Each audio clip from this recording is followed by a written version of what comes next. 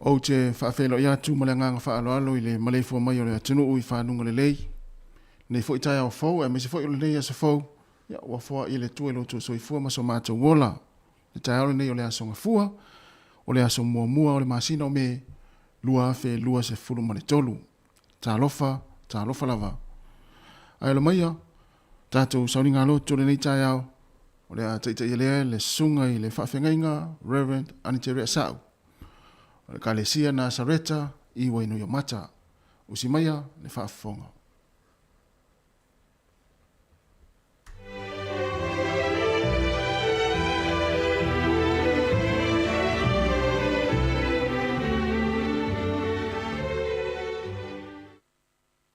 O te ofo alofa atu, ma o whata alofa atu. I le suafa manu malo Yesu te viso lo tātou o ri whaola. Malo lava le folau manuia, le neitai au fau. Malo fo i le onu sai. E ile manatu o lo whapeona e maua se tai au fau. I le lofa ma le anga le lei o le tātou o tua. Ia o le teimi fo i nei o le tātou tāpua inga whai whatas. Ia o ana mua mei mi tātou sa. Whafta ia ile lofa ma le anga le lei o le atua. Ono le nei asu fau o tātou maua. O maia se o tātou tāpua i atu i le atua. I le suafa mamadu o le tamā, le alo, ma le anganga wha ia. Yo vai, le atua o lo ua la tanga, o ua langa atu i ati o i au luma, i le ao ma le pō. Ia o atu i au luma lau tatalo, i a liu mai au fonga i lau vala au atu. Yo tātou tatalo. Anganga pa iai, a fio mai a se e whau Mai whapa ia e mātou tāpua inga ua whaia nei. Le nganga o le poto ma le wharinga. Le nganga o mea lilo.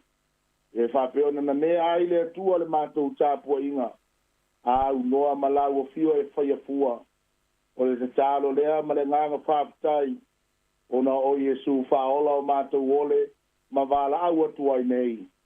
Amene. Ma amene. E o tātou vivi i atu i le atua i lona vi inga ua saunia.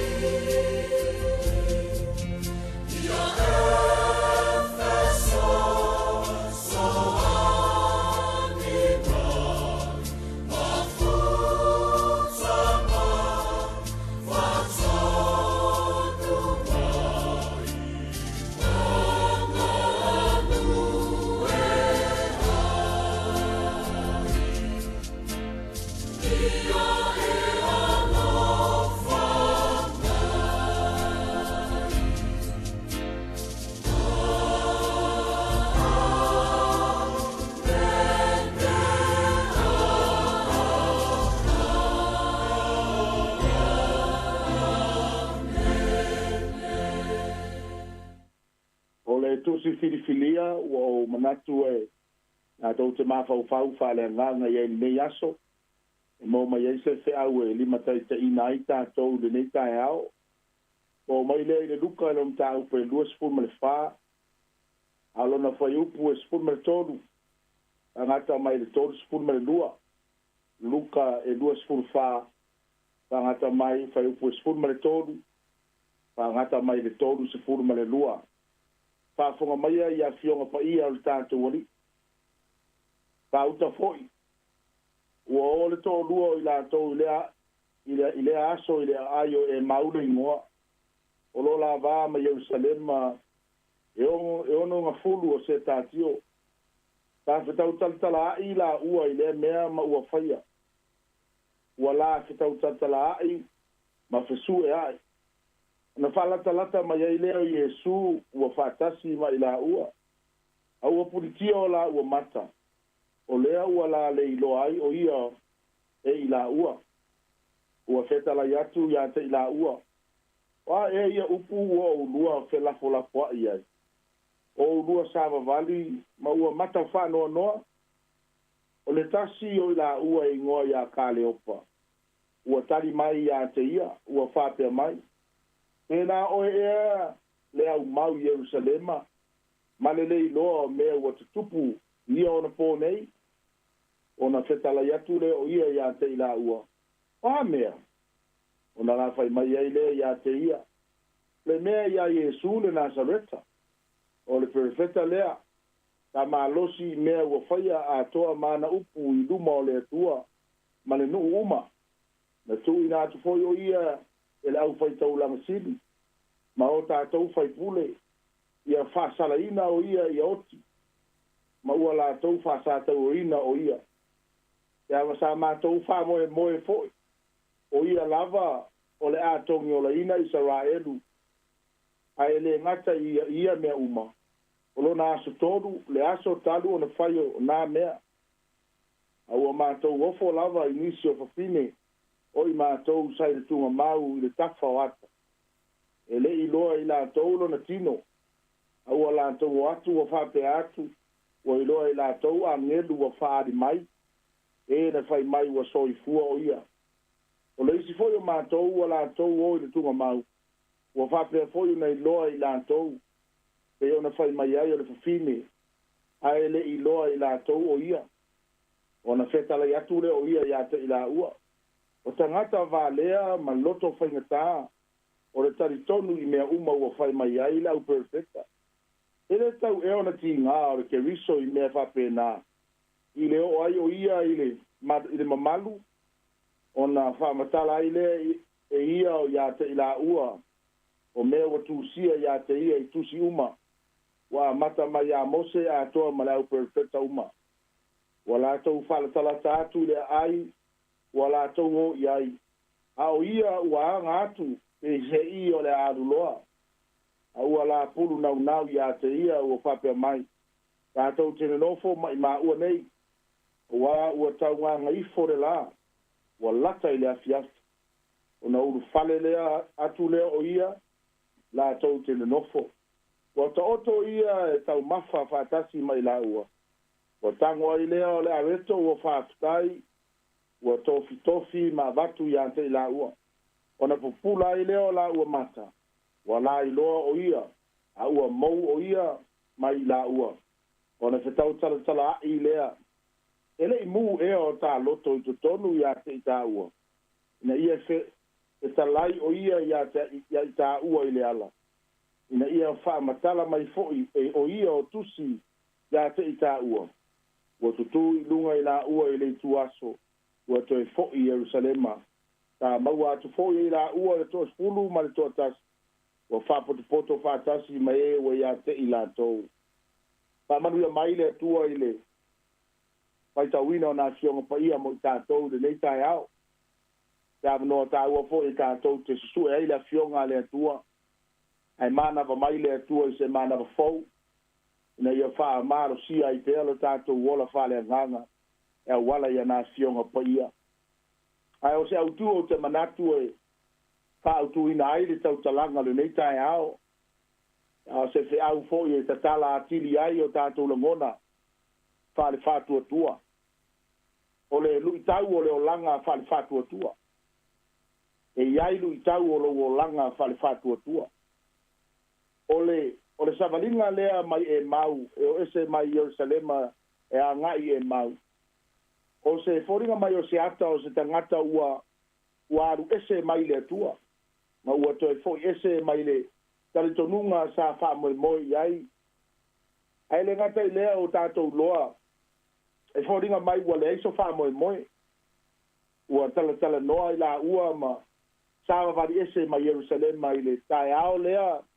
Ta wha peo na mori mau iai le tala e peo na tātou loa ele i mawai atu nei na tātou whamana tuina ai le toe soifua mai, le maliwa Yesu malona toe soifua mai, e peo na tātou whalongo ai le tau sanga ma le tau sanga. Lea la ua, wa sawa vari ese la ua ma le tunga mau, ma tala noa ma ngai atu i e mau. Mai fōlinga mai le la ua tala noanga ua, wa matua le ai ase wha moe moe. O la miti ma moe mitinga, e le ngata i leo fuanga sa whapeo na wha moe moe ai. E fōringa mai ua le aise mea, ua matua pōngi sā o la ua langona, i le toe soifua mai o Yesu Keriso ma le tātou ori. E i loa whapewhea, e i loa ina ua la tau whitai ai ma Yesu i le ala, a ua la whamatala i ai le wha moe moenga, le asa wha moe moe ai o. E pe fōringa mai sa wha moe moe o la tau tangata o Yesu. O ia o le a maua ise lave ina mo Israelu. E le ngata i leo, ia sa wha moe moe whai ma wha o le tanga. O tātou loa pu lea Roma Israelu. Ua levo na fia maua se mapusanga ma se sa o le tonga. La la po i leo le la tau tau wala au i le aso o sana. O sana i lea fio mai. Ua o le winga le upu o sana lave ai mai. Lave ai mai. O la e la tau te nofo ne nofo polonga ma o la tau langona i sa uia se tangata e whai ma lave ai mo i la tau. A o tau tala ai la ua ma sa vali le ala e peo na tātou wha longo le tala. Ai wha fua se ia loa na iai leo Yesu ma la tau tala noa whatasi. Ma o le tasi nei o lui tau e fōringa mai e o mai lava i le aso. Ua leva na tātou o i lotu ma tātou whalongolongo i le upo a le atua. A tonu pēna na fōringa mai whalongo i o tātou talinga i niso teini. Ai tātou tere o malava ma pupulo o tātou mata whale anganga. Ma le mena lena tupu i ina ua whaali atu Yesu. Ai whai mai ua la lei loa o ia. Tai upes fuma le ono na lo manino mai ia. Mai o se lui tau tele lea mo le tangata mai o se mea e te tau le tangata o na toe lo loto la na tau mo whainga ina ia mafuta ma le atua malo na ola whale angana. E a tātou mai tau watu i le au so o i e tō bua wa o isi e tangata e peo na whamatala ina mai. O i la tōu mai ole sa iai i le o onga lea ma la tōu muri a Yesu ese mai le toa se furu ma le tasi lea e peo na tātou whaita wina ai le tala. Mai amu ia i la tōu o lea sa va ai ma mafuta ma Yesu. Sa tala noa ma la tōu whalongolongo ia o onga a Yesu. Ai e ui lava i le iai ma la tōu va ai ia Yesu i le tino e pēna la tōu mafuta i o na po. Ai fōringa mai lava e le i masani. E le i la tōu te le i loa loloto le atua. E le i tai lava o na matala o la tōu mata whale nganga. La tōu te i loa ai le atua. Lea ua lewa na feta lai Yesu ma wha i loa i ai. Ua lewa na i ai mose ma le au perfeta o tusi uma ma fionga pa ia le atua. O lo wha pea o na e winga uma i ai Yesu. Al mena lena tupu i le tala lea. Pa mai ua le mawhai o na lai loa ia.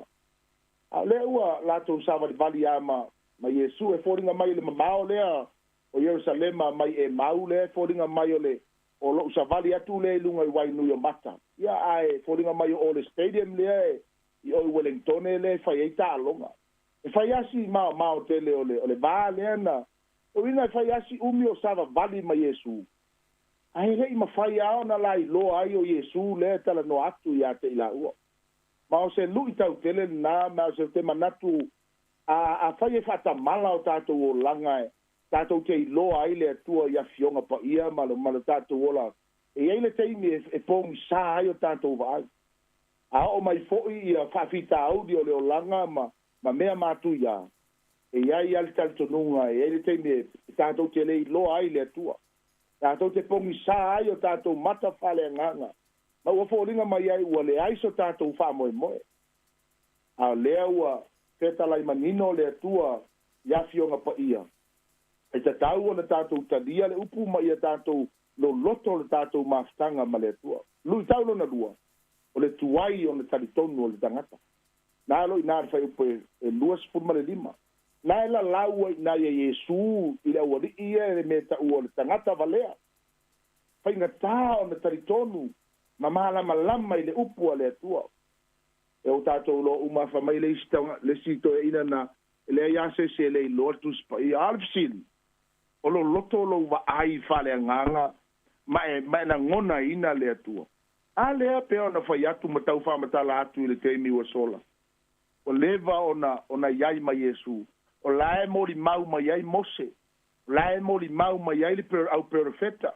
O nei mea uma matu la fono uma. E whaasino uma ia Iesu. A o lea lava e tuai. Tuai ona taritonu tangata. Sa tatau ona la whaalongo loa i le teimi na feta lai atu ai Iesu ma whaamatala atu ia te ila ua. Tatau ona vave ao na maua so la ua la ngona. Maua sa la ua manaki.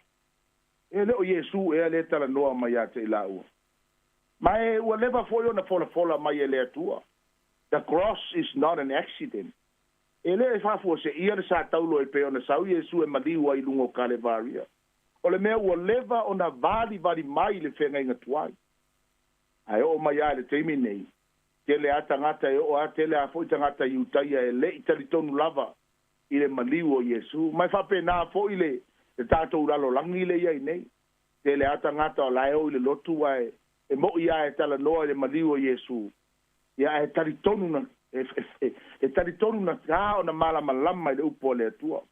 Ase mea mata muli tele ma le whaingatā le la lau o Iesu o tangata vālea. Whaingatā o le tali tonu le upo le atua. Nisi nā lu tau o le tātou o langa whalifatu atua. Tātou te whai tau pēa ma whalongo pēa. Ai le ma whai ona iaini suinga i o tātou o langa.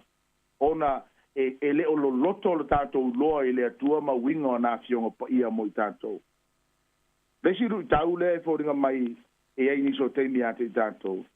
E iai teimi e fōringa mai ai watu ua i tātou e le atua. Mai e manatu le tangata, ele se tangata e wha moe o na langona. Wha moe o na feelings. A le langona ina se mea e fōringa mai ua le eise atua mai ia.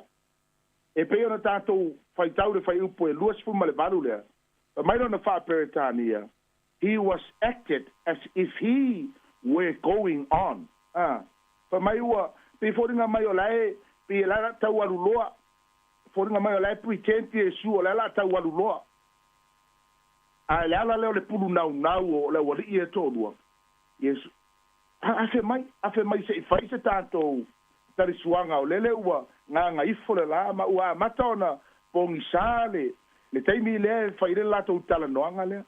A le whai mai la tau ma whai Yesu e pe whai ngā la acted o le aharu loa Yesu. A le la ua pulu nau. Ma o le tā ua o le mea. E tā ua fo iniso teimi ate i tātou. E tā ua ai lo tātou nau ina ia wala aulia Iesu i tonu i o tātou olanga. Wala aulia o ia, fōringa mai o le iso la wha moe, a leo i eise tangata e peye fōringa mai e wala au atu ia i afe mai. Afe mai se o tātou mafuta ma tātou tarisua whatas. A mea umalava ua lewa na tā pena e Iesu ke riso i lea taimi. Ina ia tau mawhai e mori le fe au ma ia wha ai loa o ia e au so o ia e tōrua, po le wali ia e tōrua.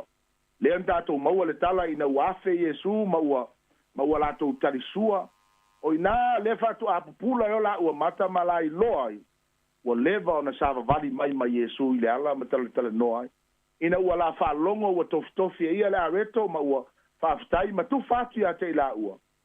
O le whatu a la manino ai, o le ke riso lea ua toe soifua mai. Mai whapena le vai teimi neo tātou iai. Nisi nā lu i tau ia te i tātou. Langa mai tus pa ia, e teimi e fōringa mai e le aise atua, e lafi ai le atua mai tātou. He hide his face from us. Aisea, ya ngai le fa pe nga o feelings lava ka ko fa mo ai ini so te le ayo e ini so te mi tato te folinga mai le la ngona le atua a la ai le atua ya o la ngai le e la ngona ina le atua season and out of season lo winga a wona fa mo se lo ngai ke feelinga le atua fa tua fi sa ili le atua le ai so se te mi a lo wolanga a wona ingalo ya o la ai le atua fa tasi ma o you are not alone fa pena fo la ai la se la ngona fa pe ya oi ia ona la ngona fo le a tono se la ngona le e te fia mana o mia pe le tua e ma na ia fo le na la ngona e te vala ulia i pe le tua ma sa ilia tua i le tua le ia fia ma futa i le tua o lui tau na o le langa fa fa tua te le lopo la se me o lua sa nga i le nei teimi po ia ni o ma salonga i le toe soi fu mai ma le toe tuo Yesu e pe on tato ala langa i nei ma fam na tuina a se fe au tele na mo tato e lu tau tele nai tato il tato savalinga fa tua e te tau na lata lua maftanga e tau na e taritonu loi upo le tua ona i faita ua matangata e a o ngata ma le mala malama o leo to titi lua afe mon tupu tau sanga taru na iai le tala le lei o te ofo lava uia se tangata e alu se lotu a e le taritonu ma mala malama ia fionga pa ia le tua le au soe o se lu tau le na mo e le tei me le to ia estus pa ia e vo le tei me le to e mau se falongo longo po se e onge falongo longo le fionga pa ia le tua le fesini o ta pena lu tangata wa iai le upu le tua i tonu ia toi a o mai tu aso po ngisa a o mai lu tau o le olanga o le fesini wa e ta pena e fa mau sa di pea pe te tu mau pe le tua pe tato te faia le mea la uso ole na faia wa sa vali ese ma le tanto nunga wo ese ma Jerusalem ma le ato to e fo ese mai le tua o le lu tau na mo o le yaso e le lopo le ani lu tau o lo dua fea ngai ai fa loto teleina oe e ai fo ringa mai o se teimi vala au mai le tua e se pele ya oe so ta ma so watali o so uso so to fine o lo to lua fa pena u la ngona e fo ringa mai wa pongi sa wa le so fa mo o le wa alu le tangata sa fa mo ia i mea o au fuanga mau miti mau mo mitinga sa fa mo ia i lo watali polo to lua wa le ai atoa fa pena u mala ngona la so le sa tato faita wina le tala le ale lu tau mo o e tangata kelsiano o le o tato lo o leva na ia le nei tala e tau tato tale tonu matu mau i le tua au se fia fa malosi na mo o le nei aso e lopo ani me o lo lua lu sa nga i le nei vai taimo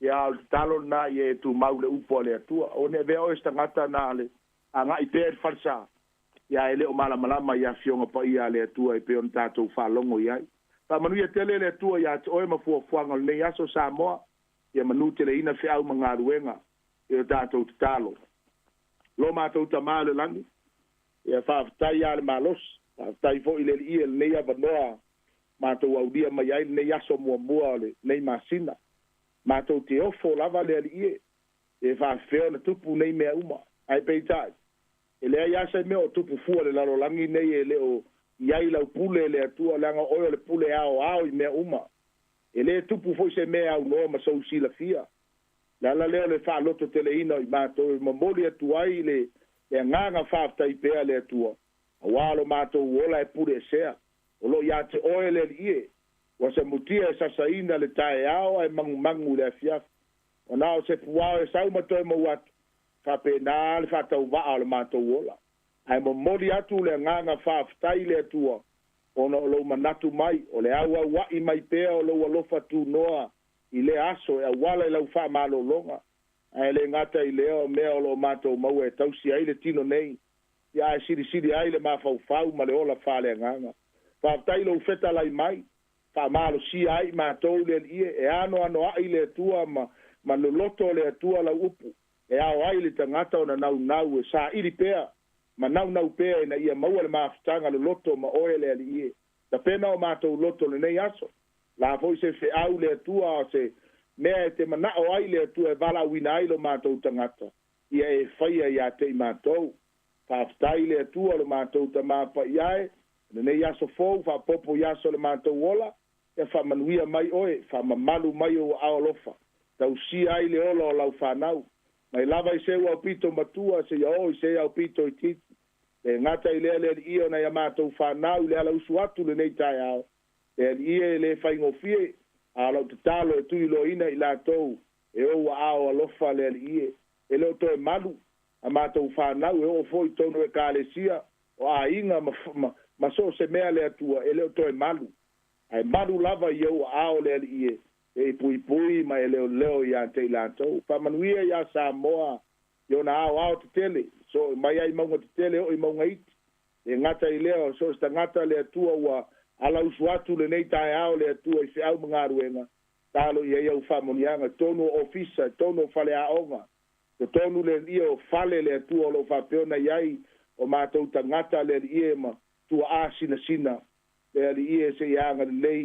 au te tūla fo ina i mātou e le fesiringia le atua lo whamaoni e le fesiringia le atua lo lava alofa tu noa vala au fo le ia lo mātou ta māpa iai o ai nisi o iai le ao pongi sao na lau vala au pa ia wha loto teleina mwha mawhanawhanaina i mātou a wao le oti le atua e leo le iunga leo le mātou tala le vala au le ia anga le leila amataina o ngā ruenga tau amata le atua si ufonga le lau mua i le pulenga ma lau whai ngā ruenga o ai pere malosi a te i lātou e leo se ngā ruenga whai ngofie le ala usfoi ma le tau tuaina le mātou atunu e awanga e awala i upenga tawha i langi le atua e ai meise foi le nei tau tua i aso whai pea i aso whai so mātou talo le whamanuia i a te i lātou mātou talo le ie whamangalo i mātou le mana o lau toto wa lava matutoe lea tafe maia tafe ifo tafe atu le atua a mangalo lau whanau ang sala i au luma sa unia o mātou loto le nei aso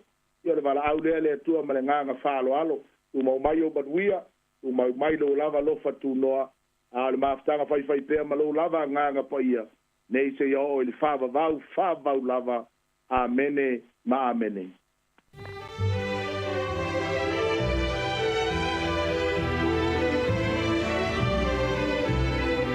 O le lau o whaafonga le tātou tunu ui le sauninga lotu whaafetai o le nei tae ao na teitai le sunga i le whaafengainga Reverend Andrea Sa o le Kalesia Nazaret tai wainu i o mata mo le atuai le nganga whaafetai tele lau sunga i le whaafengainga ia le ngata le tāpina ina o le tātou sauninga lotu ia e maisa i o le upfolofolo le nei aso ia e tō matau ina i fōi ia e maisa fōi le tātou sa valinga leo a matai ina o le nei fōi masina mātou whaamri atu fōi nei aso i fuafuanga o le awhianga iai whaaftai tere lava. Wa awhali fitu si whonga la mwe Wellington e ingo le tua. Ia, ona whanga sau lelo le tātou poklame o le nei tae au.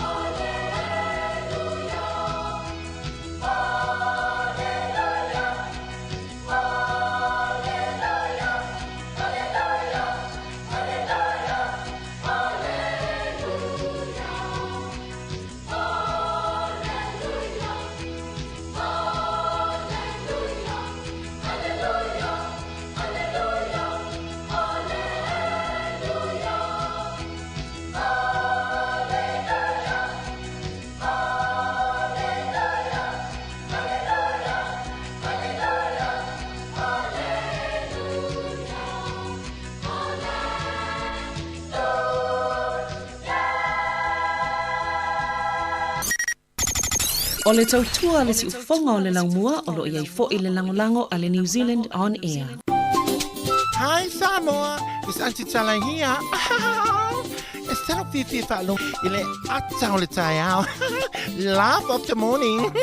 I'm at my apple feet to the bavel, su fonga lo mua, ata o le tai au.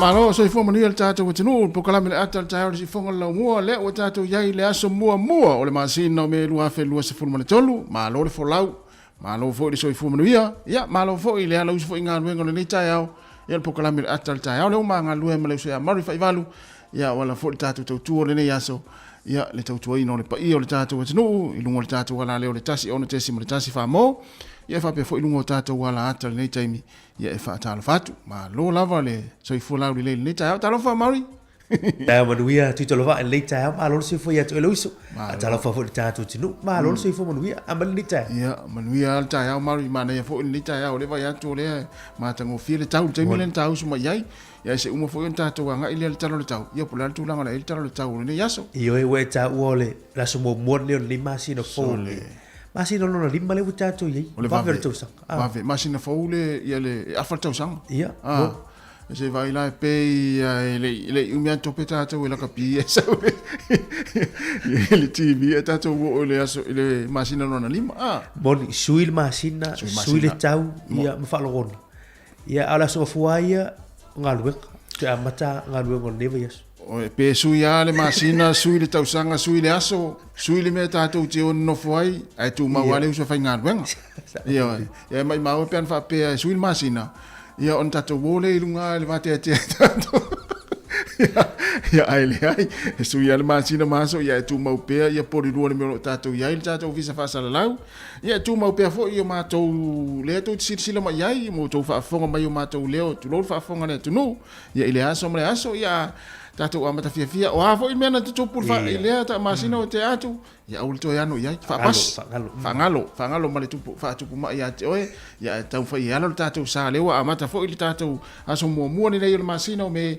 lua fe lua se ful male tolu ya e fa talo fa tu le pa ia mo runga tato wa tunu ya me se la fa fonga ni ta yao ile se sua i sunga i fa fe ngainga mo la tu fa le tua o e karesia ese umala fo ile ne yaso ya ele ngata ile le lo le tato tinu nei o tato matua tausi o fa fonga mai ma mai mo mai tono o ainga e mai se fo i mo nai matua lo fa longo mai fa fonga mai tono mo to tanga matua ya ele ngata ile ila to lo ngalu ei ma lo la fa ma lo si ya ele fa ngalo fo nai matua lo fa longo mai fa fonga mai tono mo tanga ngase ile nei tai ao ma lo lava le soifua lauli le e fo le manato tato por kalame ma le nei tautua o lo mau pe o tau fa singa malosi ia pe o tau fa fonga mai o matou leo se itulou ia mai se foi tatou proklame o tu ina atu ia ile taimi male taimi ole lolo ila tu wanga ia inga luengo le leita ia o lungo le wala ia ma lo ale fa malolosi ia na uma tu foi ia le masino aprila ia le foi la alo tatou sa le masina o mele o tatou amatalia le aso mua ia tatou fa alo moi le tu e manu ia foi tatou fo longo le masina ia ole la fa solo le tatou proklame la tu ina tu sina fa fia nei ia ataliu mai ia ona sole ma tatou talo le tau o se fa nau ia o tala mena tupu le tala fa solo pito la langi ia talo le valu ia o tala mai Samoa ma tala fo ma si fonga le mo i Wellington no foi sala fa ilo motu awe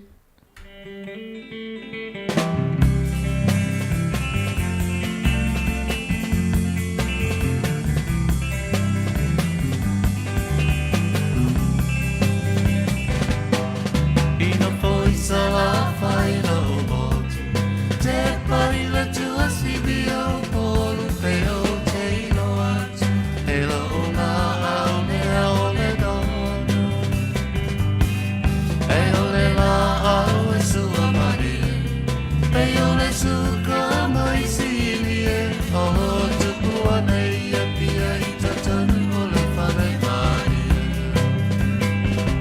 say my darling so far, Tini leo tiele hanoi, lengalo na wami o fafio lote,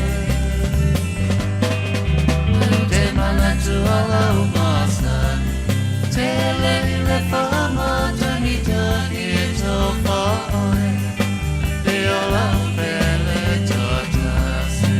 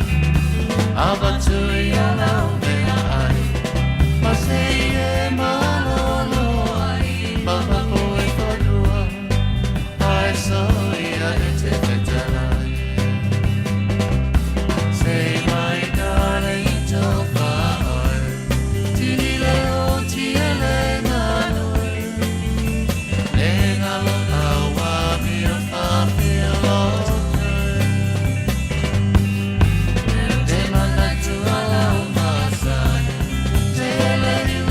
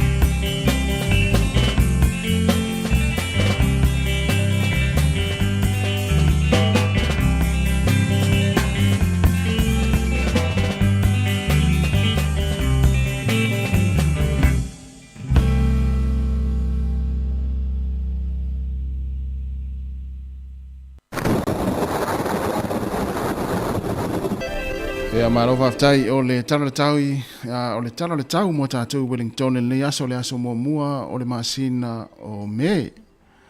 O le whamele vai tau mo tātou lava ia Wellington le so. Ia e awa ia e te urufo ina i timu, e mise lava le anga ia tu ia i le fia na nei. O le malurua Wellington le tau nei se fulu ma le lima o le mawhanawhana le e le mawalunga e lua se fulu ma le lua. Ia o porirua le so, ia e tutusa le fo ima Wellington o le whamele vai tau, ia e to urufo ina i timu, ia whaasolo atu le fia na nei ai awa oa le nei aso. O le malurua porirua le tau nei se fulu ma le ono o le mawhanawhana le e le mawalunga e lua se fulu ma le tolu ia i le nei tae au. Ia whaasolo atu le aso a tae au, ia to e fo imai ia le va ai le mata le lai le aso a tae au mo tātou Wellington, ia ai whapena fo i porirua, ia aso a tae au langi le lei. O le tūlanga le iai, ia le tala le tai mo o le au whangota Wellington, ia manuia lava fo ia le tai no lau ofe le nei tae au, ia na le whamanatu maasani lava ia a tele tufa, a lai titi, ia tu tono le eisa, ia pe whaongai whai, ia se mea tawai le ainga, ia ua whaputuina le eisa ma le malo.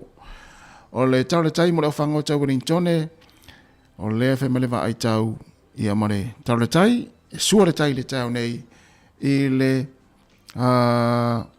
te a o le itula o i le te o le tasi ana le ilai le waweau ia na suhai le tai mo tātou Wellington ia e pē le tau nei i le te o le fitu o lona winga o le ua pē le tai mo tātou Wellington o suhai le afiafiana nei i le awhatonu o le itula tasi e to e suhai le tai mo tātou Wellington ia e whapeo nei te fia i loa le tūlanga le ile tai le nei aso, ia i le teimi e pē ai, o le te o le fitu le tau nei, e pē ai le tai mo tātou Wellington. Ia o le tarana le tau mo le nei aso, ia meise le talo le tai, ia e fua ia iau fuafuanga, ia mo o le nao le asauni e te whangota le nei aso. Ia o taimi o whaamnianga, o aso i fua masa whanau, ai o le tātou talo le tupe, ma le swingo le tupe le aso a tai au, ia e au ina atuai.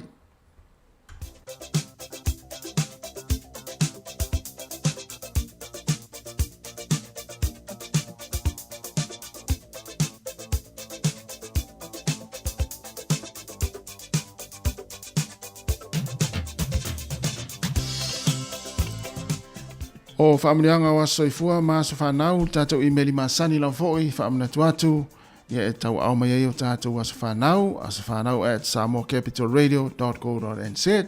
Manu ia tele o tau asoifua, o tau na soifua mai le nei aso, le aso mua me, ia po se aso whanau, fōi o seisi o whanau, ia e whaamini atu o tau aso soifua.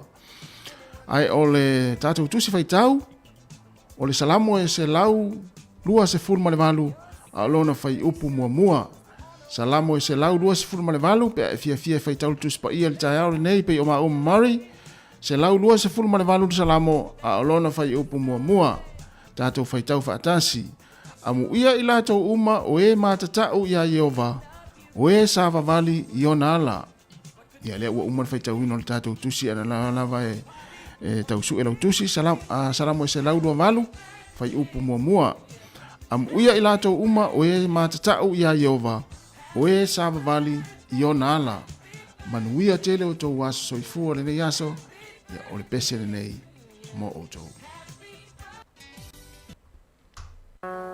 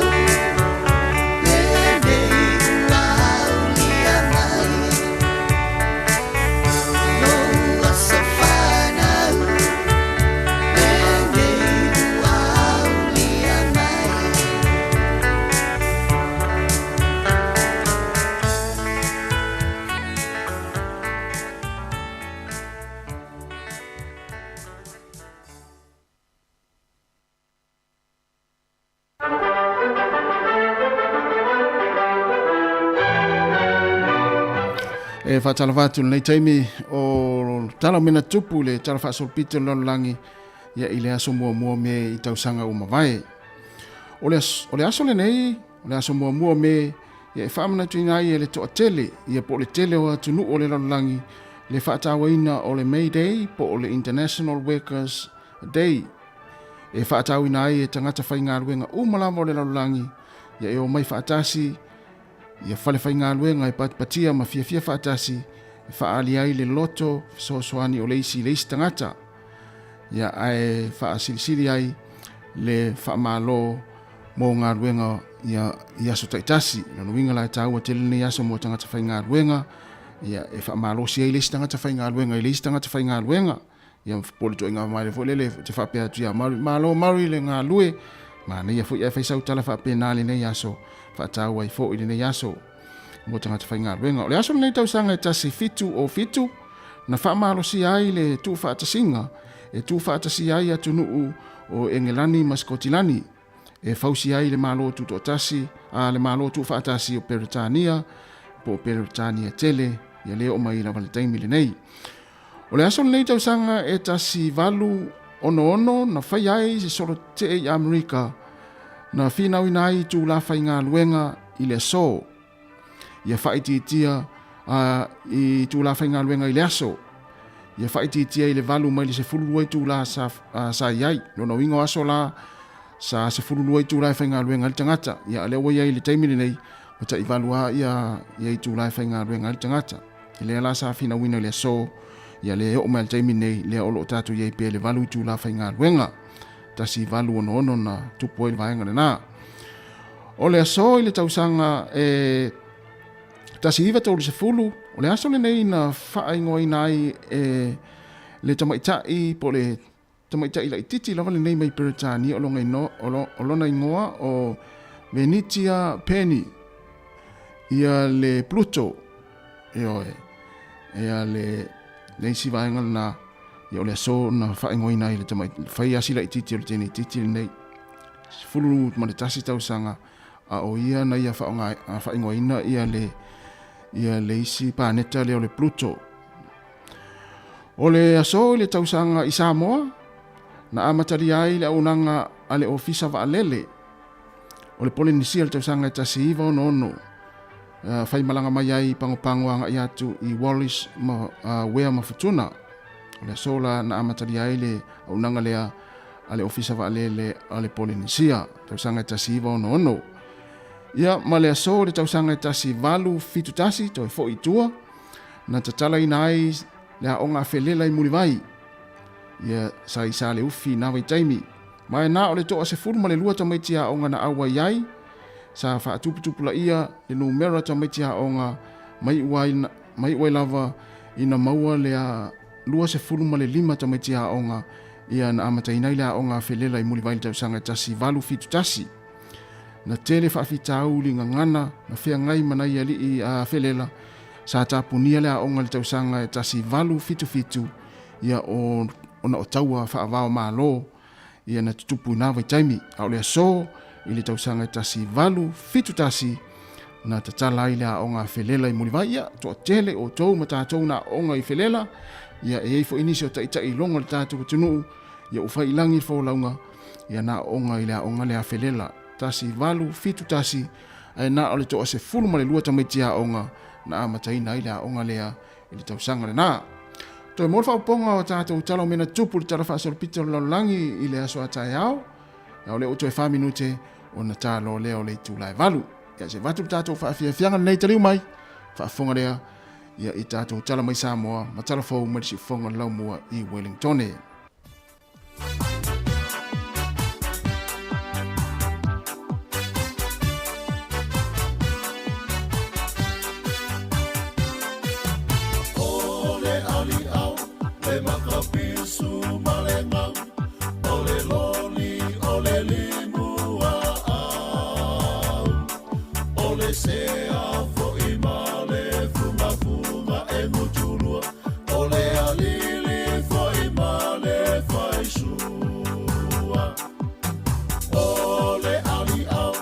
Makapisu malenga, ole loli, ole lima.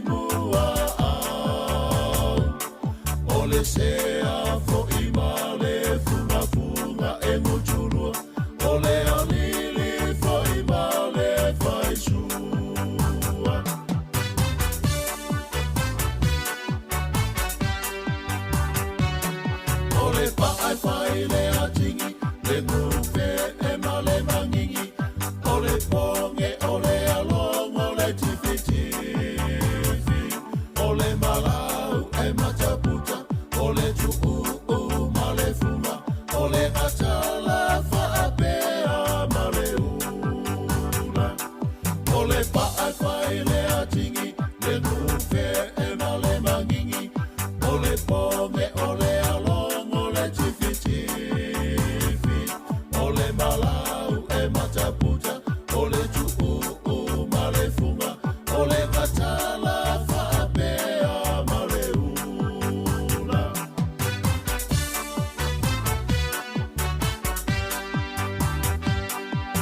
Se e mai le fe'e, ia e whaai tete.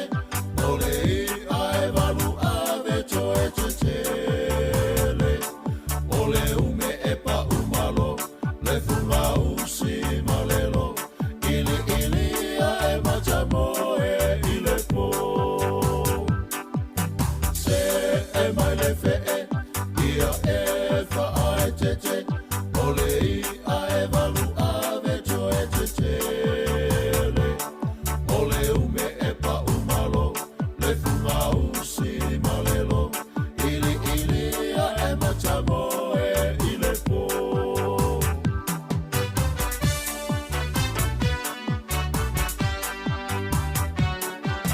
Saula ia, o le talo niue, o le palu sani ua whaafana. O le moa e tunu pau, o le ti e whaapata, o le whalai bovi e wasasala. Saula ia, o le talo niue, o le palu sani ua whaafana. O le moa e tunu pau, o le ti e whaapata, o le whalai bovi e wasasala. O ie ao ngā tele I le tau mawha. O ie ao ngā tele I le tau mawha.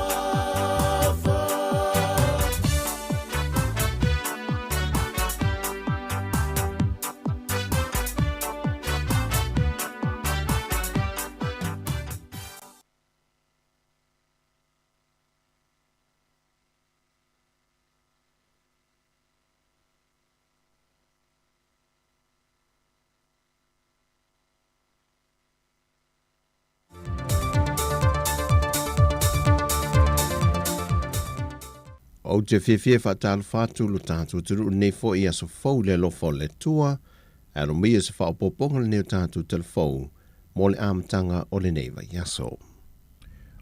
Ua whailua mai se pepo whaamtalanga mai le so upo le kāpeneta, se whaai unga na whia le vai aso te nei lana whontanga, le whaamau nia I leo le whaopopo le vai aso e tasi e malo lo mai a onga amata, a onga tūlanga lua ma kulisi ma walulunga al malo, a onga e kālesia, a onga tū maoti o atu I le aso whareilo le vai aso nei.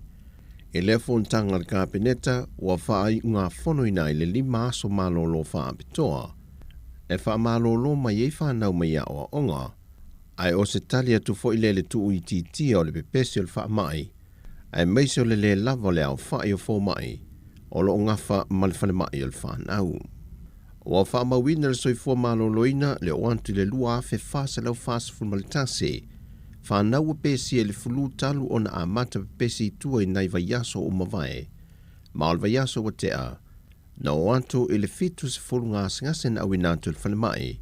O lowe se tūlanga o ngaonga ma tū ngā haunga ua awhia ai. E nei whaamaumongo lava le whalemai o tamaiti le mauta ngā singase mto o tua. O loo va ai lava si itia mawalunga le au whae o atu se lauli ma se fulu I le aso. Whanau lo a awhia le fulu, le tua ingol influenza B. O loo tai mua nei le matanga luenga o a onga ta longa maa nganu. E wha solo polo kalame ma o onga o whanau ia o onga, ai ala e fiso ta inga wha nei ona po I lunga upeng ta wha I langi le matanga luenga. O lungo TV wha pia fo I maleitio. O ai ingo whanta tia mai ala kāpeneta I ngā lulue whantase malimtanga luenga wa onga ta longa maa nganu. E wha awo peo na ngā lulue le au whi ngā luenga I whaia onga, pule a onga maa sia onga. O loo wha mao nia fo ala kāpeneta, le toe wha amalo sia leo whaia onga ina ia wha o ngai tu tonua onga tali whafonga. I no whang whaitele whātasi ai, ma le tutu, ma le nonofo vala o whanau te tono potua onga. Ua tauli mainga nei al matanga luenga wa onga ta alonga maanga no, lo minga fau tusi whaaniliunga ngana po dictionaries, I ona lo minga SS tolls from le lima afe mai le so swani, na palai se tasi o whanapo pitonga I Amerika, a wafa na wa o ngā Samoa. O le anga le leile ua so swani malo se tu leile ola o ino whanau te tonua onga, e meso ngā ruenga whaia onga mai le aso ma le aso. E le pepo whaamtalanga ma le pepa de Savali, e le whailo inga ma le whionga le ministaya se ula Ioane tu au. Na ia whaai loai o le tausanga lua fesifun malvalu, na amata whaipa anga imtanga ruenga wa onga, ma le whaala po pitonga le nei, ma o lato mua I fo o ia I le se funwa feta la, e whaatupe ia tusi whaaliliua ngana. O le isi vaenga lef so swani sa mawai le avano moni malanga wha pito I lua I Amerika, mo awa onga I sui umtanga ruenga whaatasi mapule a onga, o nisi o a onga le atunu. Mo le isi malanga lo fuafua e whaai loa e se ula, o le ato e malanga mai ei sui o le matanga luenga, peitai o le ata tala lo male avanoe whiriwhiri mai ei whai a ongolo ngā lulue, mo le o ino whanau ina ia mauti noa, e o to mai mo lato wa o ina mai Amerika, e whanau lalo whao Samoa. O tusi wha malamalama ngana o tauli maina nei le matanga luenga wa onga, o le a wha sa fualo moa onga le atunu, ai fuafua lava le a whae tusi e ave le a onga le toa tele o whanau, o lo oa o inai. O se tasi o li milionea mai Amerika, o lo ta imua le nei fisoasoan tele. O lo isa mo nei lau malanga e au female president o le ASI, e a Miss Christine Kirshen, o le sui president sinia, Molly Burton, malisunga e a Mr. Warren Maya. Whai loa le fionga ministaya se ula, wa iei nisi o talo sanga umomoli atu I leali I milionea ale ASI, ma le wha moe maa walunga o le a wha a wawa I pēle whai ngā pā anga le lumanai, ia le ngāte I tusi moa o ngā whanau, ai wha pēr fuil fausia o nisi whalea o ngā. E le talano ino ati na e me le vaianga ma otis fun mal whai tu tono le atu no le vai ason te nei, o le tu whata singa leo matanga luenga o tupe wha maumaunga, e mai o I vaenga e ave el wha mo vaenga tawati na e al malo. O le aunga le na wha autu I el fontanga a vaenga tu ma oti I le vai aso ma vai. O le fontanga sa wha tu ti il portfono wha ten malo ta noa, le sa awai sui o vaenga tu ma oti wha pia sui o matanga luenga o tupe. E le sa unoanga autu o le ofisa silo o matanga luenga o tupe, ya le ia tawa Henry Arching, na ia ta awai le ta awatele o le fono, e le ngata mo vaenga tu ma oti, ai whape fo imtanga ruenga I fuafonga whaatino o le malo. O le lona lua ile nei o fontanga whape nei le vao vaenga ma oti o se tanto tunu o manitanga ruenga o tupe, e tala nui nai pe ati nae, ai pe o a foi vaenga I mo mie sa mo ati nae, ai meisel ta ua le tamau aingo sa moa. Pe foi on silfia le tele o lui tau o lo fia ngai pe mal tatu tunu I tūlanga swinga maa le ale o le tau e meise a fia ngol tamau ainga, o le wha mai o lo a fia I le lanulangi ma le atunu o le COVID-19. Pei tai wa avea I lui tau mala ua toe tau lai e le vaai ma le whawhangwa I le matanga ruenga. E tā ua lo lato pito la au, ai lo lato ua o nanga foi, e pei ona iai le teme nei. E se fun mal whawaianga ma oti o lo o iai, mai te tau na iei a lato fōwhanga mamau o lo whaailu mai iei te tonu o lato fōi tau nu ungai mo o mia mo le isi 5 tausanga, a ngai leona tausanga o lo luma nai. E se lia ma le lua sa fulaskuina a wai lea fontanga, ma wa iei le fōwhanga ina ia tele atu nisi fontanga wha au popo, e mata I tui nai peati na e mai vaenga ma oti, a wale manui o Samoa ma o na tangata lau tele. Ua tolo atu e le fionga le whamasino I a vui Clarence Nelson, e le aso valu le masina fau o me, e toi fafonga I nai luma le whamasinonga le mata opo le tāna sanga a malele paulo. Se I toi sila sila le vasenga o whamasino, e le pili lea na ilo ilo ma whamao nie e li mōrianga, o le tau pulipulenga lea I la ua ie to lua, e whao o le maliu I le sa ave mapali mi o lea tunu, tula epa lupe soli aisa ile le malieleng. Oi, wa tālu sanga malele paulo le wha amsinonga, e fia suila na loia, o na wale aiso na wha atua tuanga ile sa avea maa na loia, le fionga o nasa i o sa polo. E le wha ngaso longo le mata opu na ta ofi le fionga le wha amsino, le saunonga tula i wha maalosi e malele paulo i lumo le wha amsinonga, ma wha te i le wha amsinonga i na wa wha leo so na fina ngalo, wale aiso na wha atua tuanga i lana loia e mai lava le te mina wha amao nia e le laulawina, o mōlianga e whaasanga i a te ia. Wha ai loe malele, sa iei vaenga sa tala noa i lana lo i e peitai, e o mai le te mile ua tūla i ai, e le ai ma se mea ua whaatino ina. Na fsiringi e vui le lo i o lo tūla i mō malele polo, po o au wai le tālu sanga leo nasa uni sa polo e toe apili e le wha ai unga o le vasenga o whaatonu, e pei o na wha mau ni ai mō nianga. Peitai na tali le li lo i e le ai, wana o le whaatali o le whaai unga le whaamsinonga. O i na tu lai e loa malele paulo, ma wha leolo na mana onga, ua fia sui se isiana lo ia. O tātou tala fauia mai sa mō manuel ni yaso le tātou tino o, wha soi foia.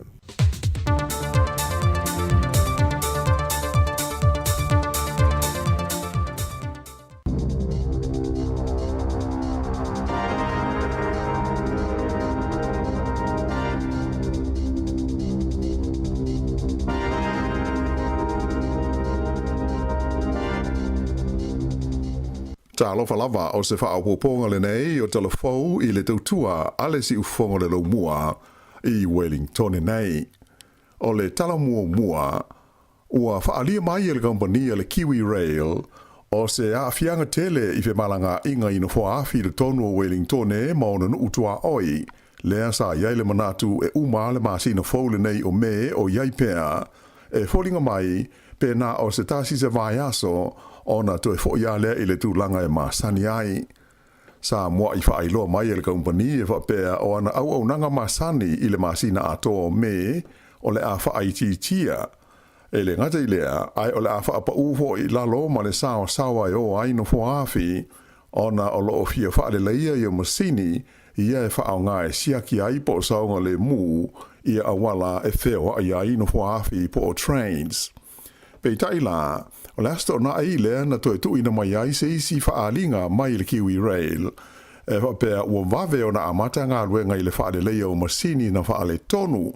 Mai o lea ua manatu ai masalo, pe na o se tasi lava se vai aso e whaai titi ai ia le a whaai o malanga, ia ma whaapa ufo i lalo ma le sao sawa i o ai no whaafi. O lona winga, e le tau na mai a ia ngā ruenga i le poles whareile asau nei, le aso lima leo me, ai le mo se fia vai aso e pei ona sa manatu ai mua.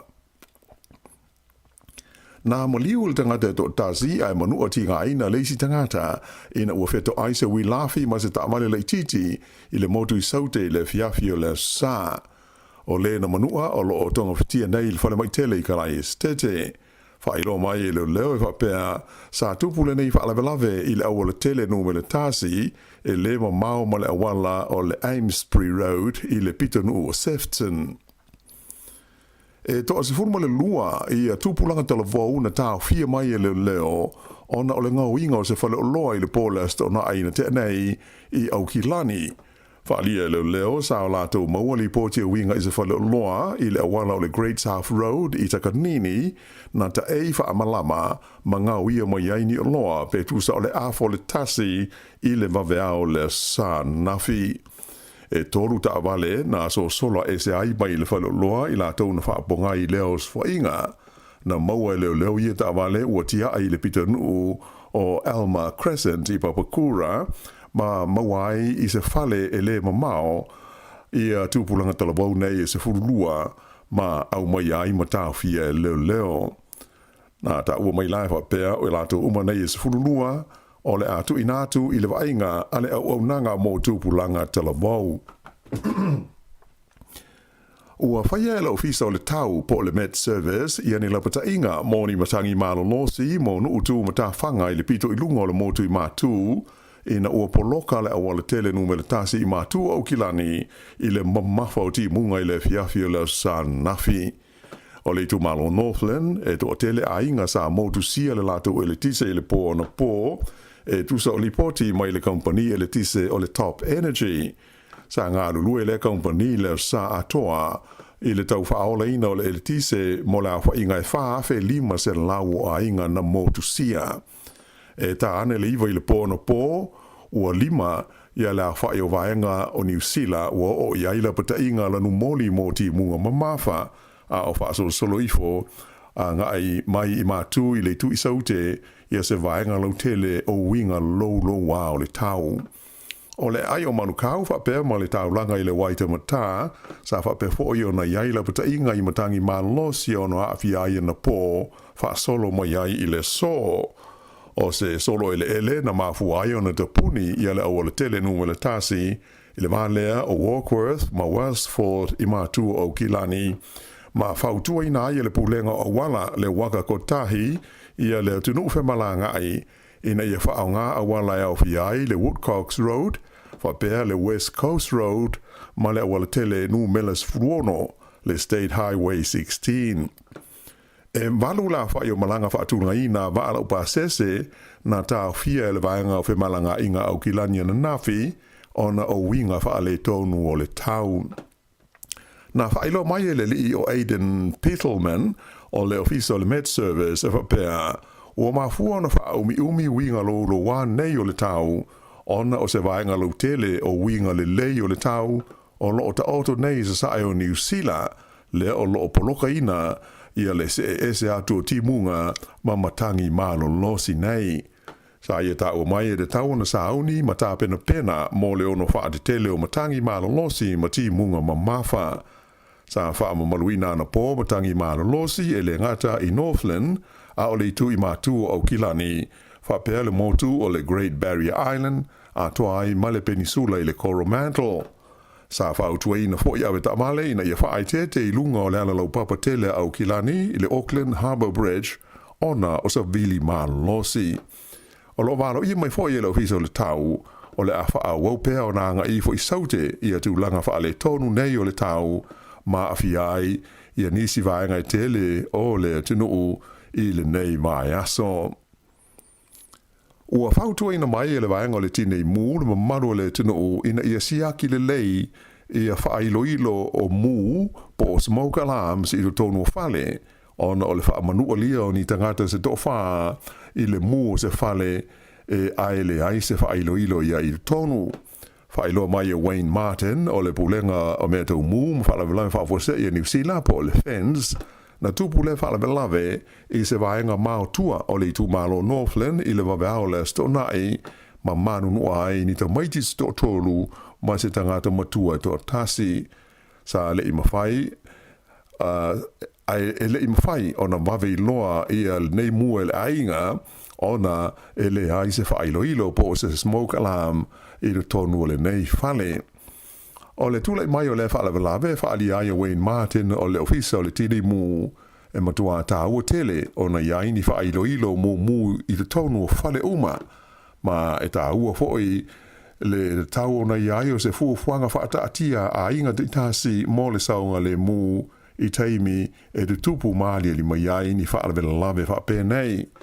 Na sulu whaiane le nei a inga i le whale o se lātu tua oi e ma wala uina i le tini mū mai fata wale fui musa tau mawhai e whaasawina i aro la tu whale, pei tai na tuai o na taunu watu ai o matua malosi lawa le sa sao le awhi ma whaata ma ia ai mea uma ale nei a hinga. I leisi vaenga o le tātou tala e to tele ma maru le tunu usa whaatasi ai le fiafio le sa i le maru o la inga pa ia i Porirua i le sauninga o le me sa whaapitoa sa talo si aile nganga o aki e biko po ala pati lui mata linga e pei ona sa fa mau popo ina le kapelen sia sa moa a Wellingtone. O le taitei fono le kapelen sia le fionga ya pauli sa patu sola nei na sa noa fa feino ai le tu ai sa ma lau fa inga luenga. Ai mai se le mamaru i aurotu sa mo SS o le pule anga fa aki e biko po a Wellingtone ma le mamalu na maua le ava noa e whaatasi ai lea sau ninga. O le taitai o le puleanga Wellington o le Kalesia Katoliko le fionga aki epiko Paul Martin na taitai i le sauninga ai sa lango ia i le pule o le mtanga luenga le ainga po ia pa tele Andrew Antonio fa pe le pule o le mtanga luenga sangato Yosefo ia pahat pa tele maleko tufunga ma pa tele penese o le fongaina o fionga le li le sauninga sa fe ngai le mali ifso swani le sunga ya Paulo o le Kalesia i taita ma le sunga waweli tolva o le Kalesia i Porirua ai o le fionga pa tele maleko tufunga na sau noa mori mau e tusa o le soifua au na o le fionga ya aki ebikopo ala pati. E peiono si le fia o le fionga aki ebikopo ala pati lui mata elinga le faao o le pule anga fa aki ebikopo sa moa pia na tu umaloi le fale mai uel ai au kilani i le vai aso delwai a o iai o ia mo sa ilinga tonga fiti.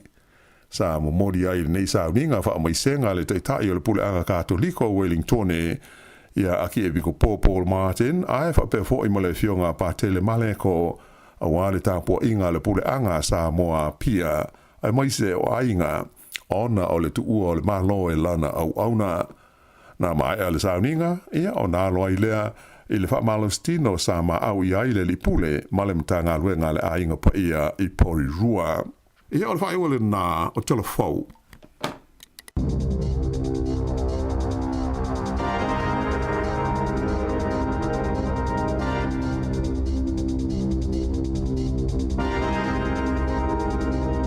Whamalo whaftai le whaafunga mai le tātou atunuu. Ia o le whaaponga mumuna o tātou telefou o le nei tai ao. Pe o na tāpenina le whionga la wano a tilawa.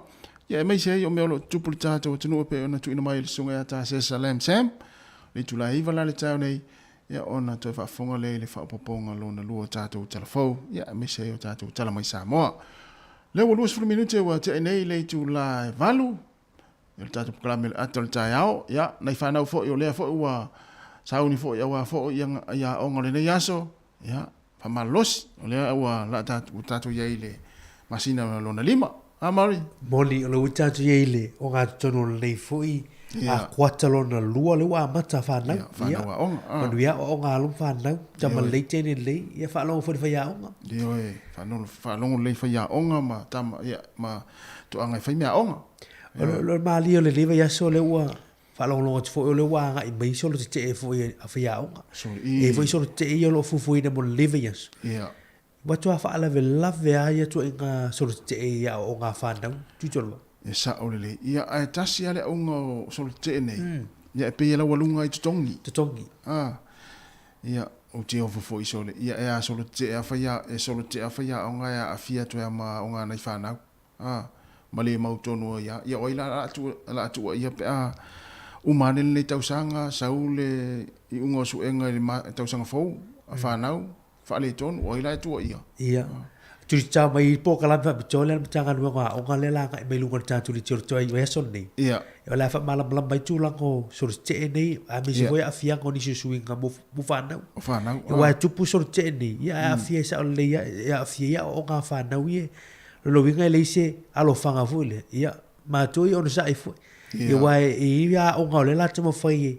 E o tu le si va senga le si aso. E ma lo mai si va senga. Ia wa le ia o nei atu o sol te ea. Ia sa moa ia se a whai ni solo te. Ia la so ta o ngai ile ia ni solo te. Mo ia sa i solo te sa whiangai ma le pisa a ia sola. Ia. Tangata whainga luenga le malo.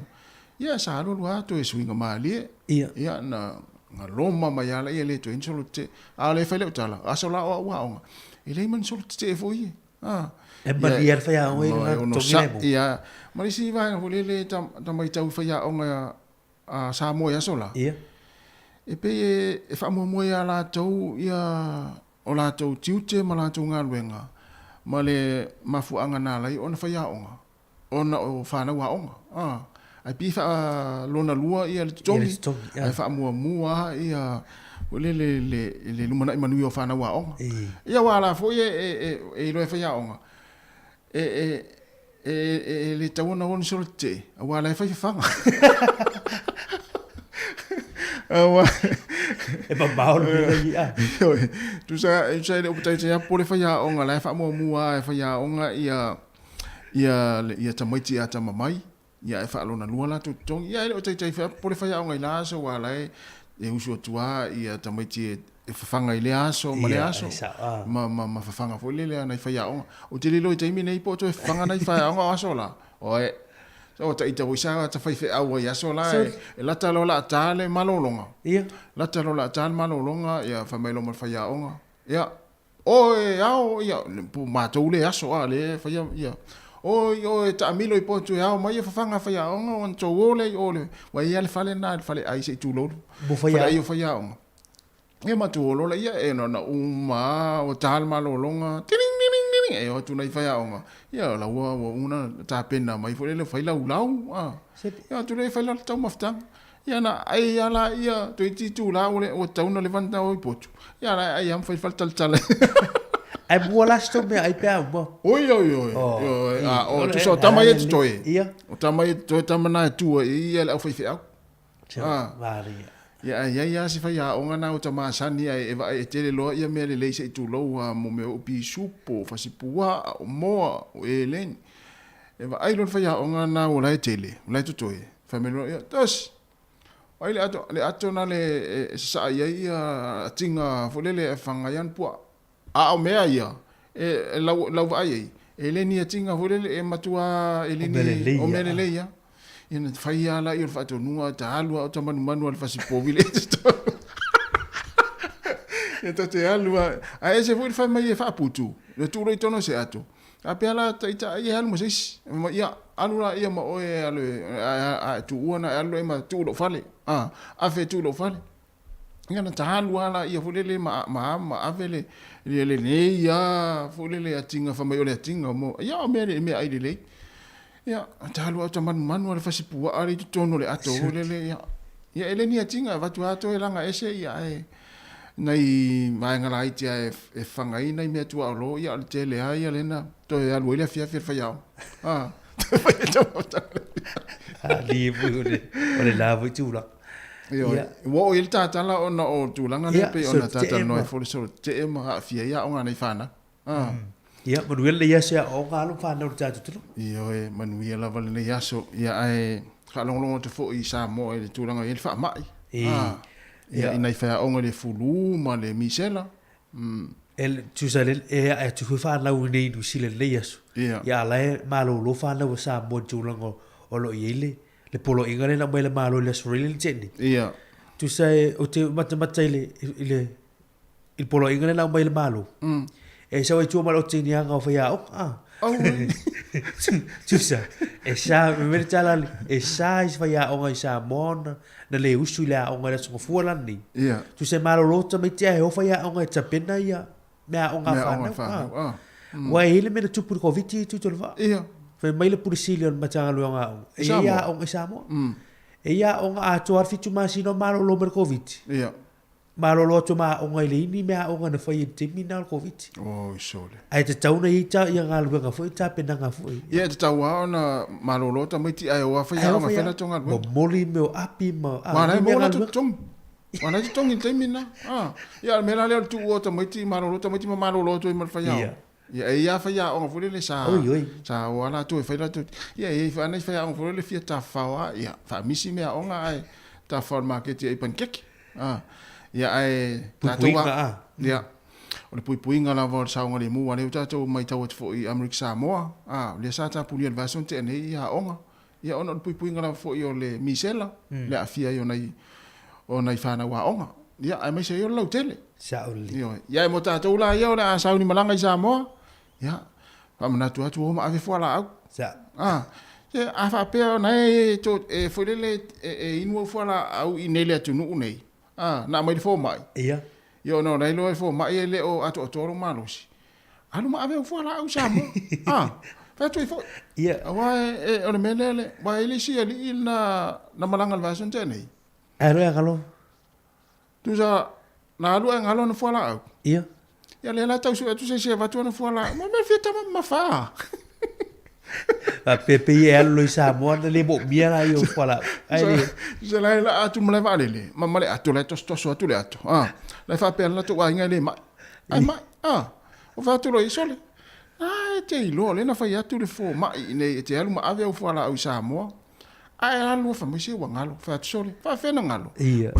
O le mea mua le tau ona tau napa i le tangata fo le tangata e hino na fala alu ma ave o fala o pe yo le li le na ma tan no po fatu fata mala tele o so mai le foto mai tanga ola se o so se su ana se sa ma o fala au fat le ai o le alu ma fala au ma ye pe samo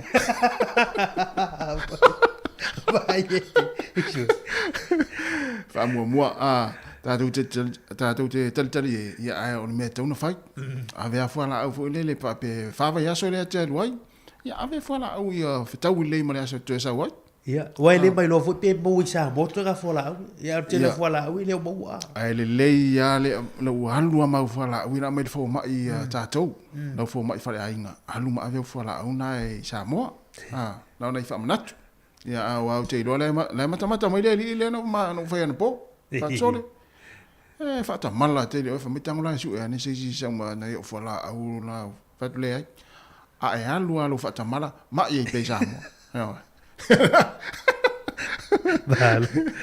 ya ma lo lava ta to tunu le ta ya o la so mo le masina me ya wa ni o fu fuanga fata atia fu yo le masina ya ai o le a ta to pese le ya ona va to fu le ona ya ona fa la wilo ia ma tātou tal noi e le pese lea Marilena tata ina na leila ia fa fungo me e uma tātou tala tu le tātou leina pese lea ia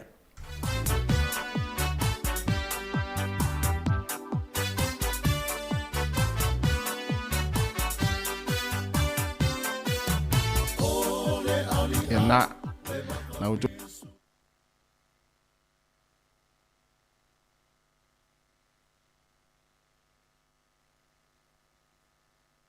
e uma lotta la tātou reina le pese la i le pese na e tātou e vai fo ia mato e fa manatu atu e te oe i ale o lo mau le sami samo wa le tele o tātou wo mai e ne tunu ia na mata tu ai fale ia sili la lengo le ia wa ngalo tu fo ia te ita ia tātou tala no le pese le ia mai le tualofa ia pe amai ana i fa nai paenga ia fia tui natu o statu pese, ia, ma nisa onanga fia whalau iloa.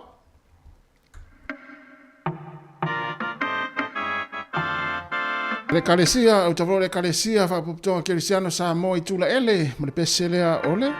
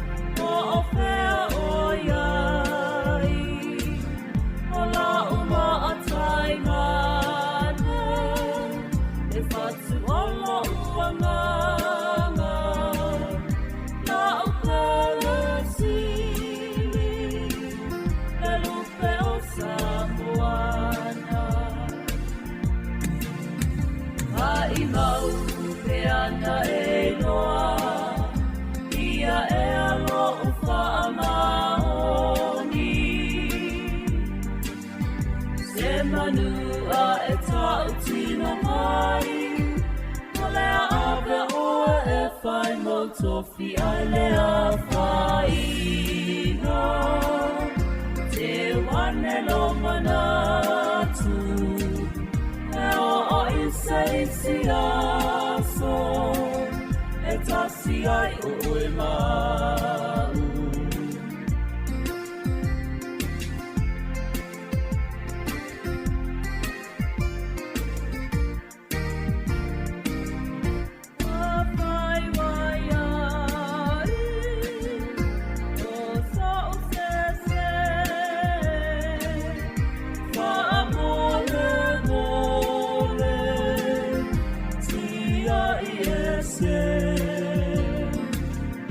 Sophie na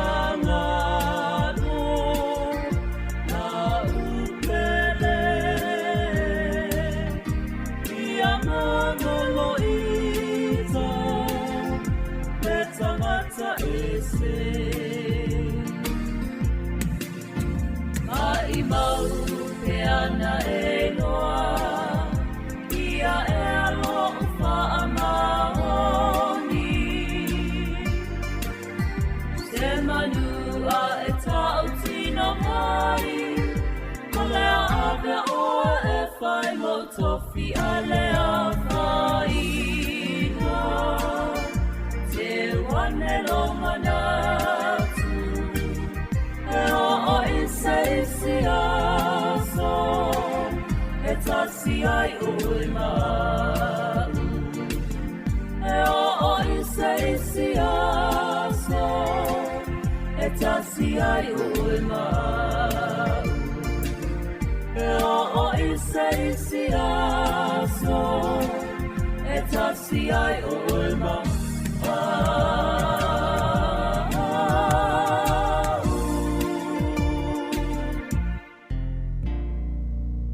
E loas fulu afe tala le tupi wa tapena ele Digicel mo failonga o le satina i New Zealand ma Australia mo le nei tausanga. Na o le lafo lava sau tapap loas fulu tala pe sile atu i numera Digicel i Samoa. Ma isi atunu o le Pasifika mo sau avano i le sei i asforele taitasi. E tanga va afo i le sei pia e whangaina tautua de ClickX Pacific e lafo ai se leni telefoni Digicel i Samoa. E tolo failonga ta ilima se lau tala cash e se ina mo New Zealand. E tolo fo i failonga ta ilima se lau tala cash e se ina mo Australia.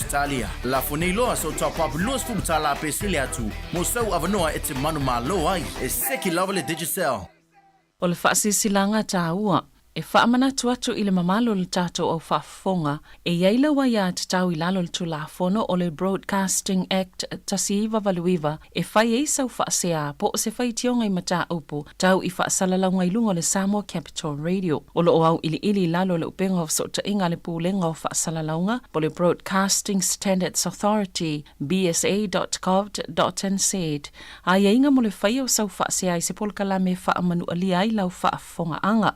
O lo o au fia i vaenga nei, o le ale teime mawhaiona whai se whaasea, o ai tu ainga polkalame mawhaiona o whaasea ai, o ai e whao o iai la o whaasea mō le teime mua mua, whaftai. Malo whaftai leo ato e 25 minuti ona tā leo le iwa, o le toe 10 le iwa, ia ona mo fo i leo le tātou sota inga malisunga e leo peptele, tala ilene, ia o le tātou kompani telefoni le Digicel, ia wafo i le tātou whaapitoa, ia mo le sautina. Sole, wa vave mai la satina li. Wa vave mai la satina. Ya, na. Fa manatu atu pe tama. Ya, le la faya matatu fa manatu atu la satama. Se tau la vale satina ile. Le va sole. Va se fou la so. Sumal fa. Ya, le se me la angalo i fu le satina. Te fu fa pe, te fu fa tanga. Te il tama ile stona ya sal. Sole. Se utile lo ali wanga. Le mena le fa mana wale. Ole me ala alo itama. Le tau mai o mai te ia la ia wa le wa le fo ia mana mai ta ina no fo mai ala wa le mana fa ina ta mai ta tu we fa se price ia mam ia la wa le va no na ilo le to ina ia la wona fa ita mai ti va so nei ai o tu le sto na era fa tanga o te fa mai ma ila e ta se wa ave o ia se ta mai ti na na utilo solo la ia au ta fa pole ai le ilo ele ai ia ma se la sa ia tsa longa e nei tamaitila sa tina e manatua ia le sa na i tina e famanatu o le wa le foi feita me ala fa mal ia foi da me ala fa le fu sa ni ma me ala fa ma le la e ba le ile ma ve ta pe le ba wa tu ai ia na le ru va ya su toi hata ta i mai ma o mari le wa ta pe na ma me ala fa ia ai ole ni ta ia o tatou pesen na le na tatu ole ali au ya oia fingo te le sami sau ai mamea tau mafa Samoa ya afa apea ona e te manatua ia se to tatu al pesen le ma vale ia tatu al pesen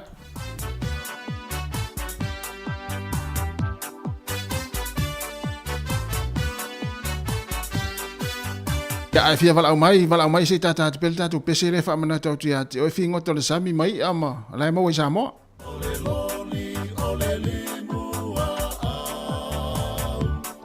ole se afo i male fuma e mutulua ole alili fo i male faisua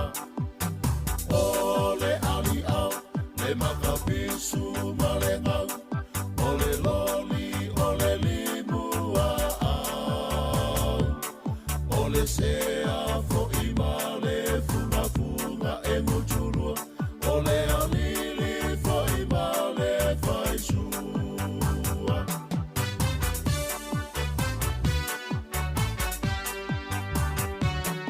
O le paai fai le atingi, le nufe e ma le mangingi, o le ponge, o le along, o le tifi tifi, o le malau e mataputa, o le tu'u ma le fuma, o le atala whaapea ma le ula.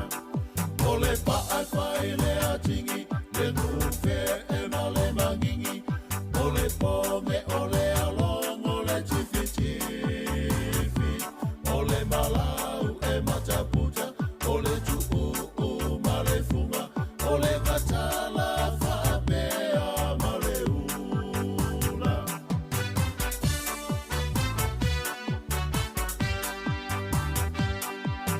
Se e mai le fe'e, ia e whaai te te, o le I ai walu ave toe te tele, o le ume e pa umalo, le funga usi malelo, ili ilia e mata moe i le po. Se e mai le fe'e, ia e whaai te te, o le I ai walu ave toe te tele, o le ume e pa umalo, le funga usi malelo, ili ilia e mata moe i le po.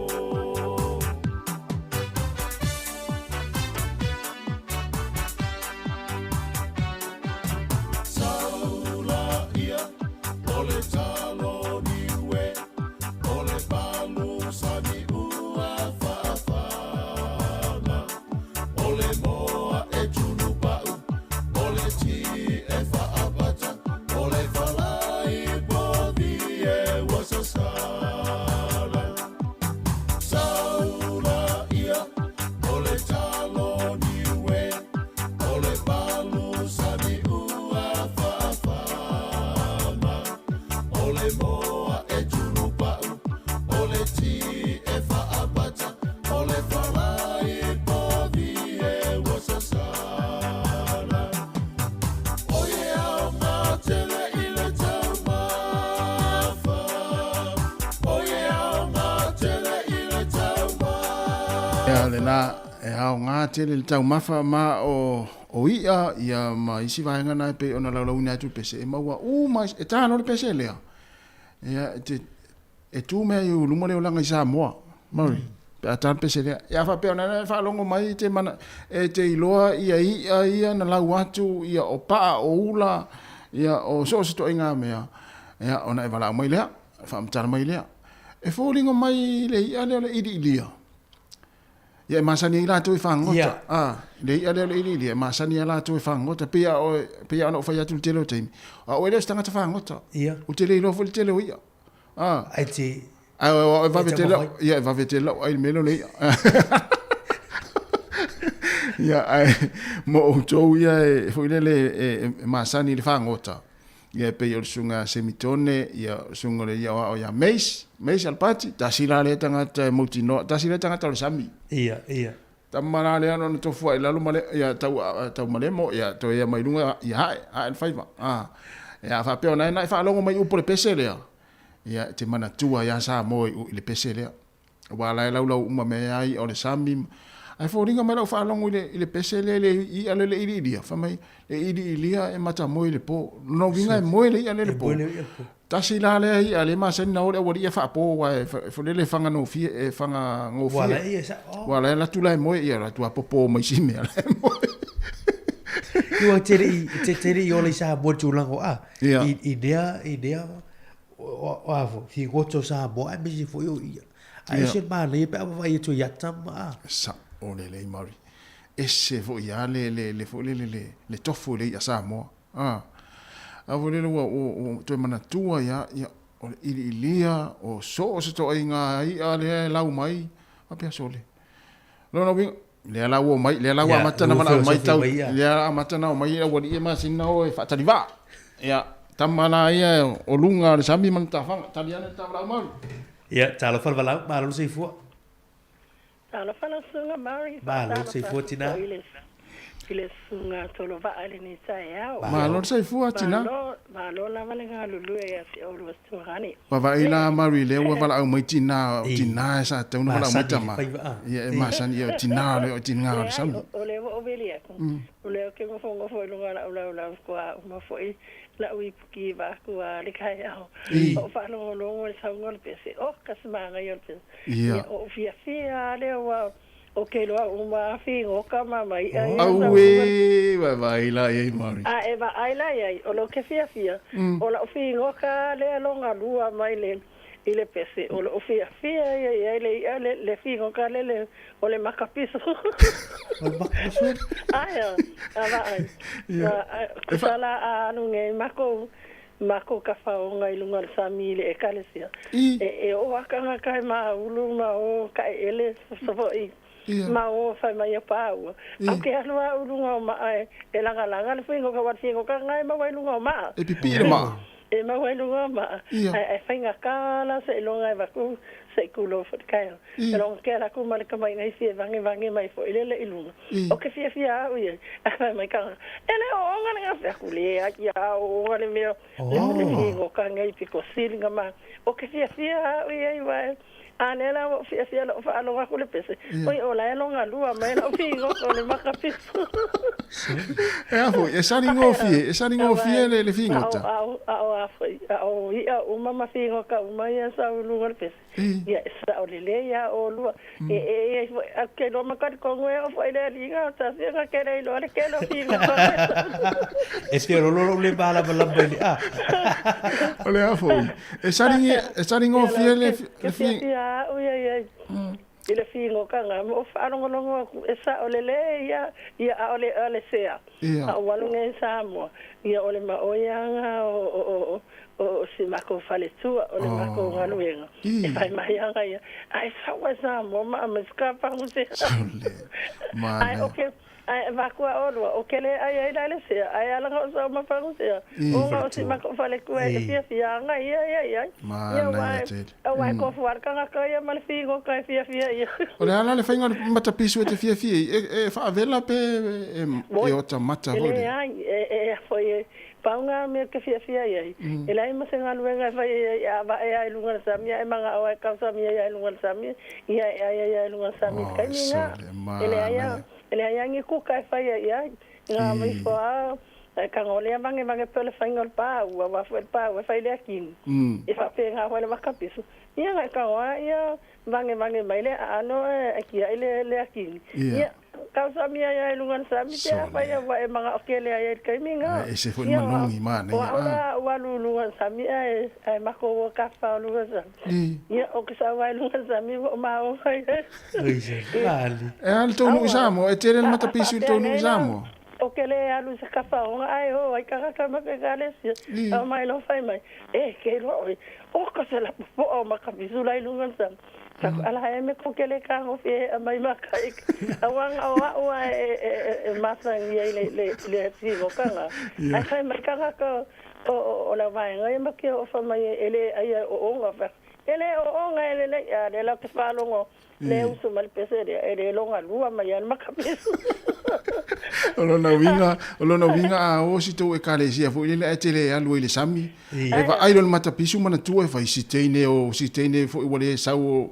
olona fo ile lona ma oya le lona winga se stai me ata ile va ai to e kalesia ile mata pisu mana tu a ma ko e kalesia a lo fa ya nga o mai ale ya ma ai ao ala ko ia ala ko e fa pe e o mai a no mai fa mai lai ke le lungan sami ai le o mai mai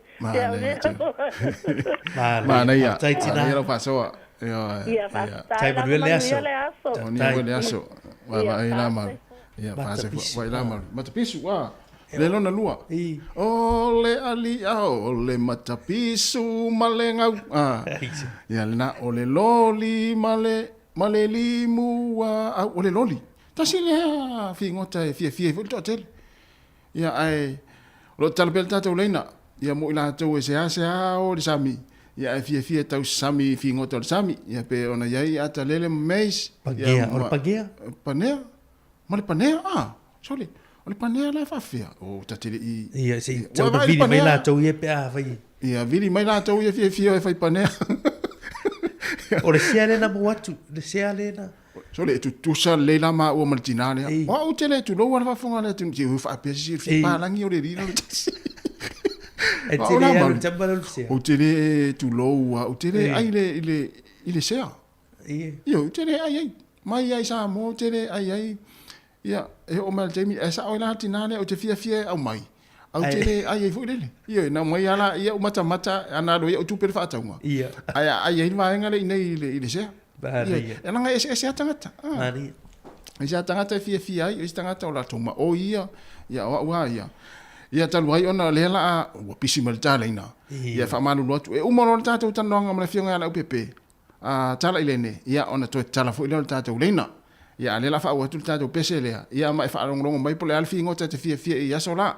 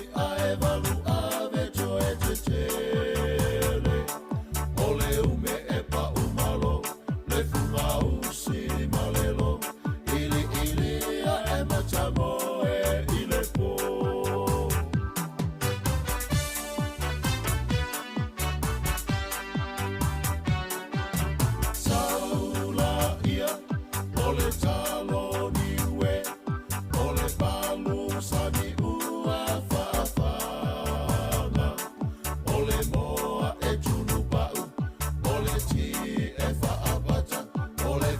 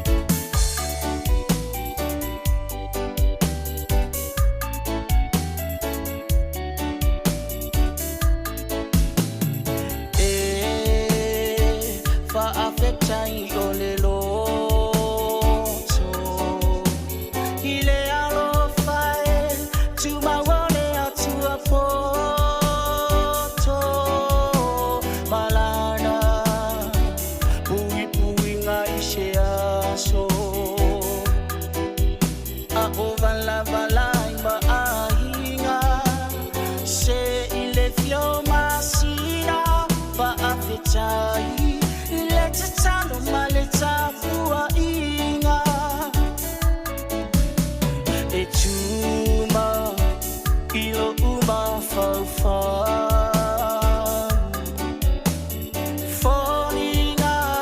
Ya, le whawhiwhianga mo le sunga tai longo I pule ina o toe 2 minute o na tāloa leo le tu la iwa, ya, tāre iwa o le whauponga lona lua tātou telefou ma tala mai Samoa, ya le o toe talatul tātou leina, ya le taimi, ya mo ila tau ina mala au mai, ya o le ana whaatali le sauni tātou tanonga ma le whiunga lau pepe, ya taimi fo ya o le la, toe mo le o inga, ya le o toe talatul tātou leina, ia mo la tau ia le au fai pangea ma le au vaenga na fie so le pangea le pangea te le iwa ia wa vai mari le pangea o le te vai atu ia o le te vai atu le fai le pangea e pei o le folingo o le pu ala I titi la a fa sua la ele popo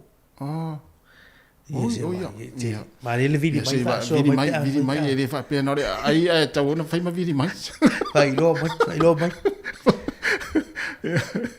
ai mana ma ole tele o tato wo mai ni tu no matu a ngalo a ia fi ngota i o san mana I fu tato tal no I wa tato tal no ia ma fa mana tu pe ia la tau te la tau te fa sanga I ma va nga pena ia mt a falo vili mai ele fa pena ole ai ma no fa vili mai fa matala mai le panea ma va nga pena ole si ale na ta o mai fu ele sunga ia tu fu version te ne o ia sa mo de tau musu tai au so me se malau pa ia malau e tau fai se vai su foi de sa ta silna ta mama na ia o le na tau mai le pese le malau mataputa mataputa ia a vai nel malau na pe ia fulele na fasi e puta o mata puta o mata e lua ala li e ngutu lua e si te ta loi pe o sa o le foi na sauri ana ngutu lua ia taro falvala au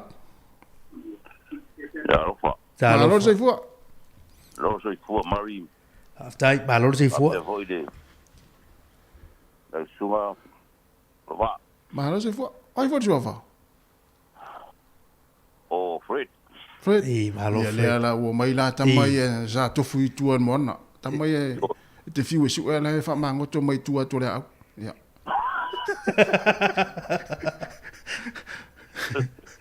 Alo la sei fua. Malo sei fua. Ya o Samoa. O le vango ngi New Zealand. Ele fainga ngalo le. Le fainga ngalo ya ya besa. Au mafai soka ko kungu. E pe vore o si kingare nga sa bala umwe makapisu. O le makua se lau pa senyor nga fingoka. O le dinga o kasi le singu e malo si kere e makapisu. Soli. Ele ilola e tasi tambala. Ele ngo pe ya kasi ngo la tua. Au. Alabare fingo ka sa le yer kinga. Ese ma ngo ol nga fingo kol makapisu.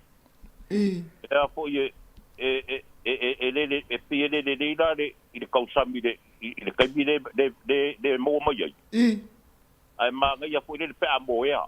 Ai pe yor fongsia. Ma ia pe amoia foi le pe lua aso pore aso. Ai ole nga va ole makwa ima ngia le makwa mangongia. Se le manga yo e ho dal pangea nga ka wa mai le e ole pipi. Ia. I ko ka ma o kungangi. Ole panea ole ale foring ole panea. Ara nga ko ya koi mari. Ka pe amo more o ai like kiki amo lo nga shell like kiki ya. Longa tingi. Oi. Ronga ka bai ai nga pa sua le popo mare vai nga ioi. O mea nga sa o uia ko kere ka kai aga upa pe voide do ke mai e ka waku o de bedo le afako ya usamo. Ia.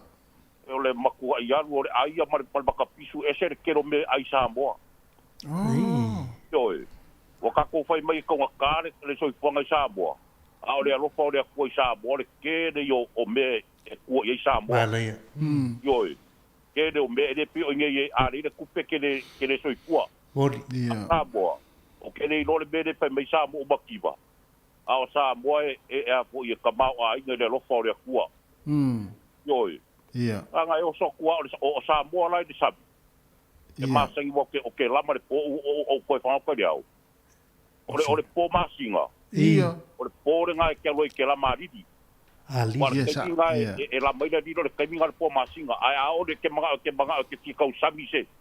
I se a po i se la ui a po se o le po o le po uri. Po uri. Oh, po pongi sa foi lele. Po pongi sa. Ioi. Oh. Ngai ko fua kwa i kaide i kua au e sau male laia. Ia. Oh. Ya po se ume po ioi. Po nga wai e kere mauare. E ke mauare kere o i ele po e momoe. Ia ngai la kua whanga mai kera kula e momoe mai ia. Oh. Ai fan ina le laia e te whaatafa pe tu sa o ai. Ia ke fua ia va ia le kunga ile le fo le faku o la loi fo o a fo o pila ke fanga ngai le laia wa ke le ro le si ke mo wa kula lai u mai pak lai u mai le mo wau na tu fai se u mai luma fa le oh e ke fo inga o le me wa e ke a fa pe le ro fanga ngai e o so le ke le mo wa oh so yo le o le anga le idia. Ia. Pa ingo iska ko le umelei. Oh. No, le si ngonga i singu le a foi le lo ko singa pie. O le ngo. Ta manga la ngumbori ngai kua. Oh. Yo, le anga le umele ese po le manga le ngai ya male ume. Le ume. Ya o po la mo me pusinga kala. Ia. O le ai unga. Yo. Ele foi nga pusi o le mawa i si kere o keronga uma saui. Ele ngalo ya kia ya sa mo mau ke kau kingo. Ia. Sidi ya kura ka mau ai ngo sa mo i so se ko nga mea. Yo. Ale o so kwa a mai de kalo a mai de si a mai de au ka ko. Ia. O le wa fai mai ya ba ki va sa mo au ke fai ya ko le se o nga fa u moli. Ona matua ma tua le ya la. Mo ke ola so se me ke o so ko ile ai ga. Ka pau wa e o so ku de ai nga e o lai e ai. Ia. Ya mai sia mai de sabi. Mana ya. Ma ka ngo pio pa o me o sa winga le ku nga pai so ka ko o le ku ko video ge ale ya kia. Ma lo. Stai Fred. Ka ngaka le fai mai maki va sa mo wo ke ile ku. Ia. Ma lo stai Fred ona le wa tariva. Mari. Taylor Fred. Ya ke ale ku ya ke o rua. Taylor. Ai sanga fa o popo peangi kau sanga se kere mo o rua a wale au manga. Tai Fred. Mania ho ne aso. Tai. Ya le tariva. Wa fulele le ho to emo melta to le sei umala ta to ya tala lo ta to le na le o tala mai fina ngalo le tinu wa fa so mai mo meo o isfingo tai e ta te ima.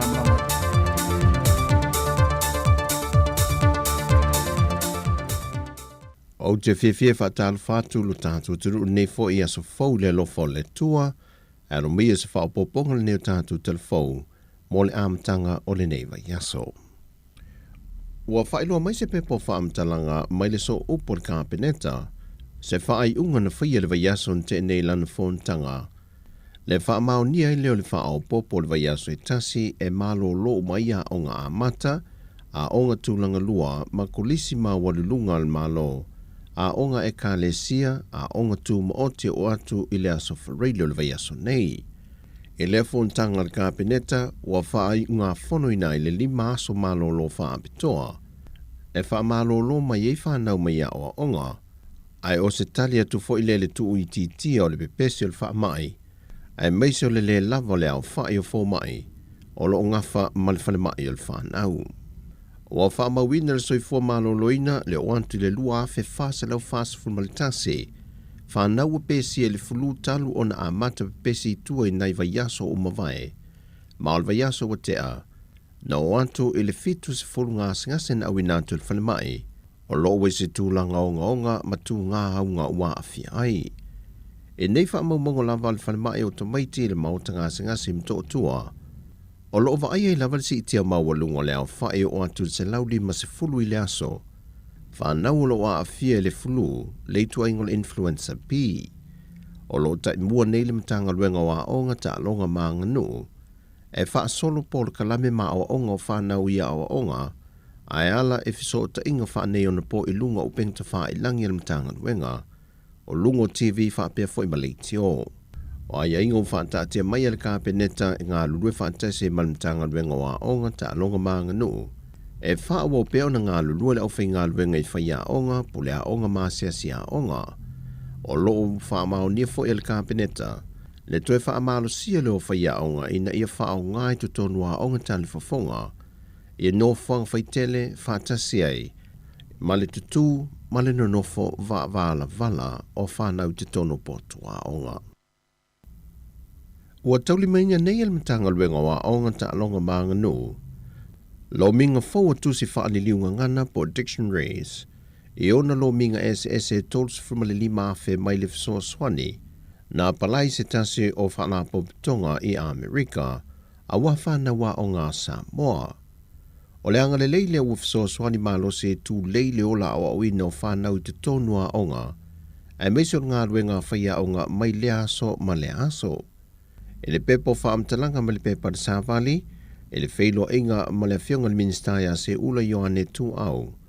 Na ia whaelo ai, o le tausanga lua fesifun ma le walu, na amata whaipa anga imtanga luenga wa onga, ma le whaalapo pitonga le nei, ma o lato mua i fo ia ai le se fun wafe tā la, e whaatupe ia tusi whaaliliunga ngana. O le isi vaenga o lefso swani sa mawai le avando moni malanga whaapito e lua i Amerika, mo awa onga i sui o mtanga luenga whaatasi mapule a onga o nisi o a onga le atanu.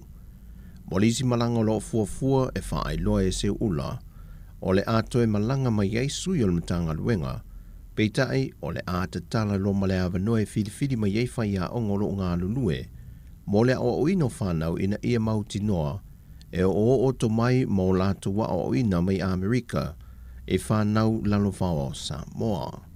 O tusi wha malamalama ngana o tauli maina nei le mtanga luenga wa onga, o le a wha sa fualo mo a onga le atunu, ai fuafua lava le a wha i tusi e ave le a onga le toa tele o whanau, o lo oa o inai. O se tasi o li milionea mai Amerika, o lo ta imua i le nei fisoason tele. O lo isa mo nei lau malanga e o female president o le ASI, e a Miss Christine Kirshen, o le sui president e sinia, Molly Burton, malisunga ia Mr. Warren Maya.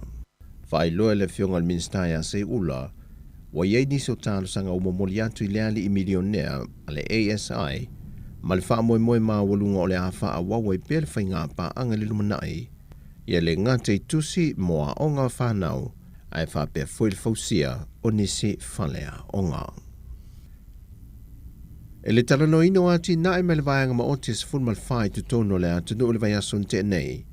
O le tu whaata singa leo mtanga luenga o tupe wha maumonga, e mai o i vaianga e ave el wha mo vaianga tawati nae al malo.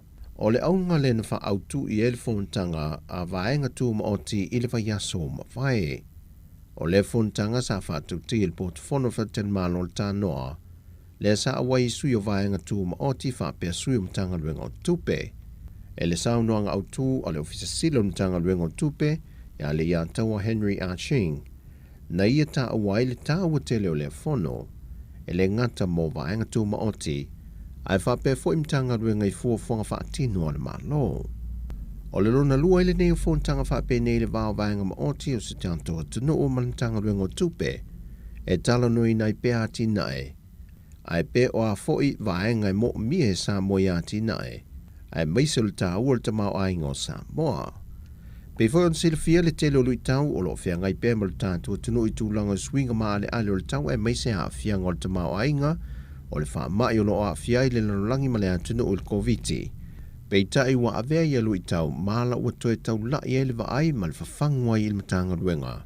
E tā ua lo lato pito la au, ai lo lato ua o nanga foi, e pei ona iai le temi nei.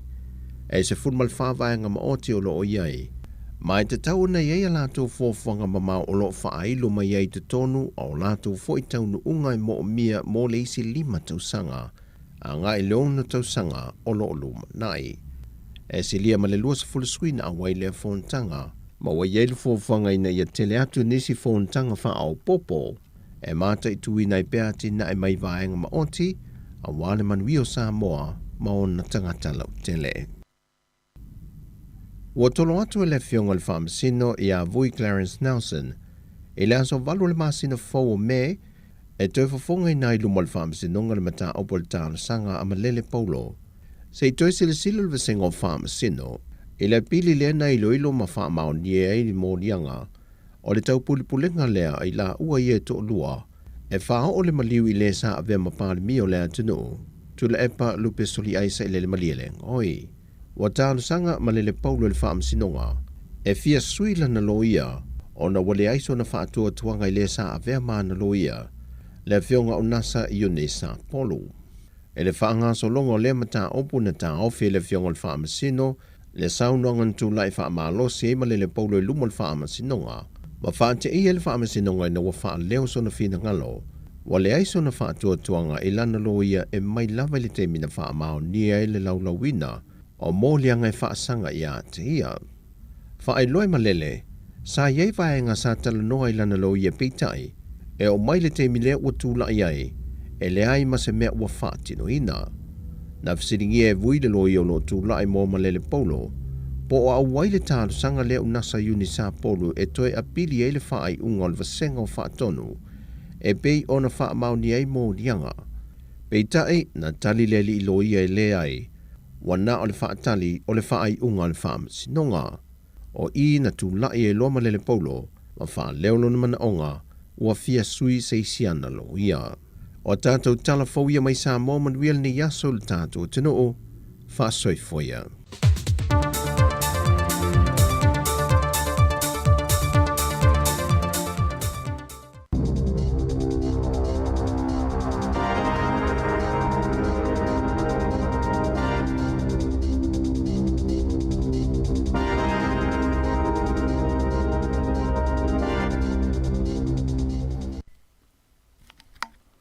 Ta alofa lava o se whaapoponga le nei o telefou I le tautua ale si ufonga le lau mua I Wellington nei.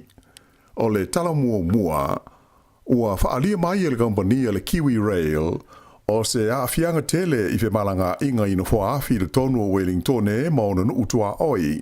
Lea sa iai le manatu e uma le masina fōle nei o me o iai pea e fōlinga mai pe na o se tasi se vai aso ona to fo ya le ile tu langa e masani ai sa mo I fa ilo mai le company e fa pe o ana au nanga masani ile masina ato me o le afa aitia e le ngata ile ai o le afa pa u fo I la lo ma le sa yo ai no fo afi ona o lo fia fa le leia yo masini ia e fa nga e sia ki ai po sa le mu ia awala e feo ai no fo afi po trains pe taila o lasta na ai le na to tu ina mai ai se si fa alinga mai le Kiwi Rail e fa pe o vave ona amata nga lwe nga ile fa le leo masini na fa le tonu mai o le o mana tu ai masalo pe na o se tasi lava se vai aso e fa ai TTI e a ia le fa yo malanga e ma fa pa u fo I lalo ma le sao yo ai no fa afi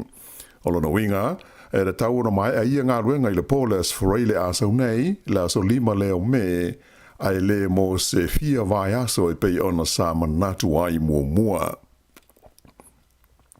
Na maliu le tangata to tazi ai manu o tinga ina leisi tangata ina ua feto ai se wi lafi ma se taamale le titi I le motu I saute le fiafio le sa. O le na manua o lo o tonga fitia nei le fale mai tele I karai estete. Fa ilo mai le leo e fa pea sa tupule nei fa lavelave I le awala tele no me le tasi e le mau ma le awala o le Amesbury Road I le pitonu o Sefton. E to se furma le lua I a tupulanga telefou na tau fia mai e le leo ona o le ngau inga o se fale o loa I le polest o na aina te nei I Aukilani. Whaalia le leo sa o lato maua li pōtia winga I se whale o loa I le awala o le Great South Road I Takanini na ta e whaamalama ma ngau ia mai aini o loa pe tusa o le afo le tasi I le vaveao le sa nafi. E toru ta avale na so solo e se ai mai le whale o loa I lato na whaaponga I leos whainga. Na maua leo leo ia ta avale ua tia ai le pitanu o Alma Crescent I Papakura ma mawai I se fale e le mamao I a tupulanga talabau nei e se furulua ma au mai ai ma tau fia e leo leo. Na ta ua mai lai wha pea o lato uma nei e se furulua o le atu inatu i le vainga ale au nanga mo tupulanga talavau. Ua whaia la ofisa o le tau po le Met Service ia ni lapata inga mo ni matangi malolosi mo nu utu matawhanga i le pito i lunga o le motu i mātū ina ua poloka le awala tele numele tasi i mātū au kilani i le mamafa o ti munga i le fiafio le san nafi. O le tu malo Northland e to tele a inga sa motu sia le lato e le tise i le po na po e tu sa o li poti mai le company e le tise o le Top Energy. Sa ngā lulu e le company le sa atoa i le tau whaola ina o le tise mo la wha inga e wha fe lima se lau a inga na motu sia. E ta ane le iwa i le po na po ua lima ia la wha i o vaenga o New Zealand ua o ia ila pata inga la numoli mo ti munga mamafa a o wha solo ifo a ngai mai i mātū i le tu i saute ia se vaenga lau tele o winga lo wa o le tau. O le ai o manukau wha pēr ma le tau langa i le waita mata sa wha pēr fo i o na iaila pata inga i matangi malosi o no awhi ai na po wha solo mai ai i le so. O se solo i le ele na mafu ai o na tapuni i le au le tele nume le tasi i le malea o Warkworth ma Westford i mātua o Kilani ma whautua ina ai le pulenga o wala le waka kotahi i le tunu whemalanga ai ina ia whaau ngā awala au fiai le Woodcocks Road, whapea le West Coast Road, ma le awala tele nu Melas Fruono, le State Highway 16. E walu la whai o malanga whaatunga ina waala upasese na tā fia le vaenga o whemalanga inga au kilania na nafi, ona o winga whaale tonu o le town. Na whailo mai le li o Aidan Pittleman o le ofisa o le Met Service e whapea ua mafua na wha umi winga lo wā nei o le tau, ona o se vaenga lo tele o winga le lei o le tau, o lo o ta auto nei sa sae o New Zealand, le o lo o poloka ina, ia le se ese atu o timunga ma matangi malo losi nei. Sa ia ta o mai e de tau na sauni ma ta pena mo le ono wha te tele o matangi malo losi ma timunga ma mafa. Sa wha ma maluina na po matangi malo losi e le ngata i Northland, a o le tu i mātua au kilani, whapea le motu o le Great Barrier Island, a toa ai ma le peninsula i le Coromandel. Sa whautua ina fo i awe tamale ina ia whaite te i lunga o le ala lau papa tele au kilani i le Auckland Harbour Bridge, ona o sa vili malosi. O lo walo i mai fo i le ofisa o le tau, o le awha a waupea o nanga i fo i saute i atu langa wha le tonu nei o le tau, ma awhi ai i nisi vaenga i tele o le tunuu i le nei mai aso. Ua whautua ina mai e le vaenga o le tinei mū, le mamaru le tino ina ia siaki le lei ia whaailoilo o mū po smoke alarms i tonu o whale, ona o le whaamanua lia o ni tangata se tofa i le mū se whale e ai le ai se whaailoilo ia i tonu. Whaailoa mai e Wayne Martin o le pulenga o mea tau mū, mwhalavelame whaafose i New Zealand po le fence, na tupu le whaalavelave i se vaenga māotua o le tu malo Northland i le waweao le stonai ma manu nua ai ni ta maiti sto tolu ma se tangata matua to tasi sa le imawhai le imawhai o na mawe loa i al nei mua le ainga o na le ai se whaailoilo po se smoke alarm i le tonu le nei whale. O le tūlai mai o le whaalavelave, whaali ai o Wayne Martin o le ofisa o le tini mū e matua tā ua tele o na iaini whaailoilo mū i te tonu o whale uma. Ma e tā ua fōi le tau o na iai o se fuafuanga whaataatia a inga te tasi mō le saunga le mū i teimi e te tupu maali li mai iaini whaalavelave whaapenei. Na sulu whaiane le nei a inga i le whale o se la tūtua oi e ma wala uina i le tini mū mai whāta wale fui mūsa tau mawhai e whaasauina i aro la tu whale, pei tai na tuwai o na taunu watu ai ua matua malosi lawa le sa sao le awhi ma whaata ma ia ai mea uma ale nei a inga.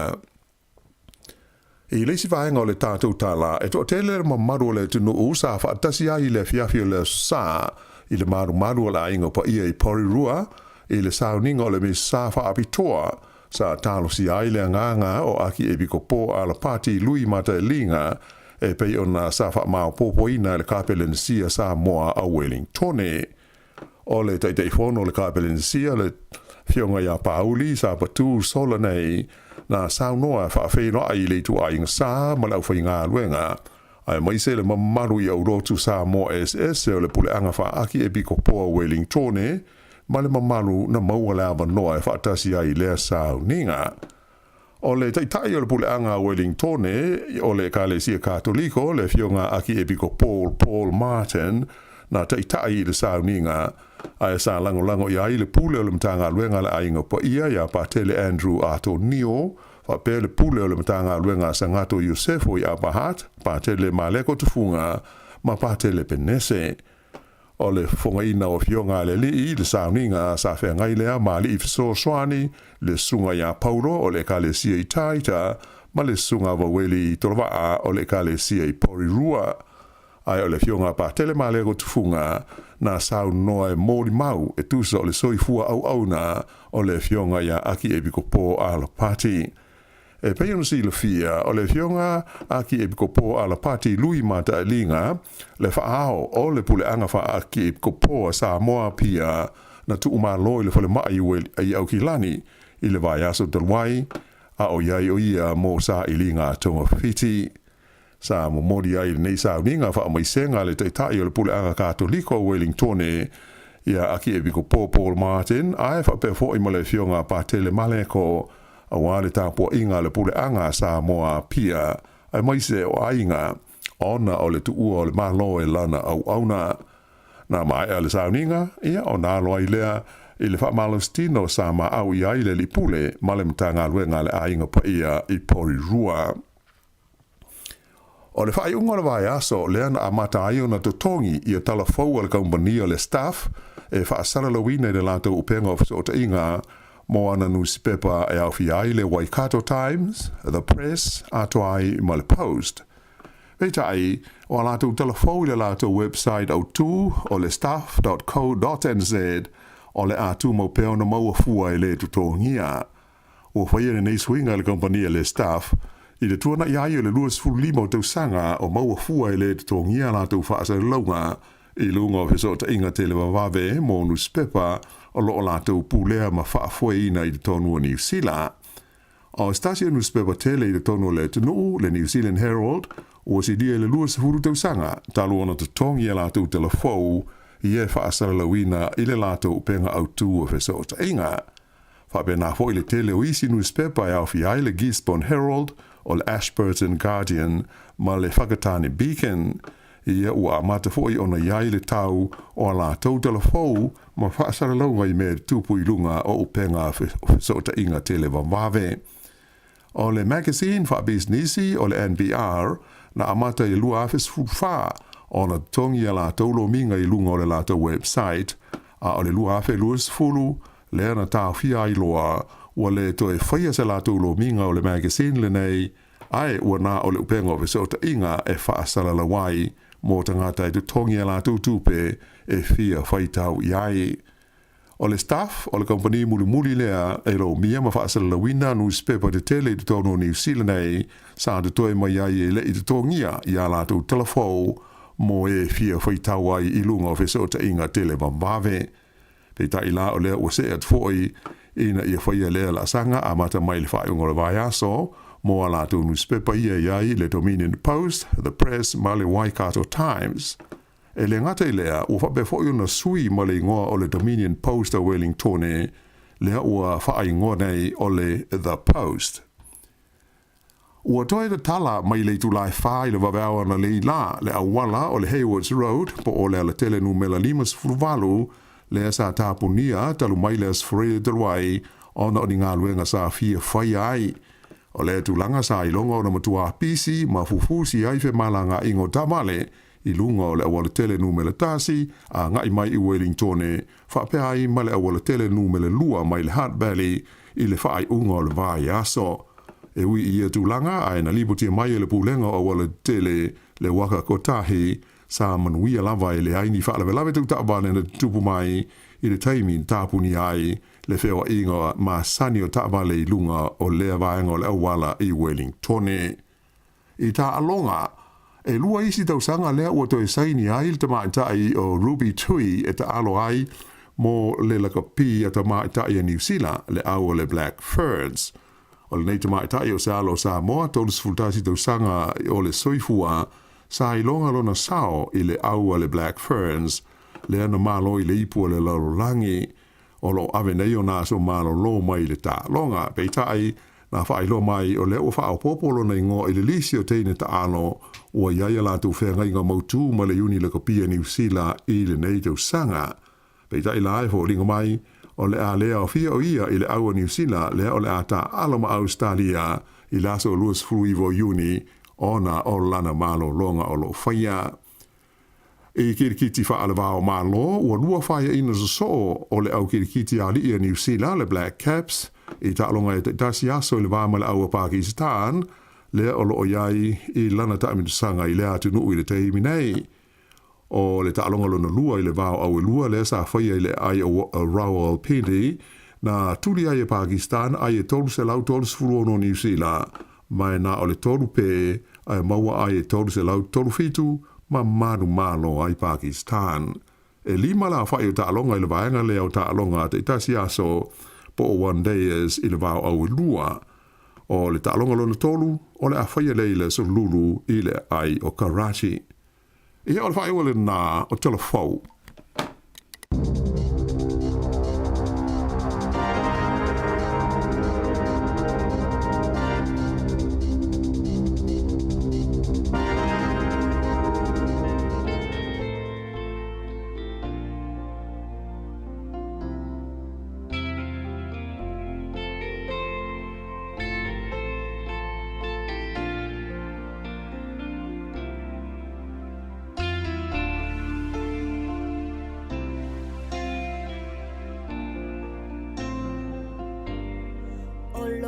Tama ole Samoa iai Masio tina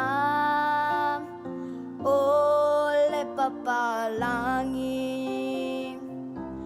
E ai tara i le falawa whapata O te ai foi i le fali fufai Awa e lua o fasino manga i le lalolangi Pele o lo fatua ana i au matua Ele mawhai o na ngalo ia te au lo o tau singa Le aua mawai lau taleni Ua whai nei mawhamana tuia te au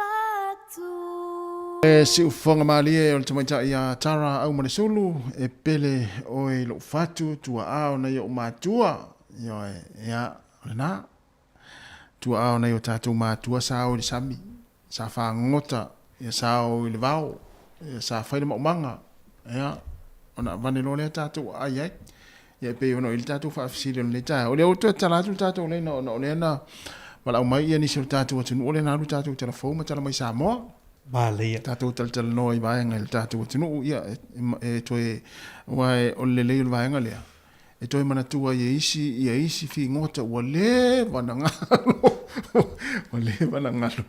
Ia i nisi wale foi na mau nei tinu. Wa isi tanga ta wale le wale puta i fast food ta lima fulu. Tolu fulu ta sanga o mau ia tinu fa. Ai watu ai lau ane ele me ai vai ngal sa mo. Fa mai. Ui. La le. Ah. Ia te wale la. Ele galo le tau taina a. O la la masani o le a. Fa ko taino ni fi ko tama. Mo. Maria. Ia so.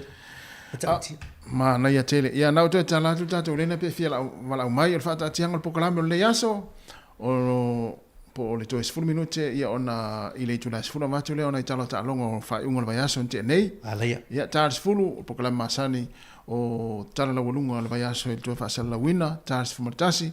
Ya nei fa fia si filoi pe atas fulua o le tato tautua le nei aso ya le ala atu ina sa atu nei el tato onanga ilungo tato wala ata Facebook mo le YouTube se pa ia le lua a pe ona masani ya so fu over state tasi mastofi ya I tautua mai le sunga ta sa mai sa mo ya le a fa awot pe le tato ofisa nei polidua se pa ia le tu lai lua I le o le na nei ya ai Mario lewa to I tato wala o tam fai mai ya le ese o le tunu o le tato o le tunu fa ngoto tangata Talo fa la ma lo se fu Talo fa Ma lo se fu Ma lo se fu tina Ma na el pokalame Oi talo fa salafa Si o wolofa Ya le la o mai le au faisea o le au le o mai le au faisea ia ta mai o samia ya atono lo sila le ali la utala le la fai ia te ro o le stangata la unga venga sa fa sa mo ia o ha uma lo wainga na wa mo matu lo matu sama matina ia ma sio ta sen la titi sama na suta ia na mo tu sia la wa unga ile pululi mo tau sanga ai no fo ono wa matu ana yo matu ai mo le fainga le o le tau fafo mai me tau sami sa faiala la unga luenga o le tau singa o matua o male sami e lua me o te anga iai o te whango te leao te whango te lepo ia o lau masani la sa fai a pe ulono wa o manaia le aso po e pelelei wa pele tai a le rei male tai ia po le staimi po le se fulu anga ilunga taimi fa pena e pele tai ona to pele se me al tai au tu ai ia ona walu role le sami te pangot le alu lai le au a fa peo te savali lunga le au ia te le ame mawere le savali lunga le au ole me ole fee ole ia o fi ngota te alu fo le papa te fa ngota le papa ia a wal fo la te faia le faivale ole eli sungale ia o te sau e fai o tawi ape a fo I mai lo faiva eli sungale io ia e kaule lo ngisi faile le mele ole me ole me ngo fo le sungale eli sungale le au ia a walu foi la o te whango te le sami I papa ia o le alili o le matapisu o le paa o mea na e mawele le whaiva pe a walu le papa o whango ia o la ufainga foi la e mana ia le melanta o le uso le tinale na mua le matapisu ese le mana ia le a tingo tal tau mafa e whai la le Mātou a ma ko we ko kele ma ko we o whangoka. Ia whaila sani ngā makapisu a e maila. Ngā mailo lewa fufuru a maile lau futu. Ia ngā whiwhi ai le whakaungo mākua. Ia pe o whingoka re fia e ngai mākua e wakuangu whongofo masali le. Sali ma whakauma. Ia ole me ole paa. Ole me ole kele me ole ama ilungo ole papa. Ka ke ala kurola ka fai fao mai lungo le papa. Ia ka ala kurola ia ka ke alu ke maka mai lalo le sami. Ka mire ko urua e lalo. Ia o inga ka ke ala kulo fai e po nga pa ia mau pa fai ai. Ia ole alili. Ia mana ia le fai le oka. Ia e fai e fo le fai ai. Ke la me fai ele le kuka e fingok. Ia fa penga fo le ali ao pe saka ia ai mai e fo le oka. Ia ma ngai ia sa olele ia isi finangalo na mo mavai atu. O sa moa e esele tele olona mtai ai. Tele ingota. E le kai a fa pe makiva i se mea. E mo ia ka un kato i fuanga. Ia ai aka ko fofo ia ona ngalue. A le lei fa koanga. O le sami. E le ka polise mea e se kupe. Ia a fa pe nga foi le po. Ia a de po o ke alo ke la masavali le moli pensing. Ia mo. Ia. Ia o la nga venga sa fai sa mo. Ma na ia tele salofa. Malo. Ia ai e sa le ia wa le telefo tangata fo ie. E pe o a maua se ia o se fingota tari le sua matua ile aso. O a matua a tore na aso. O le leia. Mo ile lei. Wa leva na e fai mai le fai valer tina salaf. Io e wa leva ngo fai mai le nga venga i sa mo wa ka singa ngai o maku. Ia. Ia o le sami o le vau ele ma fai on ka ma fa fu se me ka sami le au ma de po. Ia. Ia ma lo fa lo hando la ma ia m ka upo. Fa tai tele lava salafa. Ia ia fo le aso. Lo fa. Ia ma ngia le aso. Fa se fu. Mana ia tele a mauri. Awai o te moni maua te foi au ia. E iai ia nisi o le tātou o tunu. Tulo wa e le whapea ua whalele ua whaisi tala ona e iai wha ama o ninga lau tala. E isi whalele a tangata o le tātou o tunu. E na ngatale a onga i le masenga wha. Primary school foi. Ona tautua loa lea. Ale tautua la lea. Ale wa inga o tina mātua. Vai la te minei. Ana ele fa mo nyanga ele le tasi o tamaita. Na ngata la na o ngai le primary school. Tau si mai lo ma tu o lontina. Te lo la le tu langa le o te minei. Matua manui ale o langa. Mo ya lo tala. Matua manui ale o langa le tu nu nei. Io o le tau o le male a nga mo le o le tau si matua. Ia wai mo ia o portus pa ia. Ele pepelo fa murianga e mo tangata le ai ba tai pele na ile vala ba festinale sa la mana ye sul limon tu sa ya va baila il tula con tello ni fi ko tai me se vo ia ile nga tor sami a le va ia e mo ia se baila le fu mai malesi palu sungale eli sungale sole ia vale la fo fa longo ia wa vai le ngal fa so me le me se la matu le o tato i ro e tato a pe ato i tena fa ngo tar sunga le fo le ali eli sunga to tele la to ele o tu fa pe vo inisi se fa to le woli e sa mo eli lo fa ia o no ma pe o se sa mari sa so i fu e ne tu nu ia a sa wo le sa mo ia tele ai tatele ma sa ni tele li sam wa ia te ma ia sa ola o le vau wa o tamo le fato anga tamo le vau matua ia foi ani si o la to wa le mata fa yo isa fenga isa mo e masa ni uma a lau mai la tamana i o le sami matua i o tato le mala mala mai ngo ia ia na tar pel tato le na pe fia lau mai ai a ta ia lai sa mo i va nga i o le o fi ngota ma o tala mena tupul tar fa so pitol lang tau sanga mo vai o le aso nei, tau sanga tasi valu fitu tasi. Na fatu ina ilea o ngā whelela maalisi muri vai. I sa le ufi. Wa ila leo whaingo tamaiti na o ngā na o le toa se furu lua tamaiti na amataina lea o ngā maalisi muri vai. Ia ele tu posi lo le sila fia umele tu le onga le. Ia ona le wa to mo feta tu bala. Ta lo fal bala. Talo fa tasi. Mano falia. Mai o to ni tai. Ia mania fa tai. I o te fonga fo ki nga fo karinga fa ko ka mai me. Ia o ke fonga fo i wa fo e te malo al mato ai nge sa mo a ia. Ia se fai va sa fia fai. Ke no ma fai se au fa kama a ia. Oh. E foi lá em deu ka mai nei fai ba. O mato no. Ia o sila fia mato no wa o no ma ia ma ko u a. Ia o ma ko u la ia de vai ke le ngai ko o ma ko u. O ma fai va la ma lo tamai.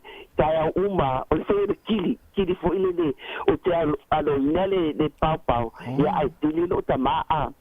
Ia o ma fai a pate fo ile sami. Ia o me fo na fai a. O te alo fo ma le moli. Ia lo tama.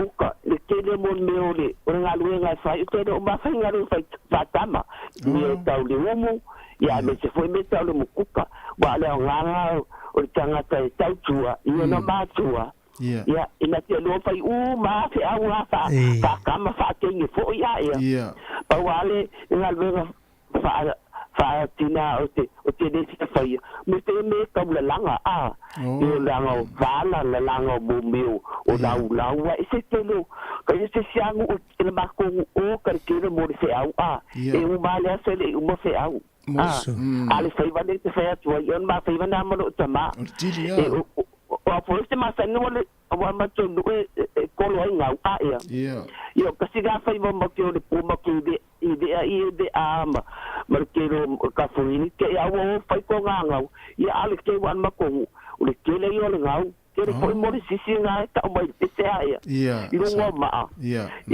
o le me na ke fa ai ma ko lo de fai ko nga sisi ma ko mai lo ma ke la o sisi a le pakeke po se me kuai e ke mala makuka ya o le ma se me ko pakeke ko so ro ma e te tauna la ka pungi le uno po se pakeke kuai si singi a wangi ni yo pa ya moi malo o le mali yo me nga si ai le ke unga e ke ra ku pakeke wa le ma se ala po o so o fo de o so mo si se fa ma me fa pe ha ya yo po la fo si se fa tau marketing mo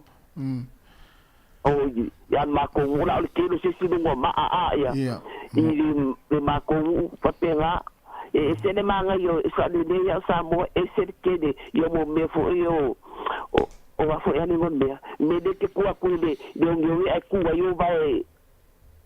ai ku yo vai de mama ayo mi nga mo fole ye ka tinga nga me ni ka wali ku vai ma vai lu le ngi pa te nga la me ma wor ma ku te de mo fi uta ai fa ka ku wa de we fai va na mana ya malo pa tai mana yo me na ka kala ku nga i lu ka u nga fai me ni ya ya so ya o lu ya tai fa se fo ya wale fa tai ya mo la no fa se fo mai la ma rifa so mai yo ma tanga matu ya ma lama le fa ile o sauli sta to tau taile ta ro fal vala Kano fa tas mai ava ma lo se fo oi le ala o mai ta mai ngai o kilan ta mai le ia ta mor sami no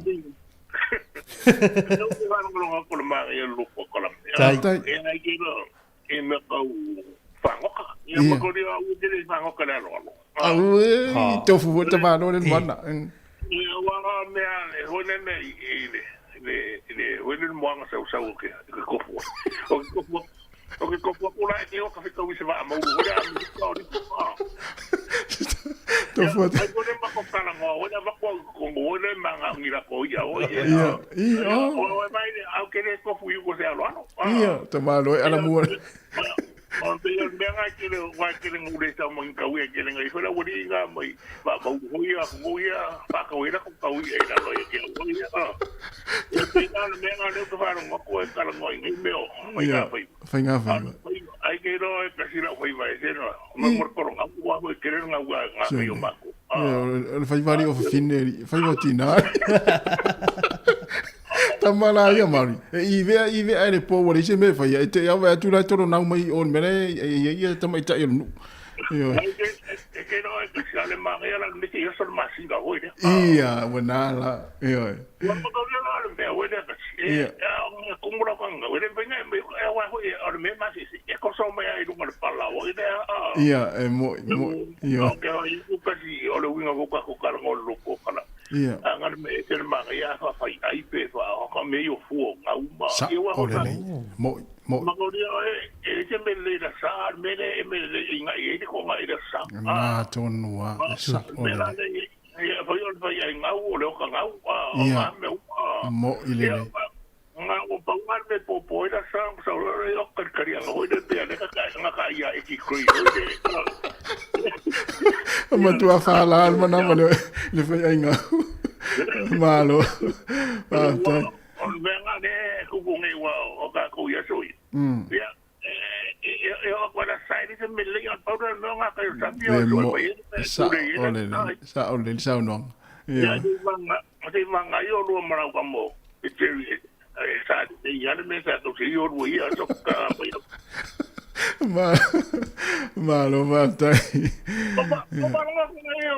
Uma manhã lo sa wa ngai de. Ila nga masi la horka sanga. Tasi malu fitu tasi. Po ai ni matua tatou matua wa foi lele na amataina le aunga. To se furu lua la tau na amataina le aunga. Tasi malu fitu tasi. E makorio la nga le wo pe. Makamai wo mai ngai kemia wa pe o kamanga le kere ngi pan menge sambo. Ya mo. Uma le fa vai a ko mo il malo sambo so sangi. Ele ko ka te wa alu skara wa so pico la mo pe ya I mari sim fe o ka mo mar fe la ia la ko. Ya, lai felela. Mo. Ai ku ara para ngo ku ra fa ngo ka wa le se foi ala fa ngo ko eso ia ka. Que le alu que me mra ka manga. O mari le matu tolua. Ya na uma kula ngai ko te o palau. Ya, tai alo matu.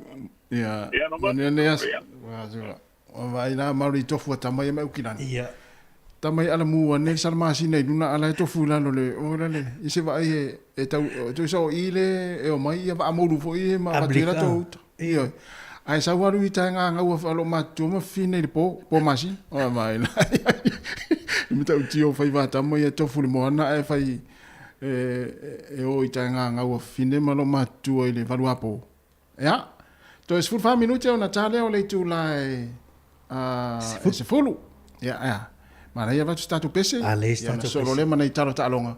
Ia ona fa mai atu fulu le tatu poklame ia mo ne yaso. Si fonga la mo Wellington ya fia vala mai no tala pel tatu le ne minuti.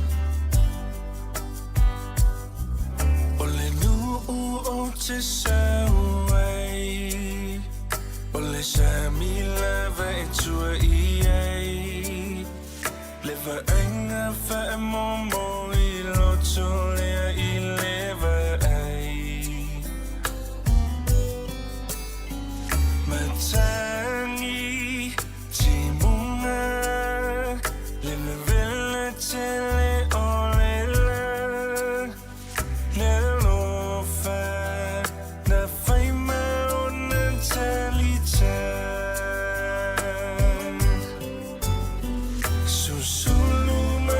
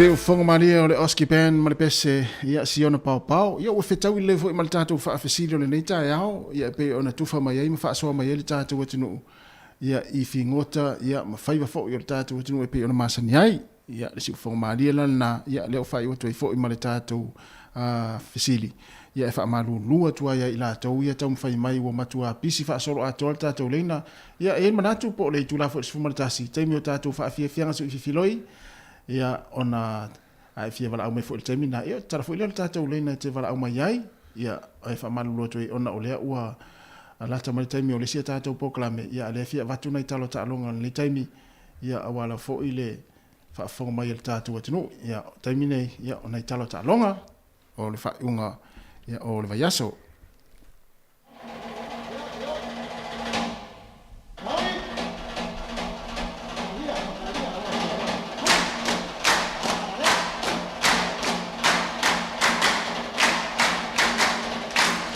ona italo ta longa fa ingo vai aso e pe ona yai ya o le Superlaka Pi Pacifica o le tulanga yai le fa ingo vai aso ita longa o le ta longa ile Australia le ta loi le au malosi ta ti le Hurricanes ya ma le Brumbies o le unga le ta longa na matua angi fa solo ato le matangi fuli fa ho ile lau mua nei Wellington le fa ingo vai aso manu ai e ai e tolu se fulma le lua i le lua se fulma le fitu ale au malosi ale Brumbies ia O le ta'alonga le va le Highlanders ma le Waratahs. Ma nei le ta'alonga lea to e whaavai al tātou au le Highlanders.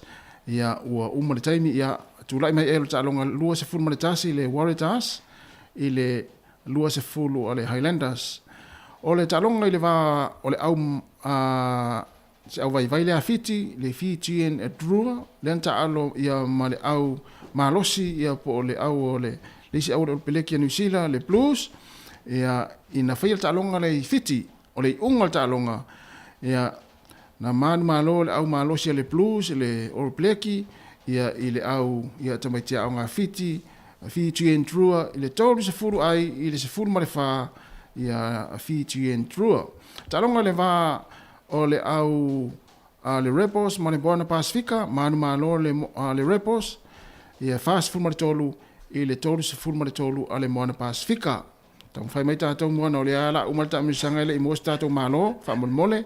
Ia ale au o le ta'alonga le wā le Chiefs, au malolosi, ia na ta'alo ai le Chiefs, ia ma le au malosi, lesi au lea le Orpeleki, le Crusader mai kalai stete, o le unga o le ta'alonga e whaano, no lawa e whaasiri sila atu, manu malo le Chiefs, tolu se fulu ma le wha, lua se fulu ma le wha, ale au o le Crusaders. O le ta'alonga le wā le Reds, ma le Force, ana po, tolu se fulu ma le tasi le Rebels, le Reds, i le se fulu ma le fitu a le au le Force. O le tūlanga la le waiai ia le i au le taimil nei wha tūlanganga. O lea ua numero tasi nei ia le au le Chiefs, le fast fulu na ai, tūlanga lua le au le Brumbies, tolu se fulu ma le lua, tūlanga tolu, ia le au matua maa losi lawa le Hurricanes, tolu se fulu ma le tasi, ia o le Blues, e tolu se fulu o la tau ai, ia wha solo mai lalo Crusaders, e lua se fulu ma le valu, o le au le Reds, Queensland se fulu ma le fitu, se fulu ma le iwa, New South Wales, Waratahs se fulu ma le fitu, Highlanders se fulu ma le lima, ia ona wha solo mai lava le lalo, ia le numero se fulu ma le lua, tūlanga muni muri leo la il tātou au le Moana Pasifika. Ia. Malo. Tātou te atu tālongo le liki ia, in and around National Rugby League, o te tālongo le whaingo le vaiaso lea sa man malo le au, ia ale West Tigers. Tasi o le tālonga lea, o le au lea lo o muli mai ai tūlanga whaatulanga ino au o le liki. Ioe. West Tigers. Whaia ina le au lea na pasian pini ni tausanga tini. Le au le Panthers. Pe whatoa maa lua na le au le Tigers. Whatoa maa lua le au le Tigers. Se fulma lua i le valu le Panthers. Maa lua fo le Titans. Lua sulono i le se fulu le Sea Eagles. Whaia ina le Tata Warriors le au New Zealand. Le aise ai. Se fuma le fa al Roosters. Auckland Warriors lana. Yeah. O Warriors au kilandi ya. Yeah. Malo le Bulldogs la so anafi. Se fuma le valu. Ya se fulu ono ai Dragons. Ya pe ni se talonga na le fa ngol va se talonga liki. Ya, mana ya. O le talonga i le va to mai tai ale neti polo. Ya le la sa tau vai fo le tato o el Balls. Ya manu ma lo tato au. Pati mai mari. Pati mai mari. Au le talonga le o tuli pe sunga Jerry matu fue. Yo no lo ta alo inicio o alo tam fana o tato tinu. We ta o foi tu la o le polo a. Ya. O le o lo fa nga so timi le ta misanga ata mai tai Pasifika. E a fi Samoa e foi la vanga o Kenya. Le na malo au te mai tai Samoa. Lima suluiva le lima ta se Kenya. Oh, iso. Ta malo ile so nafi. Ta lo nga yo le tipolo ile Series 0 o te whaatonu ina temi nei. Pea Australia na whelta misanga. Australia, Pacific Australia Series. Ia, malosi le awatonga. Malosi le awatonga le temi nei wa lana pea na whai ina le tatu o lista alonga le awatonga. Ia, e tāru sia le tam whai anai along whanau le tatu atinu. Ia, le tatu All Balls, whaas fulma le tolu, i le whaas fulma le lua, ia, ale au le lo le Steelers. La ia. Whai ngol vai aso. Ia, mana ia tele, ia, tulangolo ia, ta alonga le teimi. Mana ia, le tipu buli ia tulanga ta alonga ia. Iyo e fia tele, ia le awali ia tau ana o mo te matamata i ta alonga ta maita ia, o mana ia fo mo mai mai unga o ta alonga tatu All Balls. O tapua ia le tatu au le All Balls. Iyo. Vale. Iyo. Ia, o le ua ta pena fo ia le tatu au te to fitu o le Manu Samoa, i le vai lea o le awhatonu ina i fea. I Farani, Toulouse. Toulouse. Il vai aso le la sau le aso sfululua. Ia leo ta pena foi lan tato o le la mai malanga mai au kilani. E malanga mai Samoa ona koleni le au kilani. Ta pena ila ia walfa mo le si vai le o tamni sanga i Toulouse. I Farani le vai aso fou. Ia. tarusia ia le alfai wa tama whanau le tātou tunu. O le uto e saini le si kontra te lua tau sanga rugby tui le alo Samoa le le awal Blackfern te New Zealand le ua whamautu mai. Ma na ia te. Ia, o le isi ali ina ta alu le au le Chiefs. Fato au ilo le afa Samoa tama sole. O ili so. Tama le na wingi le na score. O fo le ngalo te o sitam fa pe o se Maori fo le se laupa sene le Maori. Ia le na fa ilo le na fulpeki. Le fulpeki le ngalo te o le ngostam. Ai ta o mai fatala no me le sto na le aso ina o malta longa mare au le crusader. O lona tina sa mai o i salwa fata. O i sole. Oi. Ia fa pe sole le te le alo le atu. E teni. Le sa fulpeki. E boni. Le fulpeki. Le stamale sa le afa Maori. Afa lona winga afa Maori afa Samoa. Le na luana score. La tongande. Puni vai. Ne me pe ton o ai fling ole. Ya afa pe ole. Te me bakit.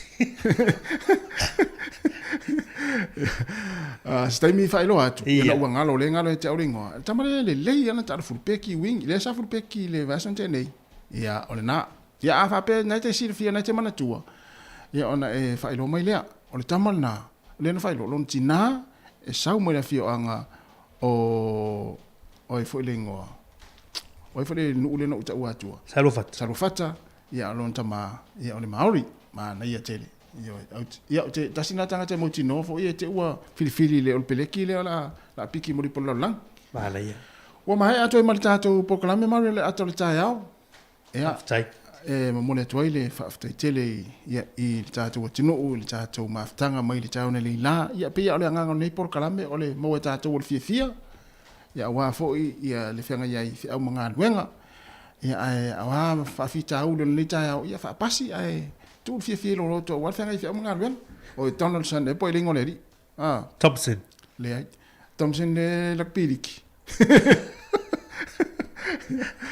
Ia ai ole o tars fulu le la vatu fa fia ngai ia ona vatu le mal tato programe ia o tana la volunga vai aso pe ona fa funga ia I le Stevenson le tonua o mo fa tai mele tai fia ta longa Stevenson tamalna Sean Stevenson Sean Stevenson na tonua le ia lantalo sole mana ia tele le alo le talo lo fapa ia no fapa le talo le o Chiefs Maria Stevenson fa after tele lava si le tele tato fa fonga muli ta longa manuia le yaso le la tatu pese le ona so le matala la wununga va yaso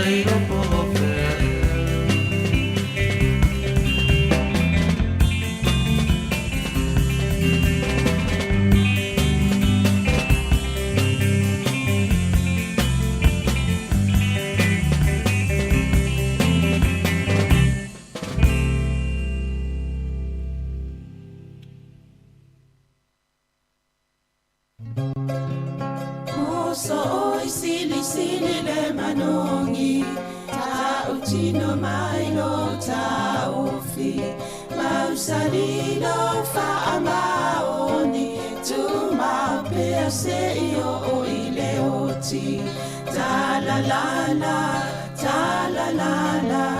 afio oe ai aluita tu Yehova inota ma tofa ina soifua Nanga alif sili le sasala itu e fa o samoana e fa atosina yo anganga ya te o e sumalete ine tausala la ula fala wa avea talua yo e sungale mana mea be a fai ua elekea tu ai pe sia mea etafea Ia whaatalo whaatu le nei fo i tai au fau malo lawal soifua manuia o le taimi fo i le nei o po kalame o tala la walunga o le vaiaso pe ana masani e tai au asfareile te tasi. Tala tano atoai me le fionga i le lipule af masanga te al moresi e whaalau tele vaenga te tasi ia po oni mata upo fo i o la walunga i vaiaso te tasi. Ia o le tato po kalame na le nei tai au ia ai whaatalo whaatu malo soifua lau fionga af masanga. Tala falfoi a Savanina ia a misi le tato o whaafonga si fonga la mua ma lo lava le soifua mauma lange ma. Malo mana ia le whanonga longo mai le lua tartanonga me le fionga le tamaita e minsta ia mai se le whaamatalanga i le whainga malanga a tai Pasifika ia no le atu moto le Pasifika i le sui palmia ia mai se le fionga le minsta ia babu. Atonu e fatai a ole tulanga na i tanoanga tai ne ia pe ia ona mo mai inisi uto na whaafonga mai ele ia sia no na tala no to e inisi vaenga le mansa mo le taimilia ona tele mata po fia mo mai ile minsta i on tau faile vatu le taimilo tato po kalame ia na pe a faitu la le taimilia na mo waile ava no ala tau faile tai wova ia so mata no to a faitu la le ia on ia tato mo fam talanga wa vo i o Barbara Edmonds ia e tele i ona portfolios po vaenga o mista o ngalutanga winga le na te va ia i o economic development o le na fa talwai nei tu so yele va ile tamau ainga o New Zealand i mista tamau ainga o le malanga la le na o le na fa mtala ia sa tai ele sui pale mia New Zealand i o le sfo i o tamai tai Pacific o to nuinga e to wo mista e no o sui pale mia mo mista ia papa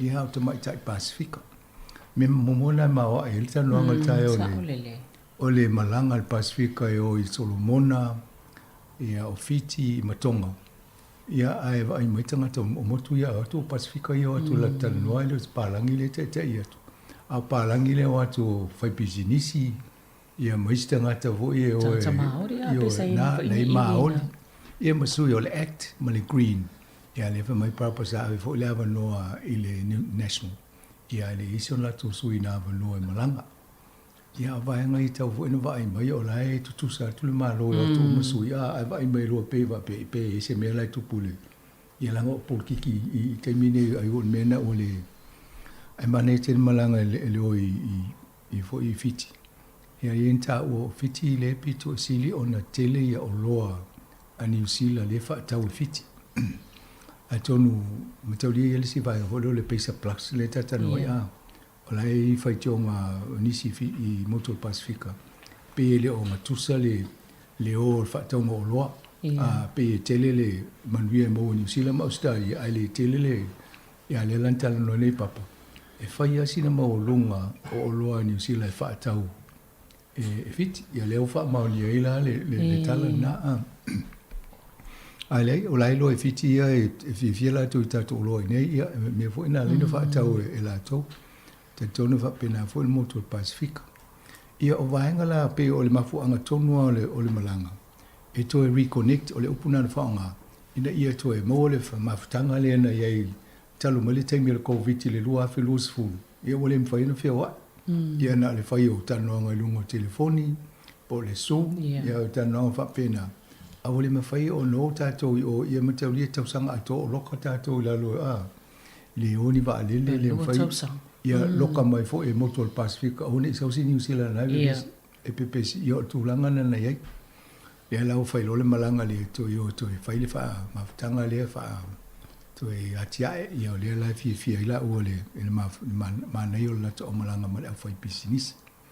Ia o lesi mea na wawa ila lato, inisi o fuafanga, fo i le mo le usinga fia ngai ngā tātou ma moto al Pasifika.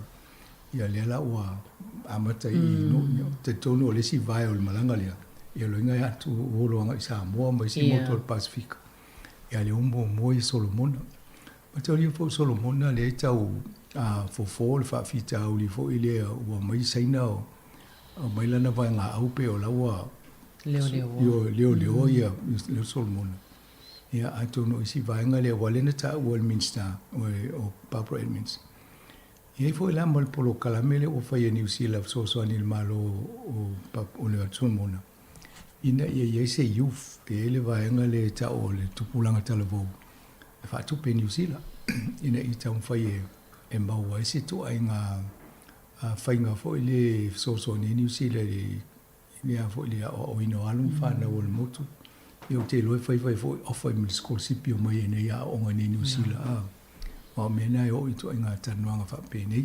Wai whanonga atu sanuanga Barbara pe tele se le i tupulanga tele le pasene o le numero tupulanga talavou tono Solomon. Mingo le lumana ile nao. O le nā fo ia tō motu po le pasene leo i tupulanga o i tono le fo i vaenga o Pacific.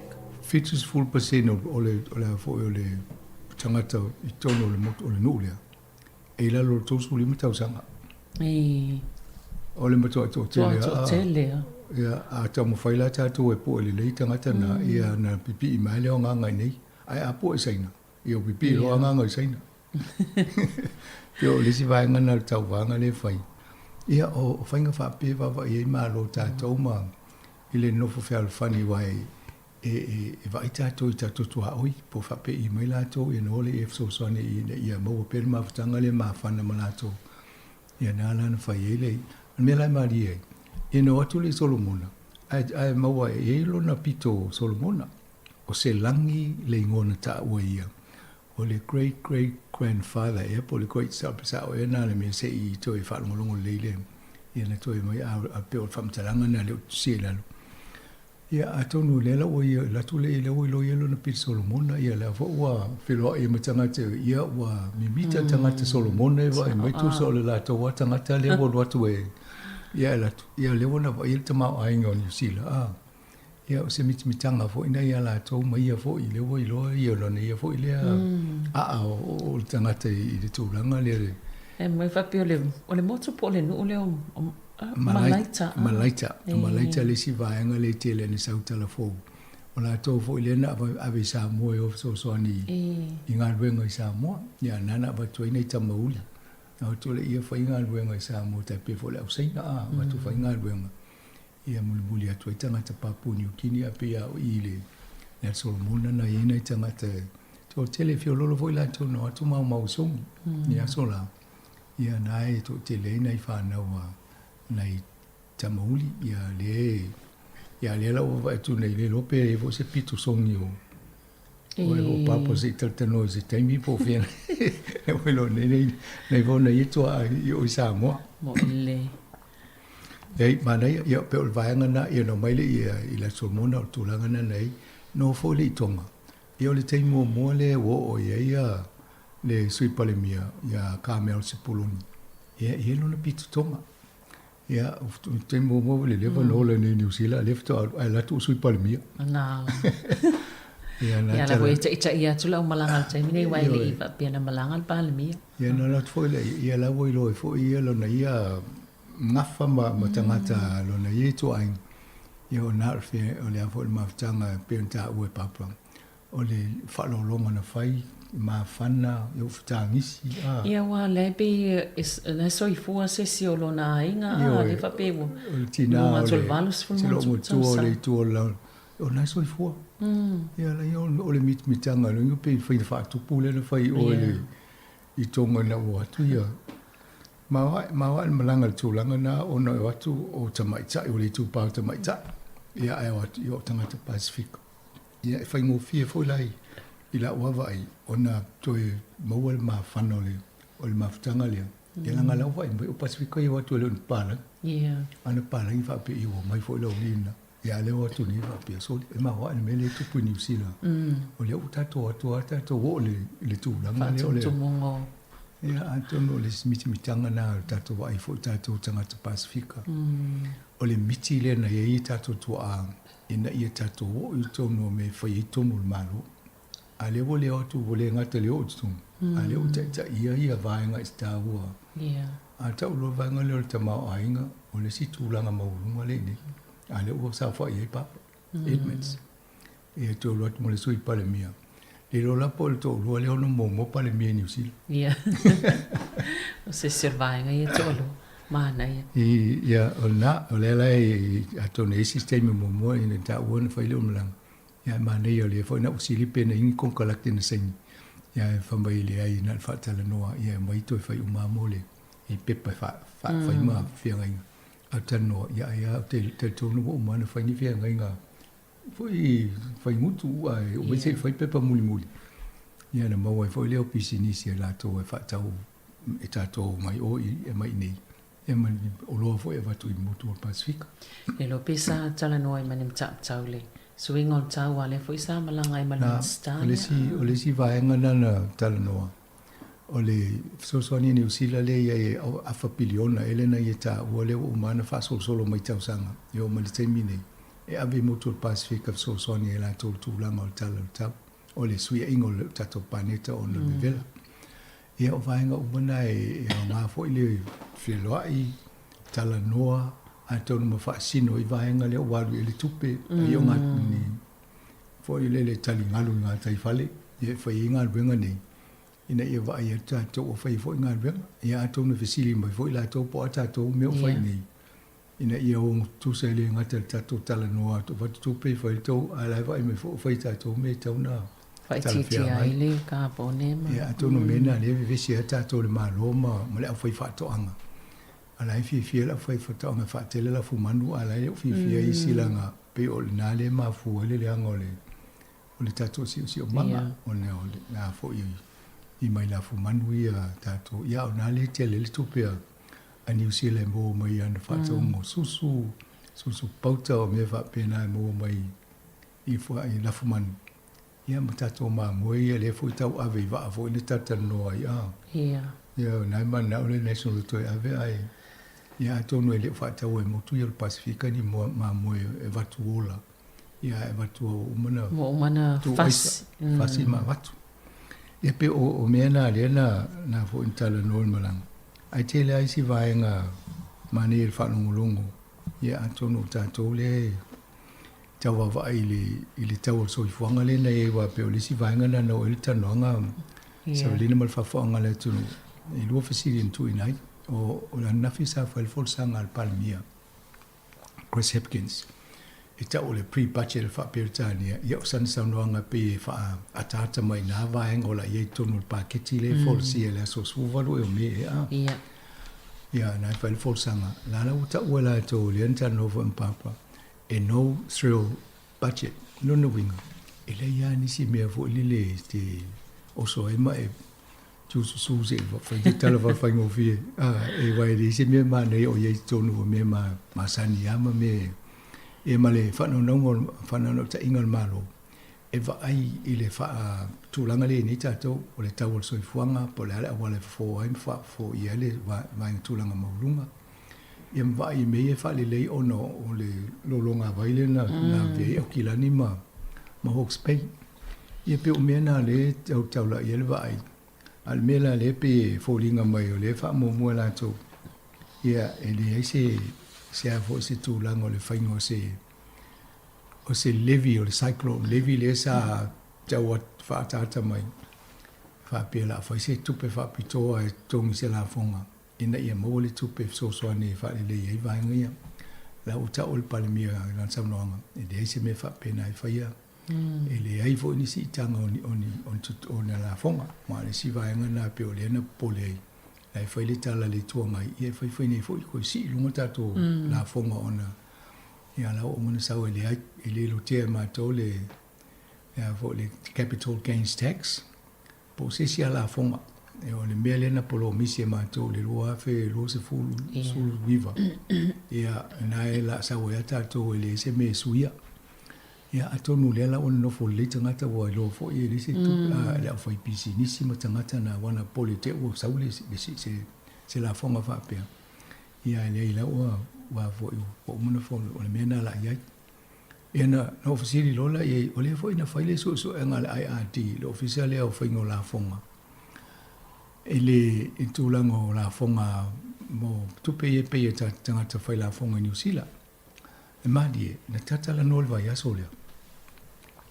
E el tangata na faila na ia fo i suenga. Ai sau fa mai o leo la e fetau ia le la fonga la pe tangata maumea. Ia leo sau le li poti le na fai. Ma tua i te le ale i se ngole ata le sa wai a. Ta wala i papa i le tu la fono sapa si e la tau. E ma fai ai ona fesili ngia tangata le au maumea. E mai wha maumonga pe wha whena mau tōtupe. Po le atono le awala nai mo e tōtupe.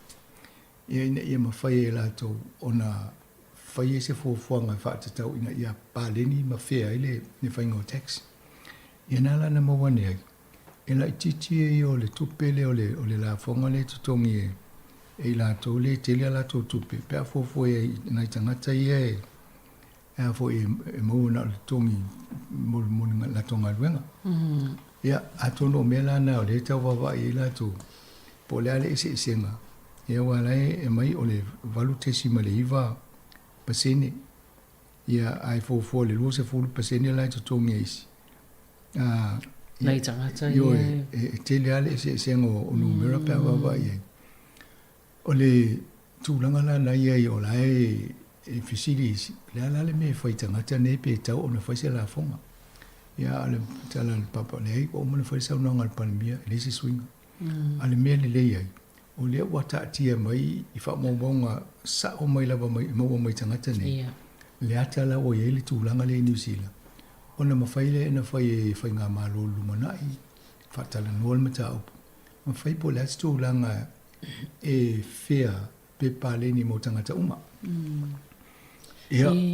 Wai be sao sanga mana yole sa no ngafo tama in style fa mani no ngol vaenga ia pe o tele o isi reporti ia me tau mate a le tau mate ia ai pe o le mana yole so enga le o foi numera sa o ane le o mo foi numera na mai tangata ia mai le tolu se la monto po ila tau ia na tali ile le saililinga ma le survey sa fai na ia la tangata ele itali wal tu la fono pe compulsory fai a la ia mai eu te le lo pe la apa tu la fono mai na tangata ele mai fa momo te se le me e masalo mia le u tangata ele na le mai la nga la ia me la na ele o no so ne official la fono le vanga na mo ele mane foi le fa mani no ngol vanga ia tai pe la u tangata ia fa pe ilungol valus fulu afa pe tangata ilungol valus fulu afe ta la le tongi a nela na ta wele lua se fulu pe to sai e o lua se fulu valu pasene le la fonga le na te tongi a fa to sai le valu po le iva le pe tu na le nga ton awai fa te tinga e o lo to tongi le fix fulu malunga to fix fulu le velo o le totsu tol pasene a la fonga la ye a o to le fix fulu tol fulu pasene ia o me le fasu valu ia sulfites me le 5% ava pena o me le fasu valu sulfa e la tatu nisi e te tau ona wa ile malo te lo mai nei fo le tua ngai fa pe mai a mato pale mai e si e mato le vainga le ta o le threshold po le tupe mo lunga o a fo o faingo la se tapola a vo ile ia lo na winga na le manato la to e si e la to me le fasu valu po le limas food ai si me le fixe fulu ia po le fitu lima se vai pena maliela sa fisiri nges ta si fo fai to fai me ne fai ngola fonga ma specialize tax mo le tau a a fa pe sa le malo a si el malo mo le fa su valua fe le fai va fe tu sa na ta si le feta la le la fa si e lunga le fo le limiti le tapula o le tau o le mo le malo o la fonga le la le to mo la to e lu se la 1 miliona lo no winga la asi e lua fe le la fa popo o mo le limas fulu ma le fa va lu limas fulu lo ne fa se la 1 miliona le mo ma lo inga ta sia va ia to le mista tu pe va pe oi yo le tau pa le ni tu si me o la se la mo na tu pe wa o la fonga ye mo i tu pe ma lo le fa ye la to nga winga fa tu pe ta to a nga winga ya onga ya o benefiti o te lo fa mai so fo ma lo loina ya a tipi la le va nga yo la te le si tu pe na so ma se si va o le mela le tu le ai se la fonga fa ye le capital gains ta tia na tanga te mo me i se te mina fa ye se fo fonga le malo ya o le tu pe le o cyclone take le na ta o le levi le na tu e a mo se tu pe mo la fonga i se fa tu pe va nga ya mai si tu nga tax se le ta o e fo le GST tax le fa no mo ni se tau tipi ya ele green mo le party ma o le tau fa mo la tu tau na se na tax ya no man no le a le fa tu penga la nga venga le fa nei a ele la ye la fongo le fo le fa no lo al ma lo le so va lo me o le la va ye ai ta la fu tu ya ma tau dia ai ta la fu e tu tongi fo ta tu pena ele va pe ai ta la fu no tongi le ma no e o lo no winga a te le ai ta la fu e un matu sia nga tu pulanga ma ya sia nga tu pulanga o lai fa ya ai ta la pe al fa ngol credit card pe nei a tu fa ma pe nei lo no wing o le sia ma li wa le un ma pe credit card o lai ma lu le credit card e fa penal fu fa ngale la fa au le tulanga le ta to e lucky o le e lava le a fo le equity po le vai ngale me fa ina ita la fu ta to ele o tele ni ai la foni sila pe fa tu sa isi no la lang ia em fa ya la na ai la fo mele tu pe ia ai fa ngolango la ta tu pe mo e tu tong i vai nga ya ma to lia o le masino apeli la ni ya matanga o le na si e tu tong yo tanga o lo no winga o la si ti ai fo mele tu pe mo o ma lo la fo nga tanga ia a faila la to se ita la fo ai o mo fika pe o la fi o lo le tu pe le sa wa la le to amat sa wa to tong ye si vai ngol ita la fu na ia a to no vai nga na le la ita to e ta to no sa i ne la a tu pe le fa ita to a wala wa me na la tangi mai lunga de motu i batu se fa le a wala i vai ngol ni se le o le van fa le nga la o mo ni la ele ni a wala sa olele to say if you for ile pasene o tangata ye mau oloa ye umia le tele ole ta mau ai ngo to le se fu pe se fu pasene na ye se fu pasene ta to uma ni sila ta to wal ta to 5 miliona le ye nei pa pe 5 miliona tangata e se fu pasene ole 5 miliona na ola to na le wa le onus fu pasene ole ta mau ai ngo ni sila onus full pasene ai la ese senga e mo to ile fitau ya fa fe no mo ile se fu pasene sa fa i tele nei tu pe ala e o isi fi ai fa pe ala le onus full pasene le ai it's telenia la to la fonga e manuia tu sa pe le tele ai tu tongi tu sa uma sa mo to fitau ya a fa pe le tu tongi la to pe i va e pasene valutesimo le va le fa tsa ingala lo no winga anto tongi le si tongi fo le to su pasene o to telo tant fa ingala ngala o le bana ye pa o fa su van wa fa ia le o mai pa un tu fa tsa sia fa mai valutesimo le ia ala ngai lai fa mai la to e mo e te le vo le te ma o ingo tanga tene ai na le pepa ta pe o tata no te mi vo le fa to te le usa mo le 1 milionia e milionia le tavola to fa ai le tu pe o ye le se cash no cash ale se senga la milionia na ta to milionia la lidia ia e mo i te le paper value po le tavo la to asete lunga pe ala fi lo vo i tu pe la le ti un tu pe e mo o to te lo la to fa la to sia Ia. Ia tātou, ia e reni sia na credit dali. E tātou sia I meo whalamelawe. Investa tātou whalamelawe, a whaiso whalamelawe ia. Tātou sia i o mai fo tangata ia na investi ia. O le pona nau me investi tātou I meo whalamelawe. Wai alua atu e li stresa una le alua atu. O mantua masanga le tanu noi la fonga wa o fo taimi fo ile claim my tax a. Ile o e tue wai lau la fonga. No, a tonu mai mo fo tātou le ad lai sau ne le TV, lai fa mai po pay le tax a. A mo e tu la tu tangata lai po mai, o tangata Pacific. Po se Maori po se Pacific pia. A mena le hoi palangi le tongi, tax wa le tunu po se le tongi. O tangata o le uri na sa, tauna mai tu I le ata le a. Ia, sa tauna ave se fau tuanga toi fai mai se si fa si silanga fa onga mai. Wangano lo fa kia papa le fa tu wa I le pi le ufele ad lai sau. Tinga le wa I me lai teli tongi le tipi le taxi ai toi fai mai la fo. E wan le ia. Sanga se I fai sina malolonga pupu ian toi fa wa ule le tanoanga fa aftai. Alo.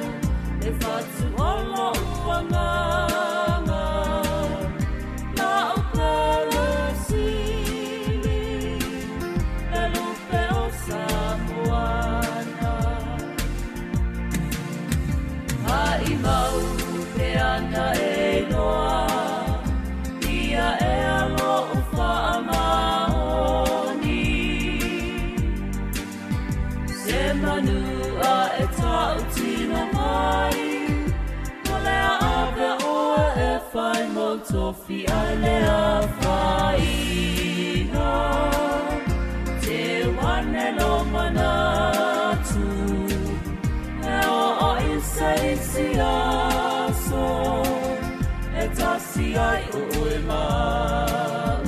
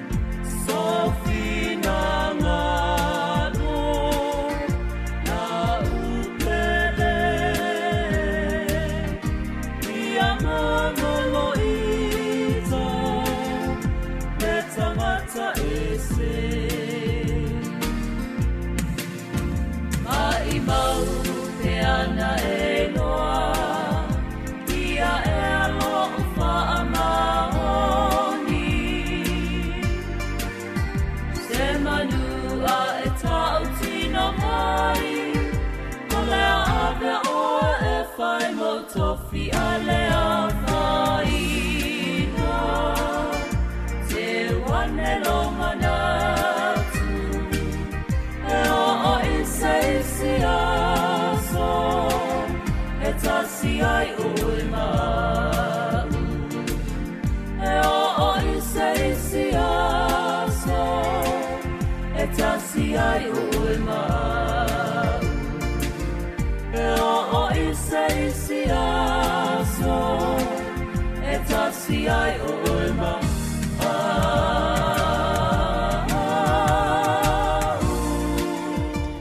Ia o le vaenga lua nei o le tātou polkalame o tālala walunga o le vai aso.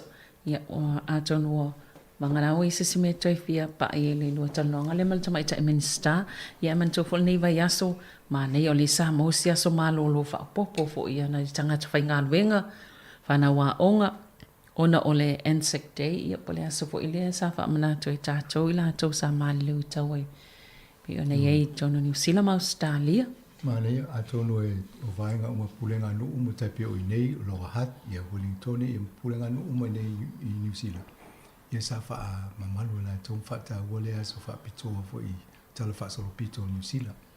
La vem Australia ia wai o le aso ni tu fa mana to ila to na malingi toto le taimo tamo mo la lang ia la vem male tamo no lua ia la wa mane no fa longo le sa uninga le na fai tai Wellington ai le taimina le male va beau ia ila to na fai la to mo li mau pese na usu e ele la foi pese na tawa ia la nga tawa na usu le pese ia mala uma na fai te ma fo wala ia le sa no tonga le o tato ia ni na tangata ia na mali liu ono le ia male tulanga le wai ni la rangi na pia Elena taule la rangi te mi tau sanga ne le tau mo lo lua ai o ni o le ai fe va ia le la rangi pe mai tau la tu pu ne Ukraine le va la to mo Rusia ia Sudan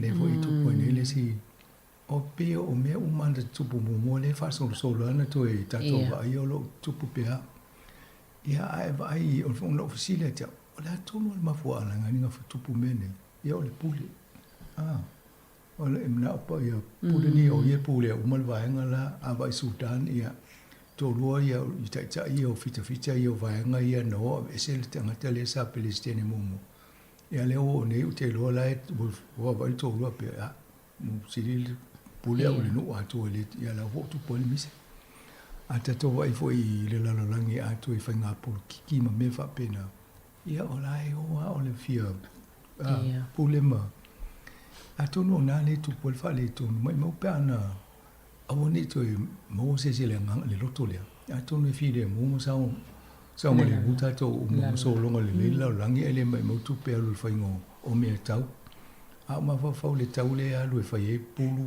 mo me tau mo tau ti ya ne fa ngai tau ana baina tu pe sia ke fa iso so ngai to mo fi te fa ma ye mo ta to ma a tu no tau mo fi tau so fo ngal la langi ele tau ta o no le ia e fa no longa tu i le United States e fa tau biliona tu pe a o le fa alu e mai se fo ila pe o me tau o le e lango i la tau ia Ukraine le tau le fa ia sa o le tele o tu pe o lo Luas fulu ia miliona tangata na mali liu i taua ia. Ai lusu tasi miliona tangata na vivea manu nu ai. O le matua tu tele o na tangata pe awa ia tatou a. 5 miliona le awa i tatou tangata. Ia le tangata i. Tono New Zealand pe anwa pe a. La whainga ia. Sa o le le ia. Ia atu watu lali numero na pe atu fatu susa mali. Tangata le hafa ingo tangata intia te mine ia la usili intia ia saina ia o tasi tesi ma le fa to tila tasi tesi ma le 5 biliona le hafa tangata intia la o ia lo inga a tuli le miliona le los full miliona intia o fa le taua ma le liwa le fa ina la tu e o val biliona le hafa tangata tai na ila le fa ingo tangata le tunu mo ia fa la ve waso nei a to fa ni taua e o le tūlanga o ngonga te tele iai. Ia e tō tele tēnā tangata mali liwa. Ia. Ani le antono mo fo se i le ngata le tato a mawea so malolo. Ia pi te mile tato toi mana tua ina tangata na madingi a mali liwa ono o tamu whai i sanga le mu. O wa leo tato fifia le sao tonga le tato iai. O le lopo le tūlanga iai pe ana le ona tangata i le tau. Sa o le. O mātou fo ilai whai le sau ninga i le loto i le i aso nei il falsa ia mtoa i tā leile vi o le fua ia o pese uma e whaatatau i ai le paenga i o nei tangata e momoli whaaptoa mo angango nei tangata ia mai se fo i o lato a inga le au a inga le whaasolo mai vai taimi nei o lo i lava nisi o lo o soifua mai pe e ave e le wha malo ia matatalo mo i lato na o nai o lato tangata i na mali liwa. Ane o aswa pe nei ma vai aso foi nei. Awa pe inisi o tato au whaafonga e inisi o lato a inga na iai. Ani tua apo. Ia po utoi fua mai asis. Ane foi ai vidi mai ma whaasoa mai le lato foi tano anga ma sisto. Ina ia tato i loa nei. Wai le fai nei ia wha mamanu o vaenga nei. E tele a pala lang. Ia le wa mai maori. Le wa e tu la lutonga. E mo ata le wa mona pu. Ia le to tele tatou ni Samoa po ni se Pasifika. Ia. Ia. Ia. Ia, sanga i si vaenga ia le vai atu fo i pe o. O la le ia le vai fo i. Sa o i le vaenga le pe o le fo i e fai su enga. I tele ina o le malo ia ma fofanga fo i le faunga o fale ma no fuanga. Ai le o baba ai tuto o le amatanga o le whaavaenga o awala o me esi. A tato vai o le lua fesuru iwa na iel forsanga al palemia Jacinda Temina. Ile tasi tesi ma le lua e piliona le sa ui nei mo ngā ruenga whai whale le ele Eastern vaenga ne o polu. Ia, amataulia o le talita no manita i o le o majanita. Ile patele ni tau sanga ni te alentana no ai. O mana wha matu ma le si tupe whai mo meo a wala te tele mala vai lalo o vaenga ia. Ina ia whau wai whale. E peila o le liputi lia. O le ai mana o ni sila ina ia whau whale. Ai le o wawa ai le mele la whau wai whale po o. O le leiri ia whai fōwhanga moala te tele ma.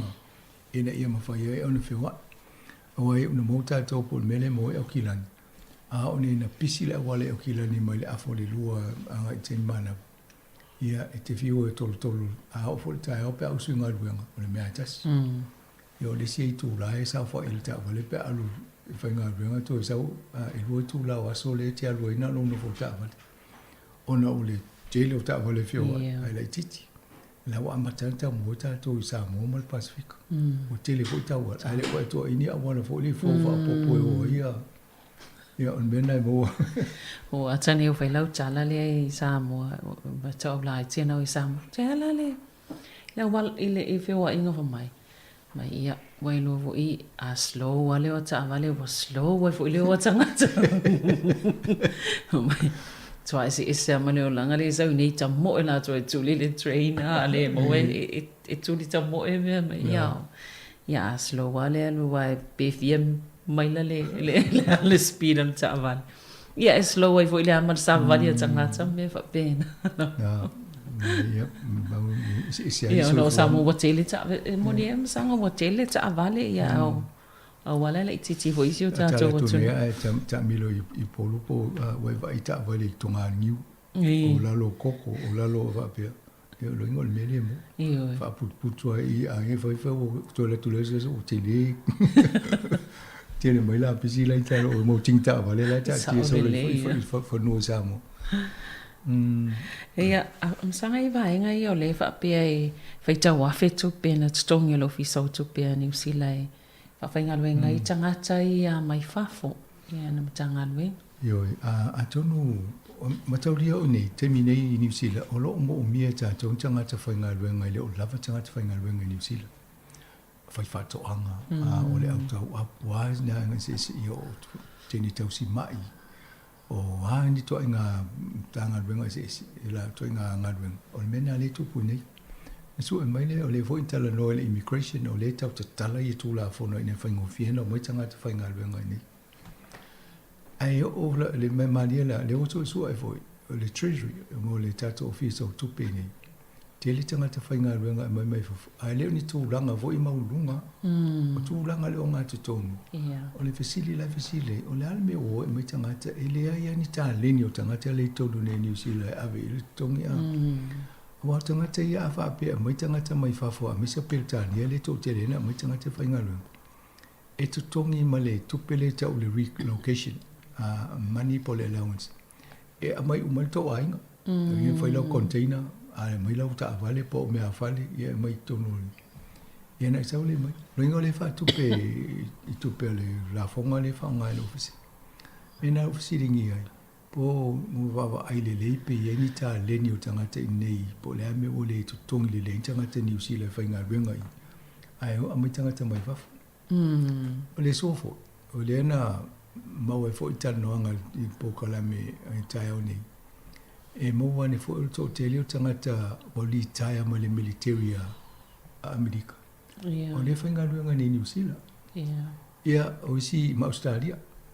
Ia o li tangata lana li po te whainga ruanga Australia sa wa ia mo le military a Amerika o li taia. Ia lawa mai e so soani tia e fo la to si la fia ma le ngal venga fa military e tutongi e lima afeta la Amerika le aso ya fikala o pa tongi fa pena ya umma ni vai aso ya lima lusu lima afeta la Amerika ya la fusiringia po la le me wo mai ni tangata ave ni to nga tu pe ala ya fa mai o tangata ne wo lava la to si la fia I meta military pe va nga awa o si tani e si le te ulo ngo fo o fa wa o le melo o ma fo fe tau le si o manga na te ya e lo apa to fo mai tangata te le ma o le to nga tu pe la to si o manga ya mala to fo ya mi o ma le tu sa culture le tu sa ya winga ma ya mai foi le ni si va nga le foi Amerika muli to mai si ta to ono le o le vai foi le ya langa fa mai langa ta to le to no le o le mi mata foi le five eyes e te tau wala no fa ta si e to ai nga filosofi ma le faingo ya nai fa ye la ve foi la New Zealand no la foi su e foi tanga tele na mai New Zealand fainga venga ni yo to nga to ngina ma le la na ofisiringia ale me utonge le famelo le maltan alo la me se lo ye pico si la tong tai fa se fam sino ngai fiel pi lo ya na la mai ngai tu yo lo ye tai tu sa o ma fa le lo sa no ngam sanga le mai o tanga chai e fa nga tanga ma fa le tal no nga sa fa I mastasio sa mai tai fo I le sa nga lui fa fo nga lui nei ia le Australia le sa va te pi fa nga tu sa moi le vaingor so fo malo luina le na ma tala no le va te le atu ia pe na la mai la na nga lu me pe va to sa nga lui sa pe le sa fa nga tu I nei va mai vai ia lo fa ina isi tanga tai fo ia va te fa pe so so ni nga lueng e se ale la to male fo ile al fa longa mai o ma se o mango le ia ai ese fo ile le ava fata ma le tūlanga e me tutia e whaonga e le tatou atunu ona o lana anga nu. Ia e taatia ese ai si vaenga I e te mulimuli e lau ta iala. Ai whaonga le ta iala le si o manga I o e whaingo fia ina. O le mea fo ila e sai e loa e ina ufto atau nuu. Ia whaatino I whapena ringa luenga ma ia. I loa I lela e tsau noa I le vaenga atonu e le fa pena le tūlanga le. Ele upu fo le alu loma. Fai me fa loma. Ia na. E le va pe te lua tu nei malo o tamai ma le ana la tu lole u sa moso o na fa e va ve fa pe au I fo sinata. Ia. E le ai e se ai tu manga I fanua e masani ai. O le lo atu ngate nei pa o ele poto fa pito I mta upu fo le so so ni sa mo. Ai e lo le awale e ti di vai. Ai le ngalo mo sa o tu so na lu le atu wa le mse se to fa lo mo mai au e le fi wa le te pesi atu ai le ya se si ai pe o mena I te una mata I tu ma man tu fo tu te le pe au I se tu ma I fanua I vanga e so la lang e ma ne fa so le si lo fia ma le Em toa mo mia le sila fia le batu ai ia tu langa ro ia e fai ngo fie fo na talia fi au la te la te momo ai ole la tu ia o I tama lima ima I sitanga tae ia veo tu langa la nuinga le I mata opo whaapea lo wa vea tam sanga pe intanga tau le nanga le sata tanoi vaenga I o le televisi fo ilia le Fox channel a America ale pe stanga tau I longa le fa yala to po kalame falling well fa malo atono e fo ni se fa mata I le Fox News e le tanga tengo ya Tucker Carlson e lo se fo miliona e le non to mil tausanga o le tanga te pito lo lo e na mo lungo tanga te mata I ile ya na po kalame fa e fa tau miliona yo ata to lo winga va pe se la to YouTube channel yo lo inga fi we out pe male ele koko wa ta miliona mo to pe ya ale o va ya tu le sata no va ya so le ti ale fitu valu vivo to pe le to tongi le fit se lau valu lima e miliona tala tu se tastisi male tolu biliona tala New Zealand le sala na le Fox News ono to inga le na fai nga fa ta tau le company vo le dominion systems le fa mo palota ia so mo e foi la mo tangata le o ia le tele fa mai o le se o mo sini nei o mo sini ia o le sa o le fa ngo palota le o fa tau mo palota pa va i tala no vai lu e le na o ia la no fa tala ai la ve to mai si tangata o le company na fa sala lo la to le la wo na la tu sta mo le fa ngalo ngale so le fa pe to tu la na so mo fa o mai na lan po ka la mem fa o mai na le weekend o le la wa matan to tal no ni te mini ya to titi manino mai lo la ia ai pe mo wa ti fa mtalanga vo o no vo lo so po atu no ma vo anga te autu o se le motu fa pe le ngalo ngale tanga ai mo wa o tala so ona la fo fa te tau I tanga te fa ngalo fa te sima ia ia ele ngata la ia o tanga te o le pulenga ai la ve to mal au medox o la to o mal company ia ele mena va pe le o te ton e mo I walenta tano e luas fu lo piliona tala ele tausanga e mo I la tu pe mo mai fa sala la mai fai lunga o le sila tangata le pito sila na tele tu pe ala o fai fa sala mai tu ia o tu tele tangata man mata la pokala no ina nga mo wa I melia le wo pe wo tau le ngai nai tangata ye le va ye nga wenga male pulenga le ma pe ia mai ele mai ana tu pe e foi eta tonga o tangata foi le na le sala eu tatu e si le lo fa malolo ia na la fa malolo ia tangata ia le lo pe foi nei ia lu au ia Donald Trump ai foi mesela tu TV ai malia la foi o le research o ia foi ia na pepa na mo so ngale e matua ita ia Donald Trump ala na fa ia tala e lango ai Donald Trump na le sa muli la na ngalwen ele ole pe ole autu ol poka la mela vanga le e fai tala vo ile le e fa fi tanga ma fi tanga muli ia la o se tia mo se to mo istanga e o tali tonu ai tina va ia to ile fi to ile to na fa mtalanga e ele e se fa ngo poka la me tanga mala to vo ia miung e fai de o ma fo fa le te mi fai tala le wa ia ai o mo va pe ale fo no fa longo fo I tanga to le CNN e se vo le la vo e se lista tanga o ngo ia Don Lemon o stama o liuli yo na ia le ala na fi fa longo fo ia na ai mo fo ia e mo fo e se vo ia na ia amionga ona email na la fo so le fa tau tanga te fa ngalwe o so ia ele te ni fa ngalwe sa so no fa ita ia na wa e se ia la wan vo na ni ia pe o fa ta se te mi ta se la uli ia pe fia foi la nia na miliona lo tong wa sta sile o tanga ta au tu fo ia isi pokala me fa tan no o tanga ta ia la ai tango su te tongi isa uma te tongi lunga ia fa miliona tongi ngali ia o so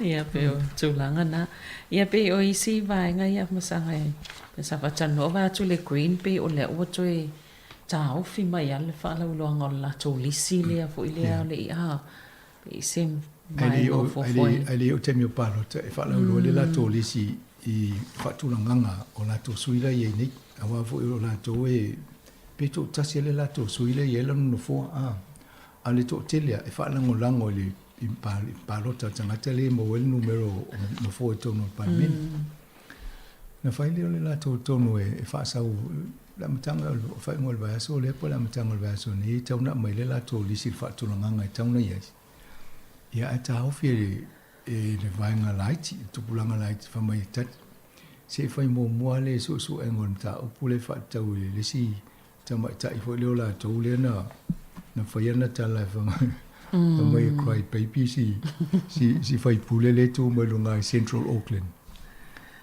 ia le o yana yel no fo ia ale o fa le ta la le si no fo fa ta o na la o le fi ai ma ai pi e lango tu pulanga la iti le sui le no foi tala le io me fa por ki o la tu se fa le la tu mo nga fa lo mo ena mai lo le la to lis ya te le lo po le ale ya fianga pa lo ta pa mo le to ngam ta fa peni pe ono na le fi le oni si ale pa lo ta mo la to ya po le tu langa ye le green follow ia e feso foi le Collins Ia, na usau te li lopo numero sulu e nana ave ia. I ka sulu po su tolu e lena, ma ia toi le lisi. Lo inga whalango lango ai e tō te le petanga te palota ia la tō wala titi ia lo inga wale sau mo i tum. Ia. I le so su e ngale wa atu pi tō liman tanga te whainga luenga, ia i le o whainga luenga leo leo. Wha o ngā se se le tō langa po kalame fo i e komi piu tō i lungo fie i mo meo numero lai sene o ta amale. Ma le fo i a tonu sim ta puna e talafenga i tu ia so e tala no i em ta pula tu. Ai sa o pe o le fam talanga i le me kom mo le por kala me computer na me fa la tona na e muli ma mata i se ta vale i tu langa fa pe. Ia o la o fasiring ia inisi po la me na o i fo ai le o yese nga luenga fo le te tau na la to fa nganga le por kala me le e tu li mata i la tu se ta vale. E o isi wha peo whaonga la tō la tō a inga so e po whela e lua i a tō nuwa i po whela e lona te i malta vale po lon tō lua malta vale i wha pena lai. E pau alma fo anga pe talwhenga i la ua i le tau mai e. O isi la e o le awala na e o le whaonga ngol pōkalame. Mo tau le whaise me te ilo le whaonga ngol pōkalame a. E alanga lai mo tu e isi e whai me e le ai mo se ma fo anga. E ala ina. E ala ina alu whai lona ia. Ai sanga ta pe so mai so po fe lo tanga i te awalu so o inga la pe sanga te pe se so po fe la fe lo ia ya o po wa ia mi fa yana po fe la lo ta al pe ia la o so tu i lo ia lo uman bele pe bo o i lo nis ia po se tam se fina fo iso to ngani fa lu le na nga ia le number plate o lan ta ambal ai ma watu le pipi i mai le sta vale ala e utu fa ia e utu fo i benzini na so sola le drive off so sola le impam benzini fa lua le ana ia o mana sui ia le ala watu tu le stay mi sa la fa tali stala mai fo i le tu la ngolesi o le fa lua le wa na utu tu wale la valu to i fa le lai sene ona tu langa va pe o la na number plate la na sa ta una taula ia le lopo o lo ia o lo titilo o fa no longa pe so o lopo o nai tanga tai o le tau so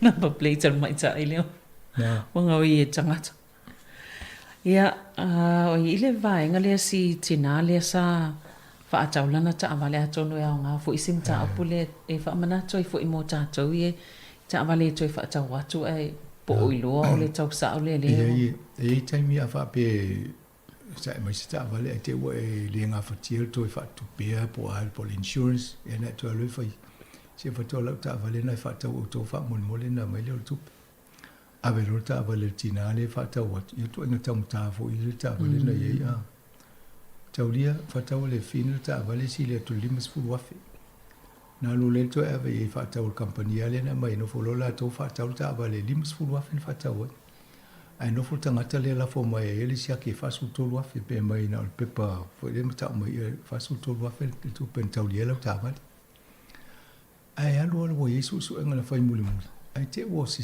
mai mai pe pa i lo mo to le ai sa e vai e limas fu wa fe la tu si mai na fa ta wo le ta vale le fa su to wa fe Yesu lo le fa fine le a.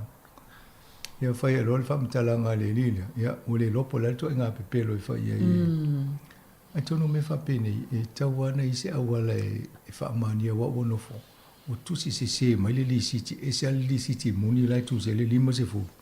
Ai fa le si apili siti tu se mai la le le siti na mai e se fa su to. Ia tono me ia te fa lango fo il fa mahoni o compagnie le te ave posisi al fa tauta vale. Ia atale se mai o te le lo. O le me foi si le alo no foi fa tauta vale. Mai sa le tu pisa sa o mo tanga te ia o ile sa ui se si a. Ia wa ana fa mai le le o lana komisi.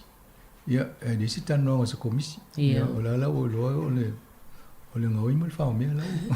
Sa o le monele. Ia am sango le le i tau ua fo ile le soka pele po pele le tau ngai le ia mali fo il vava ia to soka i Brazil la le ile fo fanga fo ia to malo po le to langa na tau fa ia ia se awala fo wale u maliule si tama le o le vana lai tau o le pe soka player le la lang tu so tanga ta piso si le ma wa el ta ngoni ole Ia le wo fa pela fa nga le upu le o pele le ngol le o le tangata le. Ile la to ngana, ile la to wa upu foi fa nga ile to tanong. Ia ai fa sa le fa le winga fa Britania exceptional. Lo ngol mo to ile le o tangata a. O ma pi o la to fo le upu le ne fa nga si sa mo le o le va na il tato o po le pele a. Ia. Le lau pele. Ia lo ele ia la si nga le to a fiala ia e presio. Ale o le va na ile o sa mo o le pele. Le la ngai se ata mi fa ngai o se longa tu tato api. Oh ia. E fai tau e tangata mai presio va pe le va na ia le va na ia iso. Le ngana Samoa le lifta fa ngai tato. Mana ia telele. E lo po le tuna tato ngana le fai ngoi tangata le. Esa. Ia wale am sanga ia o nol taimi e fo pokalami o lo sauni mai. Ia e faftai tele lava mole pokalami o tala la walunga nei vai aso. Ia maro fo i fafonga ta pokalami i mo fafonga ngala tunu. Ia faftai lava tata pokalami na to e mo fo fa poponga ma sani leva ia so taimi nei ia fa soi fo ia.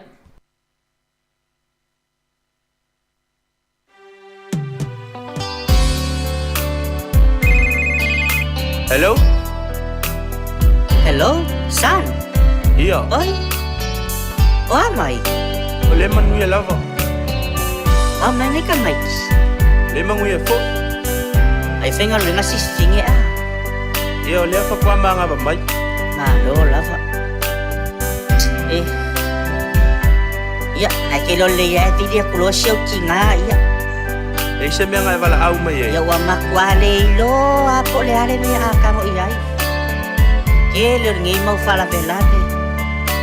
Yo le foi make sa i ma ko i ngai. Oh.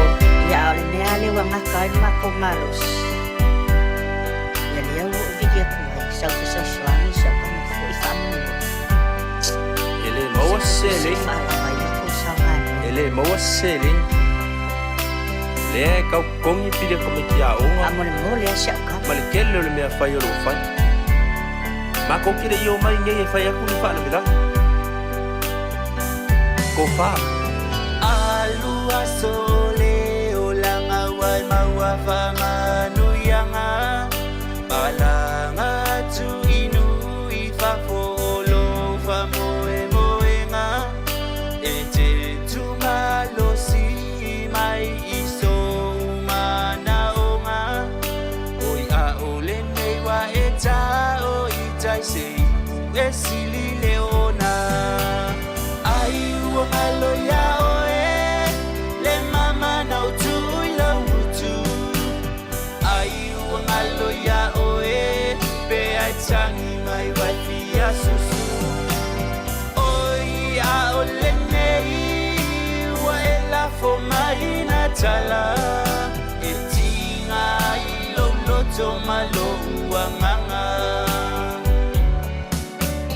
O te tau ia oe le ma whaina mo tutu le ma futanga. Se ilo ngai tu I follow tino I lalo le pala pala. Ona mo tu sia lea o lata uanga fa I le nei o langa. E whai ngata o oe nai sau ilo unei manava.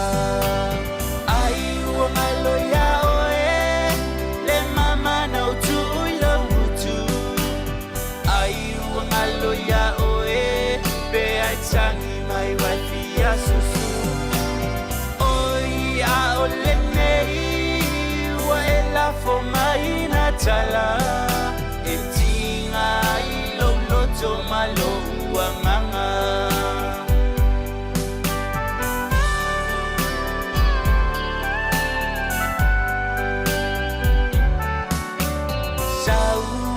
Sia utama e failo fia fianga. O tele toi vili atua e so fale pamaa. Ia manuia o lo o langa mama wa sofia fianga. Alo faanga e vatu sio tina isa moana. Ai ua malo ya oe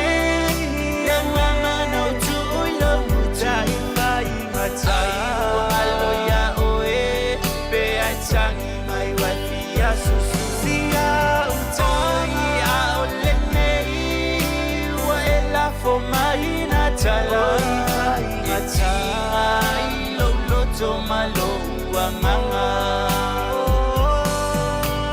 Ai wangalo ya oe Yang mama na utulo mutai pai Atai wangalo ya oe Pe atangi mai wafia susu Sia utai a olenei Wa ela fo mai na talai Atai lo lo to malo wanganga Itinga lo lo to malo wanganga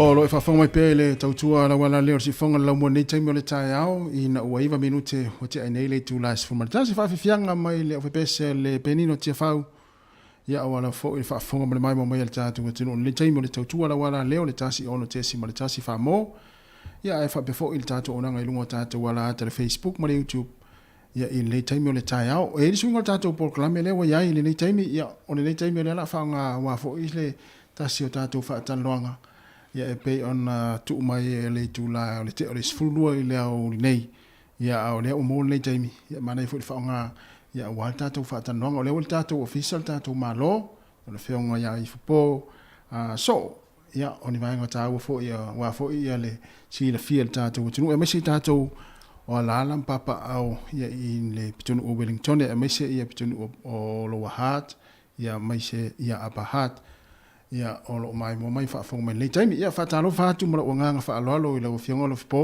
ma lo lava le soifo mnuia le tai au ia tātou tau whiwha malo ma whaaftai elenga le leo le atua whaiona te tēnā mai rotu soifua ma sa mātou ola whaatalo whaatu i le mawalunga o le officer nades i ufunga lo moe fia mtua usoli ia mai sifo ma malu i tulanga asuafa au ngā whaapae fwoi o lo ngā lulue ma whaia le whaivo a tautua e ala i le tātou ala leo whape fwoi na o atu se whaatalofa i lau whasausaunga sa mo tupu mai e o lo mwhaia na whaafonga mai fwoi nei tūlao le aso ia e mai sifoi o nā le atua i sunga i whaafenga inga mwhilitua lo o talfa auto e mai sifoi lo no ia ma whaafale turu ia ona o le tausuina o le finangalo le atua po le upua le atua e ala i ngā luenga whai ia o le whatalo whatu rea nei tū la ma lo le langi matafi ma le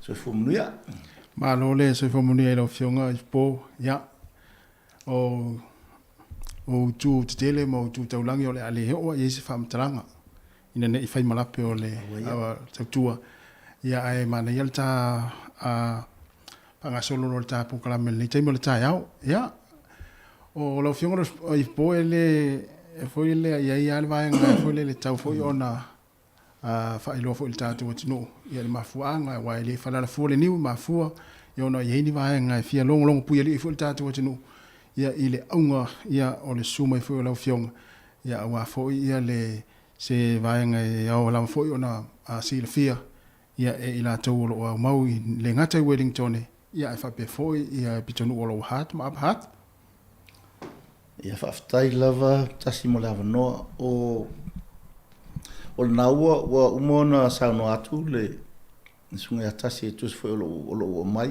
ia o lo ingoa i fopo o le ingoa na ufana uma o pafelio o le ingoa le felela sa ngalua i muri vai ai fitu i tonu a martemi na ufana wifi ngoi lo o matua o no lo tamamlu tinasa tau mo fai fa soani i mo ia aula e foi na fana i Samoa mai ole bolevo no fai a ngai Samoa o le fa pupu la le tali di taimi nei o lo fai le ngan Samoa i le a nga maulunga le o kolisiona nai mali o le foi la ile o le wala la o le foi o lo talo sanga mai foi sava no ono o le ile fa mo o le sunga ile li pule o Nick Richards e mes foi o le matou lango sua e ao on mala se fono a matua Samoa ia mes foi o kaku ngu kaku ngu o mai lo hat man mo ni mata ma pa hat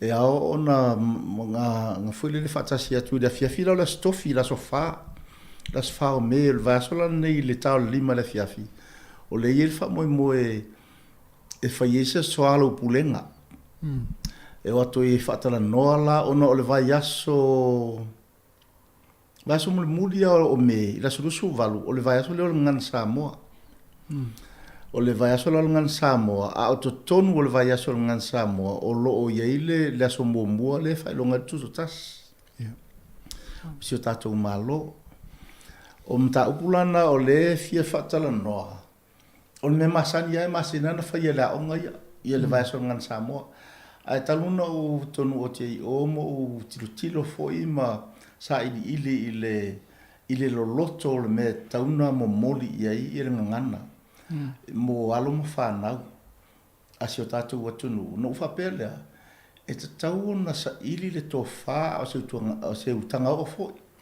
i le kako ngu Samoa o ngā ngana ia e le o se ngana se a onga o se ngana se o le ngana Samoa o le ngana le atunu au te ilo foi o le oa o le ngana o lai kokongo o moka malawa o le ala foi la le o le ufa pe ai e tauna wala au ngal falo i le mamalu fo Samoa o lo o ala i mafifio i le foi pito o Wellington nei e fata si atu se i faise tala noanga foi le ama sa ili po feo i so la tu finangalo ma fa matala o te mlawa i fa matala i ele tu ai nga ki liva po le ko inga maka upu le lai ke o ke o itamiti i yo lato walo mfana ona o lo taufi o le tali atu i le leima le o le whainga wa oma e to e kaumukari maku o wa o la koule onga i alo mfana o le kali e le ofisa wa onga ona o la toule fatu pea le whainga o a onga paula na o vaenga e tali le ofisa onga o le tali aia i le to inga por kalame o le lei o le whainga o por kalame o le wha upunga ma e o a i upu o le wha onga o le vaenga na i lo taufi e tauna si la fia e matua e tauna si la fia e kako wakungu o kako community la le oi i lo hat o le tasila na vaenga tau o le fono le o le swala upuleina ma sa ili foi a fa beini i le sila mai beini lape be iai foi ni vaenga e te tau na wha o atili ai. O ila le fono le em whae o na sa idi vaenga umai. O le sila vaenga o le fono, o le whanau nauma, ia whai se komiti. Se komiti pe toa whāto o lima ni tangata iai. O le komiti la lea, o ni tangata fu ia o lo iai lo lato nau i le wha o la ino le ngangana. Au a pia na silfia tasi o le nganu. O fōringo le nganu e tono le upu. Au no le upu, au no ma le upu po le ngana sa, mo le ngana le whai ngol ngana sa mo. E le isa nganu. O le mea foi la, o le vaenga foi la le e te tau e ona fausia se komiti o ni tangata fo ia e yelo lato nau. E yelo lato alofa i le kako ngangana fo i lea. O le komiti lana e te tau na tali i eile whai aonga. Whai aonga ngana sa mo, i le taimi nei. Ana whape i se komiti whape na wai ei. O le komiti na e tau na tali i eia. O la tau na e te tau na e le whape e whai wha leo leo. E polisi e whai ngā luenga i leai. A o le e o mai e kirukiro po tal whengai. A whape sila to fu i le e ini yala ni awala e tau whale atiri ai. O la ko kiu ke la ngai whai. O la tau fu i la e tau na a yeise me e mna o le whai aonga. Pila o le vai asol ngan Samoa. O le komiti la nai whapea o le vai asol nei. E tau na tatai whapea le whai o le vai asol ngan Samoa. O le me whapea na wawu umuri mawina ia vai asol ngangana o isi atu motu. O le kake whangongoa i le lein whai. Ai ona o tātou la, o tātou e pito to tele i teimi nei, e se lauma le ono i a tamiti Samoa lai tono le aonga, o Nana College. A o le se lauma le ono na ngā o le ongo kolu i a kamiki le whaira ngana, le whaira ngana Samoa. O le tasilana na vaenga fo i le e ao iona mana o mia i le mamalo o le kako nguu Samoa. Awa a malama i lo tau fila. A malama matua, malama tatu no. I le kau o le mengi o ngana. Mani. E iei fu ila le tau fi e fautua ina whanau e avele ngana. Ia o se se siri tasi. Taftai lau fionga i po. Le o maninu vaenga le pe fu na e sao noa. Ia i tūlanga i pe o nei fo i le tā whātanuanga le tai au. O le hana sao nora fionga le te whaia onga i le ngan Samoa le kolisio nai nai. I lo tau nu atu lai tono le a onga. E te watu o yeise isi fo i le loro a veina le ngan Samoa le taimina e tau nu atu ai le kolisio nai nai. Ai po malosi fo i le whaonga ina e tamaiti le tana noa le ngangana i le taimi le ana na e yei tono le anga e toi tono le a onga. Malo, o le a foi, o le tamaita i sua whai a tapa au wa. O iana sa whai a ngan Samoa. Ai o le memtupu ngase si tamaitai. Na wala umai e leo au. Ele o se hawa nofu infa salau. Na avatua au wha malosi fu de. Nga o mai si nisi vai ngole e lungo le poe. O mai la o na o meia na fai mo le fatari ngol palmia. Ngo ka ngoi le a o ia ia mea mo la onga la le St. Pat's i town i le kaulanga ma Master and Girls wa onga la nga ruanga mai o kango wa o me mo le whakaringa o Palmia ai nga ila ia board member sale Anana College ia ngā la o vanga la nga o mai rofa i mai ia fa mo mo le me whenga o lau ke fsosongi ngā la ingo uari o ele o se ava no fwere ni fasala o kia laku la o tala na umai fa me o ngase sikengi ai ngā lua suiva ia tamuiti mai le vasenga iva e tau lusenga suitoro ngā tuani ngā lufu iva ia ka maki ngā laku a verangan Samoa e teimi nei lau onu tolu tamuiti lau a verangan Samoa ai o te whalonga atu o la e ka maki lau o mai alanga o kukuma senga o kere ka maki a lau e ista miti o fio mai ranga ngana e avelanga ngana ole tūlanga lana iai o ke loe fo i ngā atonu o lae sao se mea o loo tau mo whai whai fuare ngau me o kamaki e o mai e whaile ole mta upu o na ona o ngā onga leire ka imingi i renga o nai e kiro a onga ole mele whai ngoe parangi o le truancy kamaki fo i e wa ele o aku i whasenga ole ko kele o kamaki o ole fo ingfasau i kala fo i eri news e whapena whai o i mako a onga i nai ngā whaingile mako whonoa whai a onga tura i rol pule mwhali mai. O le mea lau te fia ia, o lau wasenga ringan Samoa. Se longa e mai kam kiki ko ale ia o ai a ko a wasenga ia so uma. Mali. E kusa la e falling mai o le fai longa na o le fia o kama ki foi le i me o mako kalangoa i matou ma. O le whainga fo o wasenga i o i nana kori. I kei meo koi lau pae fo ia lau whaianga pae ki loko whapea. Po a mea lea ko inga. Mo kongo whakwa se uma kesi. Mako sau whai laro le. Mako sau whai le muka maki laro le. I le floor fo i le mwhai mako kalangoanga. So me whapea nala. E a fo i o le tau mwhai i mos komiti lea. Leo ki ma o e whai pe a whapea whikau i ma le whina ngalo. O le kako ngu i o lapito.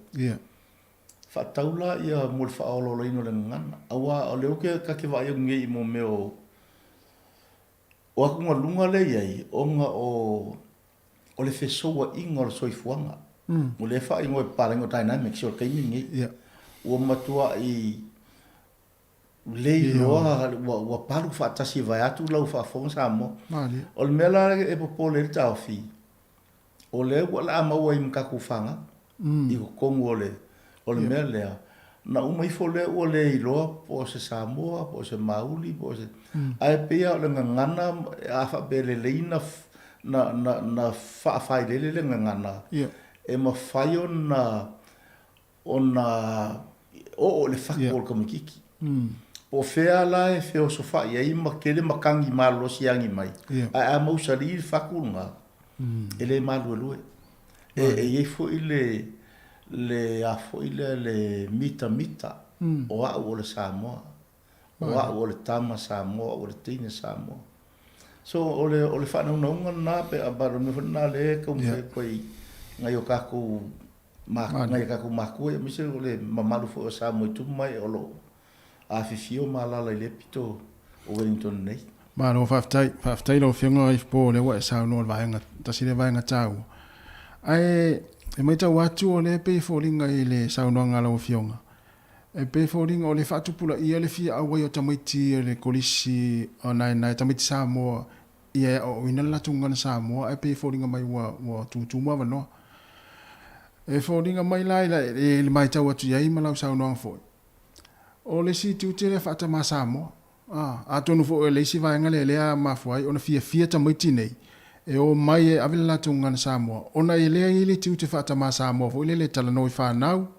Ile ngangana whaingo fie. Le mafu ai ona. Le o mai tau atu. Le o toa tele nei tamaiti e wanga ia ne. E tau mwhaia. O ina le ngangana Samoa i. Ia o i tūfo ia o tātou tama Samoa. A tala noa le tamaititi e tala noa ile ngangana. Fo ile le vave ona malamalama. E pe fōringa mai o tasi le aikia le whaonga e lau whionga. Fo ile le momoli ai ia le. Le o ina ngangana ua pe o le aunga nā o le tawhatanuanga o le ngangana Samoa. Mo alu ma whanau. Mo ile lei whaftai tasi o se tasi le o vaenga e siri o na tāua o lau approach po o le whainga awa i lau kilo ka mai ki ngai pia sa whangau. Māli. O lau whangau o au students. Yeah. Ka mai ki a onga. Awa o le whainga e eile oke. E eile whaatonu. E eile yuma whaakoe fo ilele ia. O iei teimi e whainga a ukanga e kusi se whai upo spese ka se whai upo pese. E na matu whtang filole mta maiti ta lepe vai atu lau whaafonganga. Ia upu malaina ma talanoa i le winga. O le tele ala taimi o te fsiri e ai. E a foi o le upu le o le fia mo le whatainga o le fia o le alfa palanga le fia. O le happy o le joy e whataula ia maua le leir ka mikiki le ia na umalea whaua ia lātou se whai upu. Whai se whai upu. A o le kaua lunga o ngā mea hapea vaso a koe e whai ele mera mo koe e fia lima o vasenga i kongo le vaias. O le whai unga o le songa muli muli. Wa usu waile. Wa usu waile le whai upu lea. E ke lea la ia to ngā me to tia ngā e whao ngā. E whao ngā i lo langona folele o e grandfather. O oe o le father. O oe o le kangaka fo ile le matua fo i tātou i Samoa. E kusa pe o te le i whāna uorta mi titi po se akari o se kamiki o lo wainga. Ai awha pe i lalo o lo wainga. O ke whai ngonga o lo wakari. O ke whai ngonga o lo wafingi wha penga fo la i le aunga. I le whai ngonga o si au whanga. O ke whai ngonga o si au whanga. E o ala o wha kurunga alu si o wakari e mani mela. Sau si o wafingi fo i e whai le mele. O le mafutanga la na mako i lo ka ofi. E ala inga le misia se kamikiki ia le senga. Ala inga le misia. Ia wa e waku lo lava i kai au. E waku opo fo le au o le va lata la i ole. E iei fo i la lo faitete. I le kilo mai ala upa. Ma kua fo i la tu la fono le kemingei mo mea pena. Ai o le kala o le mafuta kua o le kua e la longa ia ufa pea. O ke pole ia i mea wala ngaro ngai o le meo le alofa i o le makua le whanga ue. Ia o la ala e whai mako wanga natural ma kamiki. I leo i eise pole fo ele le kilo mai ma. A wala ngai o ke loa. E kilo mai a fo ele fo ele aingo wa ia o ke le o Yesu. Se ma mafa ia tau onga o ke msaloa ia o la e me upo Samoa. Fo me malosi me moni ale moni me malosi. Awa pe ala e moni le alofa e malosi ia ka ngai losi siam. Malo whaftai. Ma ne telele. Ma inga lea no fiunga ifpo. Ia ole whamoe moele pena ta ua le stofi. O i nisi o tau poklameina le vaenga lea e le whamoe moele le stofi lea. Ole e whaila u kalosanga wo lau aviso lau i meri wa ele. E le klasta le ingi Wellington e whaingo le klasta o whaia on Samoa. Uma le whaingan Samoa. I Wellington inga whaila le mato whaimako whongo i oilo whale i aile i tuala onga. Li kuala onga onga kengi. O le lau ave lau i meri i vaenga umalanga. A inisi ava no atu e a fo i sosongi le whaingo le whongo le a le fo ila ia sia uo whaia onga le so whaia au wa ona semu. E ngufo i titai pei. E le uwa lewang li kaya a langa makalangoa la o whakue laku i sosongi le whaingo le whono. Ai le ngati fo i lea e ia le maftanga le whaingo o le maftanga le whasinomanga mtupuanga. E i kai le hat. E te i whono i le whiunga ia tau vao oi whai o tau vao. On semo, I think. On semo le. O nani sone. Tauan sone. O le fu lai e wala au e wafu o tau vao la o levunga i kunga le whangasa. I o vangala na te reo lato si la fia fo i whenga o mta upune. Ia mis fo i o whaltua mta usi msa o fo i o ngā maftanga. Wa ko kele o lato e a fio mpapa o le hat. Awa bela e fo i avanoa. Ia whaino i fo e soasane i le whainga le whono. A orko kilo langa, orko kilo matu o kamaki e a onga i o e whangu musila. Matu e whangu musila. O na whainga se uma whaiko sinka ma i ngā ngule e whalele mo matu ana. A lawa umango u whamanatua nei ai e koe kau i mako mo umanta ai fo fa matu e lang o fo ila tu matua matua e watu e o kasi la nga vai ngol fono mama ta ubuna o fono a ole sila vai ngol fono le tem na e ona o le a o tuto tasi da sumo mo yuni ai ko kongu o le vaso ngan samo ia no va pele e sa ili le to fam le uta fo i ka ko ngui o pe fa mata o yeso la tu fina ngalo mo le amana ia ina o kua fo i mako la mo me kisa nga sa inga nga su o ma fo ona sa loko e ma mai pura nga fa kolone o le winga ko ngal ko kasi o ka ko kasi mai pura nga fa kolone o le anga masa ai ia le toto ka o le tunu o va pele po feo i se to fam se uta fo ile pele ono alanga ina ni sa ele se me tauna umi e ai ma faino so swani ile fainga ile faunga se me va pena nga alanga ma sisi le fu ai o le ila ma fo ina uma le faisi puki ma pena ai ilo ta ofi nga o se ka ofi vai o ko inga e se le ka o me o le mana ia o le mana ia mo i ua leva o nga fai langi fo launga e mis fo kua a ua langa mo mai i kukia ma tu langa fa pena ai langa o le ka kuki fiola o le mea la i ka kuki fai e le ngata na iloa e whanau i ka ko kala fasol piko ai fa pe foi ona kilo mai whanau o lo o fai ka ko ki fai o ka ko ngi makua i le amana ia ina o ngā luenga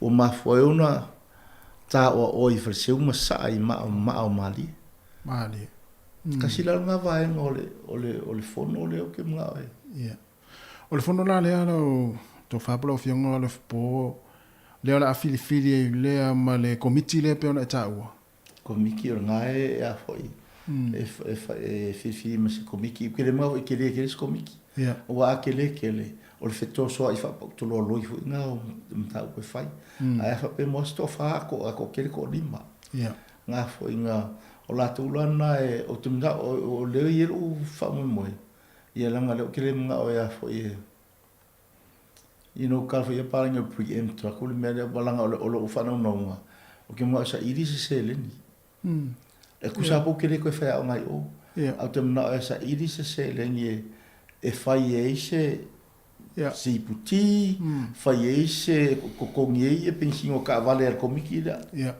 wala nga le la o mai fai nga luenga o nga luenga ia e ta ule le ia la o ngale a le na fai le ngan Samoa ma le na fai ni e ka kaunga mo wai se ni ai ole onana college i le kilo mai ale education ole official ole o teimi ole vai kau ngi ole ai se me o fa pe wo uma so na fa mai o lai volunteer fingo me uma langa o lo ia ato la ia ngai kala e mo fainga kalo sanga ia e fa pena fa fingo komiki la e kaunga ia singa ngai kala e fai a o koe fongo fai se lako ipuki a o nga e moa se pensingo lako ka vale me la fa pena ona o te msalo fo te minei mo le ko e ko fie so i fuanga e o foi te mi o matua po wo mangu fo kan ke la ko kai wala nga o fsira fa pe ya o la kula la me o mo ai o me fa la na e le ngata la le sa idi me o tangata fitaui ai ka fo nga sa idi ya se ka live so angi le fa tu penga fo o la le vai ma no fa tai ya talo no tatu taimi e mana ya vatu le taimi wa ava nga u mala vai te fia sa no yai ya no po wa fo ile fa mo moele ya po le taimi o fel no foanga ya ma tu fo ile ava no e fo le fa sa no fo ya me se lava tatu pitenu ule o apa hat lo hat ya me se lai ma tu lo o ino la tu walum fa na ya le ngata le collisionai na ya fa pe fo inisio ma tu ya o fia avatunia la tu fa na wa fu la o ino ngan Samoa ya avatun le taimi la vala se va nga te fia sa no yai Ia lewa tu atu ni taimi e sau noanga alf po. Whaftai lawa e lau sunga le i lo pule nei vai ngota whatanoa. O le sila koe kasi alwa ngalo ki ngai. Ona o Nana College. Na savalia e le afiong fo le mtua soli af masanga ma nisi o tatou o tatou se funga lomo. E winga la i le tatou fa mo moele i mo le app so sani i le ngan Samoa.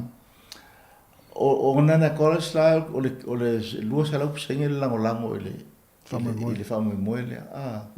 E mo le tue whaftai i le komiti whafoia le kio. E mes foi o le kapteni o whenga i le whiunga sanga i amale mamalu o lo tu ofisa i le mae foi. O walanga i lau whalongolongo i le e tahua te le kasi ngafso so nkiele amo whaongo le kum whengan Samoa. O le foi mea tasi i le o le ngan Samoa e le whaiwurin kon ko kiri o komiki o ngā ialom whanau whangau i ngusila. Mani. O ke vaku le whaingol kako whamoe le app le kau tā pena nei. Ke leo leo ngā. Leo ngā mo. O le kasi whalal ngā meo ke mga ukalangoa i le kako ngu lea. O ngā o Nana College o le ua o se vaenga o le partnership. O se vaenga o le ua mana i atu le ki ofo i le whainga e lango. Ele na o nanai pe mo le Imperial College mangi fo i vaenga o aonga i nei. A ole kiuke la a whapela ua mana i atu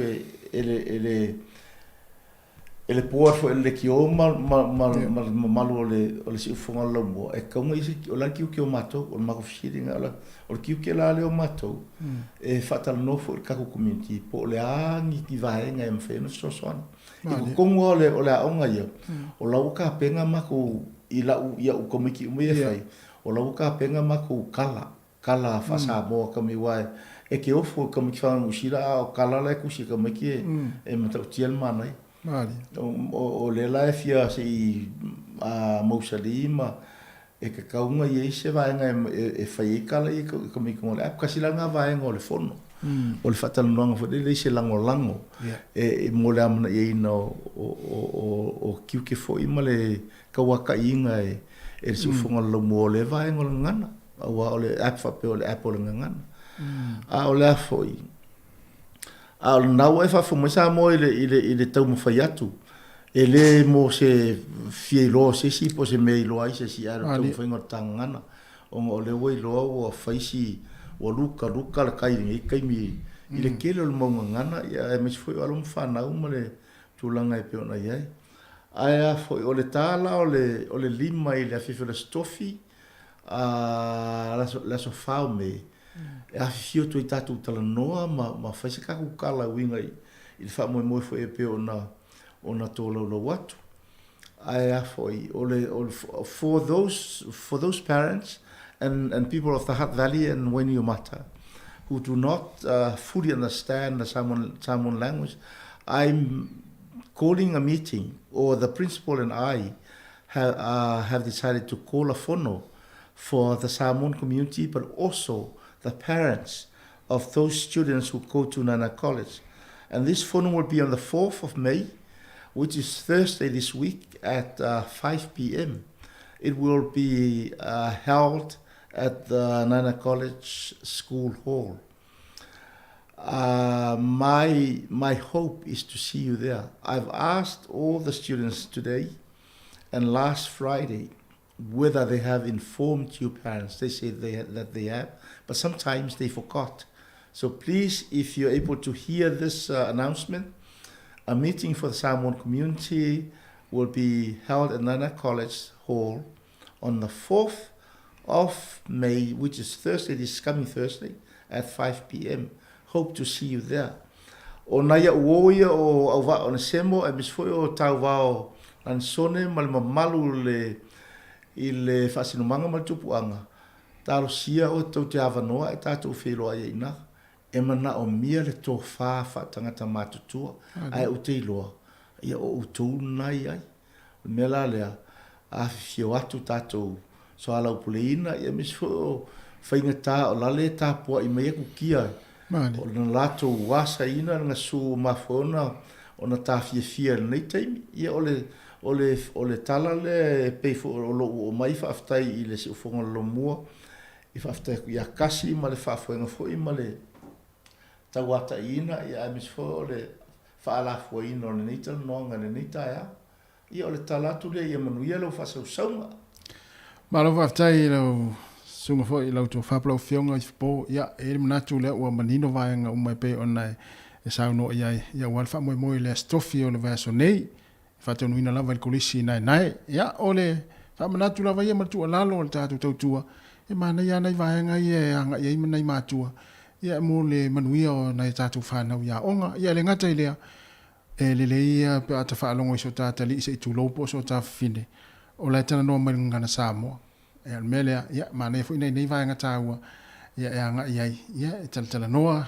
ia masoala pule ia wa fu le manuia o tatu fa na ia sau nang muli po ia na ma ele tatu program mo tu fa tele ni taimi ya wa fa no fu lo taimi ya wa fu tan no ngan ni taimi le taiao fa ftai lava ia o le to tala le to ina nei fa ftai sa mo le tapo inga pe ya fu ele si dia se tai ro tapo mali au no no tapo inga i po a me fa ele singa ngia o me la le fa ftai atu fa ftai le finga ro pa ia le atua o lo mfaiona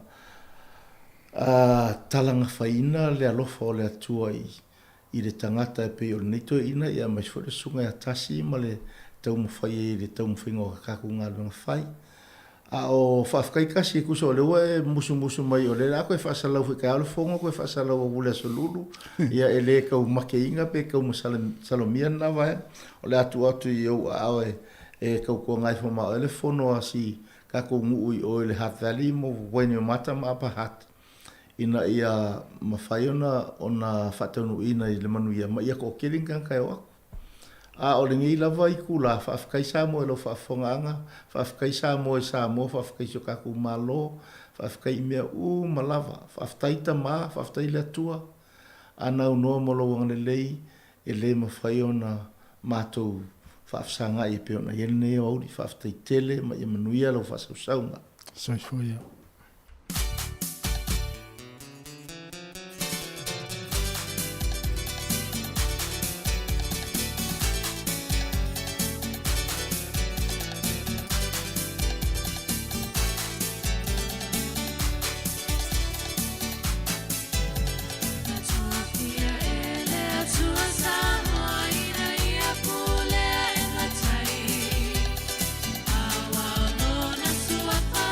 Bye.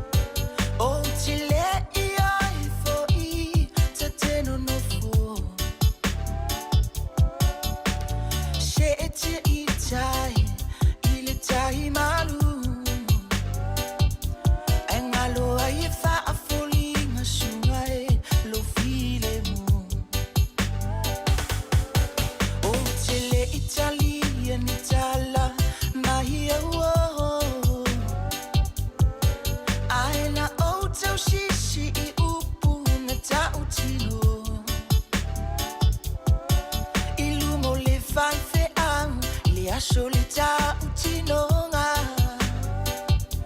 Fai mai uana o ulama E muta I fo iluola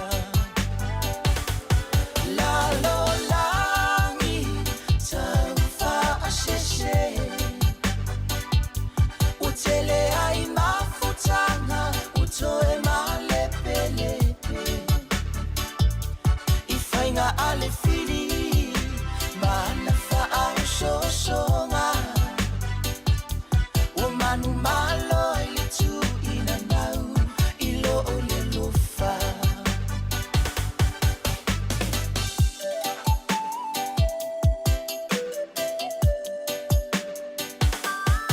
Na umalie tu uatu O e te alu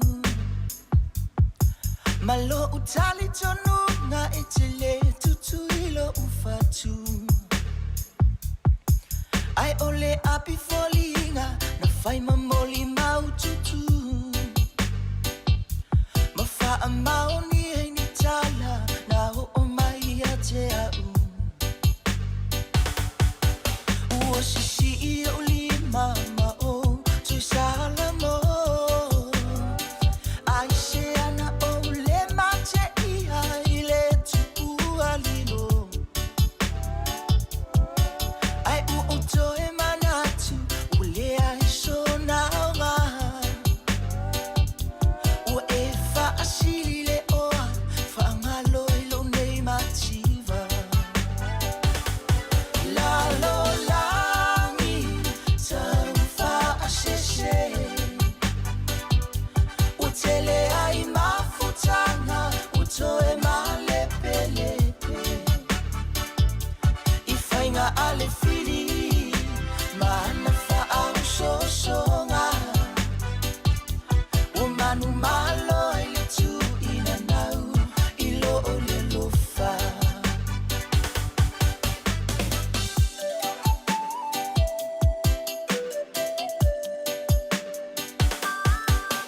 Ua o fa'amangalo Ni tinga na e au mai A o folinga o te leto e fia vai ai U leto I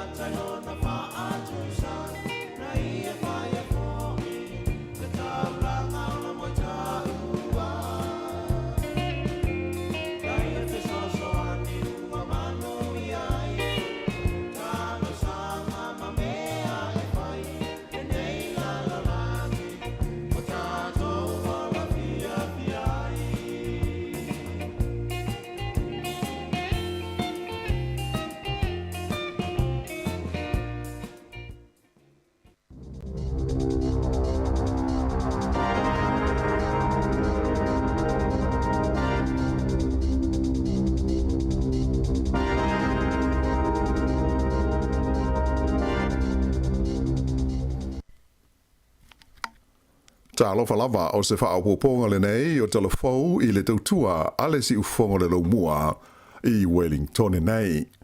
O le tala mua ua whaalia mai le kompania le Kiwi Rail o se a fianga tele I fe malanga inga ina whaafi le tonu o Wellington e maona nu utua oi. Lea sa iai le manatu e uma le masina foule nei o me o iai pea e folinga mai pe na o se tasi se vai aso ona to e fo ia lea I le tūlanga e masani ai.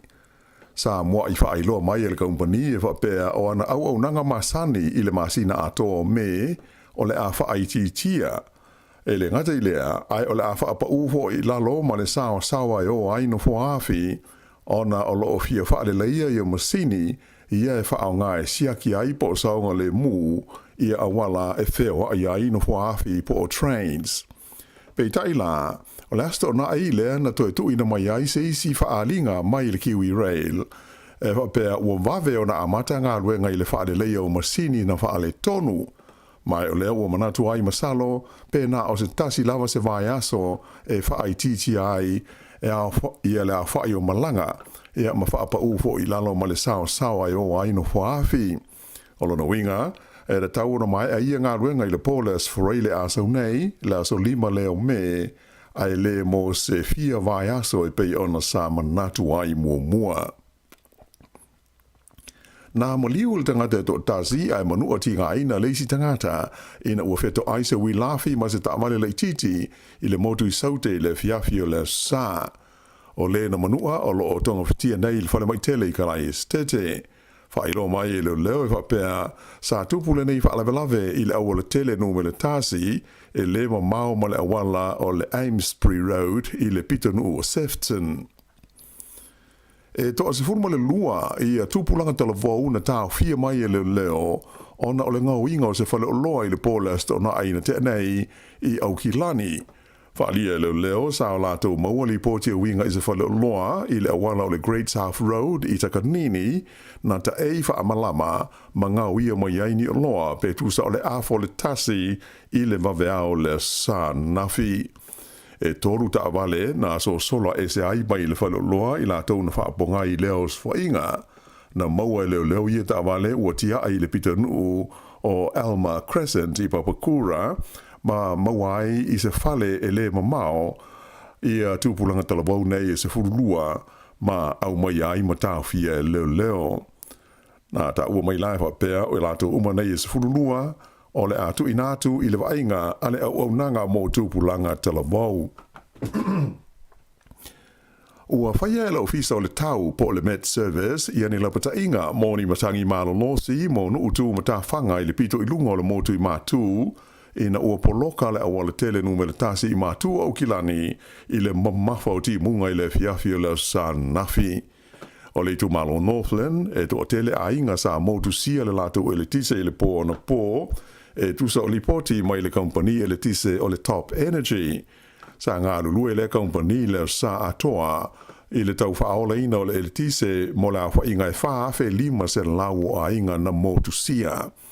E ta ane le iwa I le pōna pō, ua lima ia la whae o vaenga o New Zealand ua o ia ila pata inga lanu moli mō ti munga mamafa a o wha solo ifo a ngai mai I mātū I le tu I saute ia se vaenga lau tele o winga lo wā o le tau. O le ai o manukau whapea ma le tau langa I le waita mata sa whapea fo i o na iaila pata inga I matangi malosi o no awhi ai na pō wha solo mai ai I le so. O se solo ele na mafu ai ona te puni ia le awala tele numele tasi I le malea o Warkworth ma Westford I mātua o Kilani ma whautua ina ai le pulenga o wala le waka kotahi ia le tunu whemalanga ai ina ia whaau ngā awala au fiai le Woodcocks Road whapea le West Coast Road ma le awala tele numeles fruono le State Highway 16. E walu la wha o malanga wha atunga I na waala upa sese na tāo fia le vaenga o whemalanga inga au kilania na nafi ona o winga wha le tonu o le tau.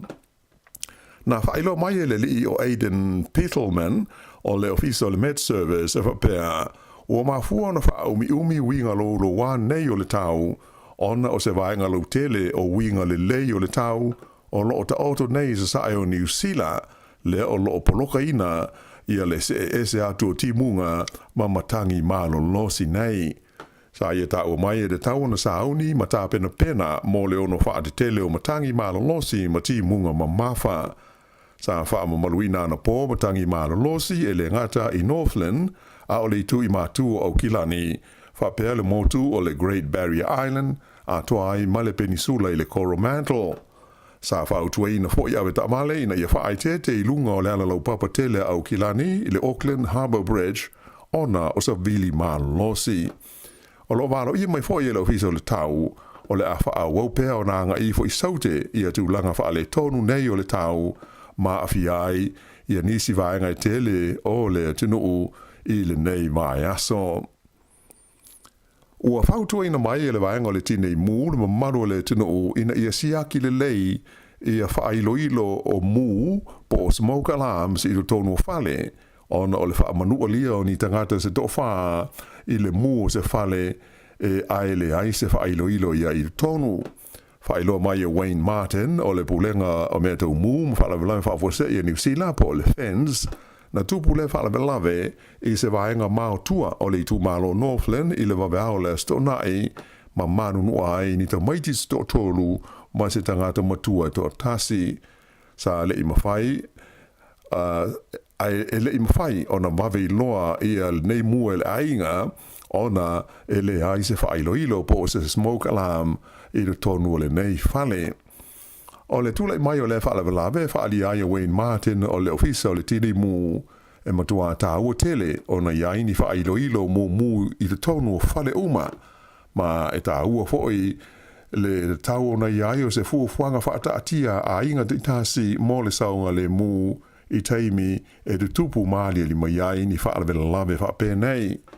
Na sulu whaiane le nei a inga i le whale o se la tūtua oi e ma wala au ina i le tine i mū mai fata wale fui musa tau mo fai e fa sawina i ro la tu fale peitai na tuai ona tau no atu ai o matua malosi lava le sa sao le afi ma fata ma ia ai me uma ale nei ainga e le si vaenga o le tātou tala e to tele ma maru le tunu usa fa tasi ai le fiafi le sa i le maru la inga pa ia i Porirua i le sauninga o le me sa fa apitoa sa talo si aile nganga o aki e biko po ala pati lui mata linga e pei ona sa fa ma popo ina le kapelen sia sa moa a Wellingtone o le tai fono le kapelen sia le fionga ya pauli sa patu sola nei na sa noa fa fe no ai le tu ai sa ma la fa inga luenga ai mai se le mamaru i aurotu sa mo SS o le pule anga fa aki e biko po a Wellingtone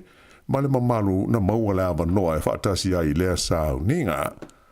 O le taitai o le puleanga Wellingtone, o le Kalesia Katoliko, le fionga aki epiko Paul Martin, na taitai le sao ninga, ai sa lango i ai le pule o le mtanga luenga le ainga pa ia pa tele Andrew Antonio, fa pe le pule o le mtanga luenga sangato Yosefo i apahat, pa tele maleko tufunga, ma pa tele penese. O le fongaina o fionga le li le sauninga sa fe ngai lea ma li ifso swani le sunga ya Paulo o le Kalesia i Taita ma le sunga wa weli tolva o le Kalesia i Porirua ai o le fionga pa tele ma le go tufunga na sau noe mori mau e tusa o le soifua au na o le fionga ya aki e biko po ala pati e peion si le fia o le fionga aki e biko po ala pati lui mata linga le faao o le pule anga fa aki e biko po sa moa pia na tu uma loi le fale mai i au Kilani i le vai aso delwai a o iai o ia mo sa i linga tonga fiti sa mo modi ai nei sa ninga fa mai senga le taitai o le pule anga Katoliko Wellingtone ia aki e biko po Paul Martin ai fa pe fo i mo le fionga pa tele maleko a wale tāpua inga le pule anga sa moa pia ai maise o ainga ona o le tuua o le malo e lana au na mai ale sauninga ia o na aloa i lea i le whamalostino sa ma au i aile li pule ma le mtanga luenga le ainga pa ia i Porirua. O le whaiunga le vai aso lea na amata aio na totongi i a talafou al kaumbania le staff e whaasara lawina i le lato upenga o fsota inga mo ana newspaper e au fiai le Waikato Times, The Press, ato ai ma le Post. Peitai, o lātou telefou le lātou website au tū o le staff.co.nz o le atu mau peo na mau afua e le tutongia. O whaia nei swinga le kompania le staff, i le tuana iai o le luas fulima o tausanga o mau afua e le tutongia lātou whaasa launga, i lunga o fesota inga te le wawawe mo newspaper o lo o lātou pūlea ma whaafua ina i le tonu o New Zealand. O stasio newspaper tele i le tonu le tunu, le New Zealand Herald, o si dia le luas huru tausanga, talu ona tutongi e lātou telefou, i e whaasara lawina i le lātou penga au tū o fesota inga. Whapena fo i le tele o isi newspaper e au fi ai le Gisborne Herald, o le Ashburton Guardian, ma le Whakatane Beacon, ia ua amata foi ona iai le tau o la tau telefou ma whaasara launga i me tupu i lunga o upenga fesota inga tele wamwawe. O le magazine wha businessi o le NBR na amata i lua afes fufa o na tongi a la tau lo minga i lunga o le la tau website a o le lua afe luas fulu le ana tau fia i loa ua le toe whaia se la tau lo minga o le magazine le nei ai ua na o le upenga o fesota inga e whaasara la wai mo tangata i tutongi a la tutupe e fia whaitau iai. O le staff o le kompani muli lea e lo mia ma whaasala la wina newspaper te tele i tutono New Zealand nei sa te toe mai ai e le i tutongia i a la tu telefou mo e fia whaitau ai i lunga o fesota inga tele wamwawe. Peta i la o lea ua se at foi ina ia whaia lea la sanga a mata mai le whai ungora vai aso mo a la tu newspaper ia iai le Dominion Post, The Press, ma le Waikato Times. E le ngata i lea, ua whape fōi una sui ma le ingoa o le Dominion Post a Wellingtone, lea ua wha ingoa nei o le The Post. Ua toi le tala mai le tulai whai le waweawa na le la, le awala o le Haywards Road, po o le ala tele numela 5 lea sa tāpunia talu mai le asfrele taluai, ona o ni ngā luenga sa fia whai ai. O le tulanga sa ilonga o na matua pisi, ma fufusi ai fe malanga ingo tamale, i lunga o le awala tele numele tasi, a ngai mai i Wellingtone, whapea ai ma le awala tele numele lua mai le Hutt Valley, i le whaai unga o le vai aso. E ui i ia tūlanga, a na liputia mai e le pūlenga o awala tele le waka kotahi, sa manuia lava e le aini whaalawe lawe tu taabane na tupu mai, i le taimin tāpuni ai, le whewa inga ma sani o taabale i lunga o lea vaenga o le awala i Wellingtone. I tā alonga, e lua isi tausanga lea ua toi saini ai le tamaitai o Ruby Tui e ta alo ai mo le lakapi a tamaitai a New Zealand le au o le Black Ferns. O le nei tamaitai o se alo sa moa tolus fultasi tausanga o le soifua sa ilonga lona sao i le au o le Black Ferns le ana malo i le ipu o le larolangi o lo ave nei o naso malo lo mai le ta longa peitai na whailo mai o leo wha au popolo nei ngō i le lisi o teine ta ano ua iaia lātou whenga inga mautu ma le uni le kopia New Zealand i le nei tau sanga. Peita i la aifo ringa mai o le a lea o fia o ia i le aua New Zealand lea o le a ta alama Australia i laso luas fruivo uni ona o lana malo longa o lo whaia. E kirikiti wha alawao malo ua lua whaia ina so o le au kirikiti ali i New Zealand le Black Caps i ta'alonga e tasi aso i le vāma le aua Pakistan, lea o loo iai i lana taamitusanga i lea tunu i le teimi nei. O le ta'alonga lona lua i le vāo au e lua lea sa whaia i le ai o Rawalpindi, na tuli ai e Pakistan ai e tolu se lau tolu sfuru no New Zealand, mai na o le tolu pe ai maua ai e tolu se lau tolu fitu, ma manu malo ai Pakistan. E lima la whaia o ta'alonga i le vaenga lea o ta'alonga te tasi aso, po one days i le vāo au lua. O le ta'alonga lona tolu, o le awhaia leile so lulu i le ai o Karachi. Ia o le whaia le nā o telefou.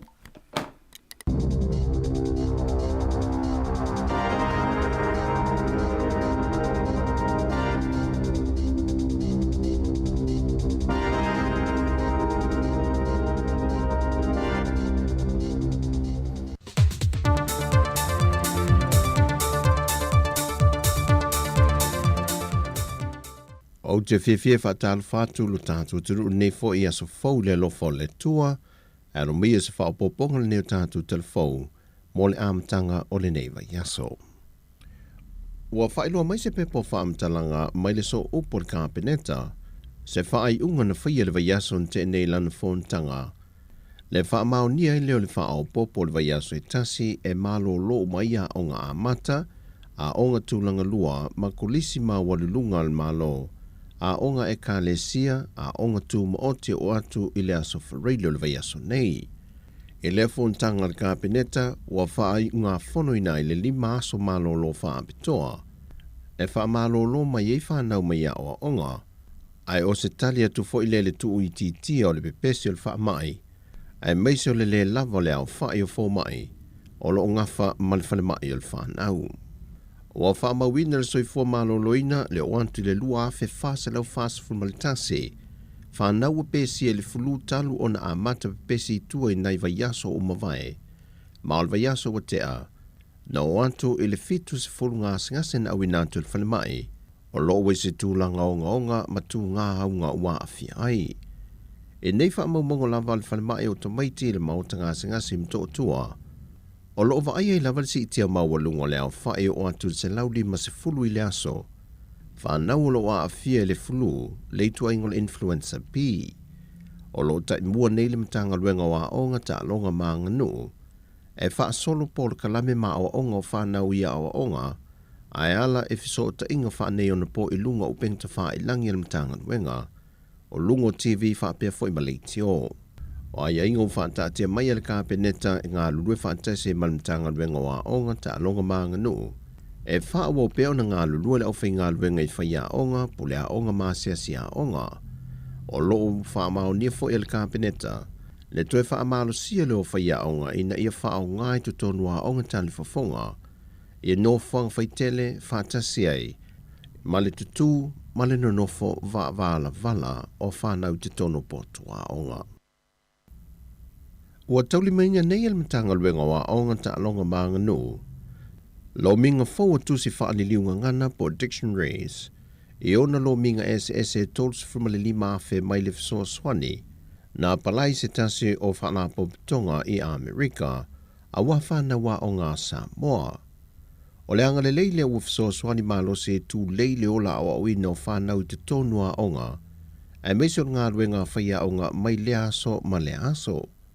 E le pepo whaamtalanga ma le pepa de Savali, e le whailo inga ma le whionga le ministaia se ula Ioane tu au. Na ia wha ai loai o le tausanga lua fes fulmalivalu, na amata whaipa anga imtanga luenga wa onga, ma le wha ala po pitonga le nei, ma o lato mua i fo o ia ai le se fulwafe tā la, e wha tupe ia tusi wha aliliunga ngana. O le isi vaenga o lefso swani sa mawaile avando moni malanga wha apitoa i lua i Amerika, mo awa onga sui o matanga luenga whaatasi mapule a onga o nisi o a onga le atanu. Mo lisi malanga o lo fuafua e wha ai loa e se ula, o le ato e malanga mai ei sui o le matanga luenga, peitai o le ata tala lo male avanoe filifili mai ei whai a onga lo ngā lulue, mo le o ino whanau ina ia mauti noa, e o to mai mo lato wa o ina mai Amerika, e whanau lalo whao Samoa. O tusi wha malamalama ngana o tauli maina nei le matanga luenga wa onga, o le a wha sa fualo mo a onga le atunu, ai fuafua lava le a wha i tusi e ave le a onga le toa tele o whanau, o lo oa o ina ai. O se tasi o li milionea mai Amerika, o lo ta imua i le nei fisoa son tele. O lo isa mo nei lau malanga e o fie mal president o le ASI, ia Miss Christine Kirshen, o le sui president e sinia, Molly Burton, malisunga ia Mr. Warren Maya. Vai loe le fionga al ministaia se ula, wa iei niso talo sanga umomoli atu i leali i milionea ale ASI, ma le wha moe maa walunga o le a wha a wawa i pele whai ngā pa anga le lumanai, ia le ngate i tusi moa onga whanau, ai wha pia foil fausia o nisi whalea onga. E le talano ino ati na e mele vaianga ma otis fulmal whai tu tono le atunu o le vai ason te nei, o le tu whaata singa leo matanga luenga o tupe wha maumonga, e mai o i vaianga e ave el wha mo vaianga tawati na e al maa lo. O le aunga le na wha autu i el fontanga a vaianga tu ma oti i le vai aso ma vai.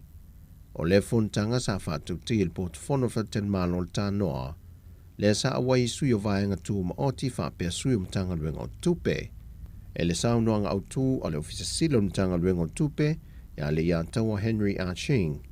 Na ia ta awai le ta awa tele o le fono, e le ngata mo vaenga tū maoti, ai whape fo imtanga luenga I fuafonga whaatino le malo. O le lona lua ile nei o fontanga whape nei le vao vaenga maoti o se tantoa tunu o manatanga luengo tupe, e tala nui nai pe ati nae. Ai pe o a foi vaenga mo mie sa mo ya ati nae, ai maisel ta ua ta mau aingo sa moa. Pe foi on silfia le tele o lui tau o lo fia ngai pe mal tantoa tunu I tūlanga swinga maa le ale o le tau e maise a fia ngol ta mau ainga, o le wha mai o lo a fia I le lalangi ma le atunu o le COVID-19. Pei tai wa avea ia lui tau mala ua toe tau la I ele va ai ma le whawhangwa I le matanga luenga. E tā ua lo lato pito la au, ai lo lato ua o nanga foi, e pei ona iai le temi nei. E se funmal whawaianga ma oti o lo o iai. Mai te tau na iai a lato fōwhanga mamau o lo whaailu ma iai te tonu o lato fōi tau nu ungai mo mia mo le isi 5 tausanga, a ngai leona tausanga o lo luma nai. E se lia ma le lua sa fulaswina a wai le fontanga, ma wai iai le fōwhanga ina ia tele atu nisi fontanga wha au popo, e mata I tui nai pēa tina e mai vaenga ma oti, a wale manui o Samoa ma o na tangata lau tele. Ua tolo atu e le fionga le whamasino I a vui Clarence Nelson, e le aso valu le masina fau o me, e toi fafonga I nai luma le whamasinonga le mata opo le tāna sanga a malele paulo. Se I toi sila sila le vasenga o whamasino, e le pili le na ilo ilo ma whamao nie I mo lianga, o le tau pulipulenga lea I la ua ie to lua, e whao o le maliu I le sa ave mapale mi o lea tunu, tu le epa lupe soli aisa I le malieleng, oi. Wa tāna sanga malele paulo le whaamsinonga, e fia suila na loia, o na wale aiso na whaatua tuanga I le sa ave ma na loia, le fionga o nasa I o ne sa polu. E le whaanga so longo le mata opu na ta ofi le fionga le whaamasino, le saunongan tu lai whaamalosi e malele paulo I lumo le whaamasinonga, wa whaate I ele whaamasinonga ina wa whaa leo so na fina ngalo, wa le aiso na whaatua tuanga I lana loia e mai lava le te mina whaamao nia ele laulawina, o mōlianga e whaasanga I a te ia. Whaai loe malele, sa iei vaenga sa tala noa I lana loia peitai, e o mai le te milea ua tūla iai, e le ai ma se mea ua whaatino ina. Na fsiringi e vui le loia o no tūla I mō malele paulo, po o au waile tālu sanga leo nasa yuni sa polu e toe apili e le whaai unga o le vasenga o whaatonu, e pei o na wha mauni ei mō lianga. Pei tae na tali le li loia e le ai, wana o le whaatali o le whaai unga le whaamasinonga, o I na tu lai e loma lele paulo, ma wha leolo na mana onga, ua fia sui se isiana lo ia. O tātou tala fauia mai sa mōman wiel ni yaso le tātou tino o, wha soi foia.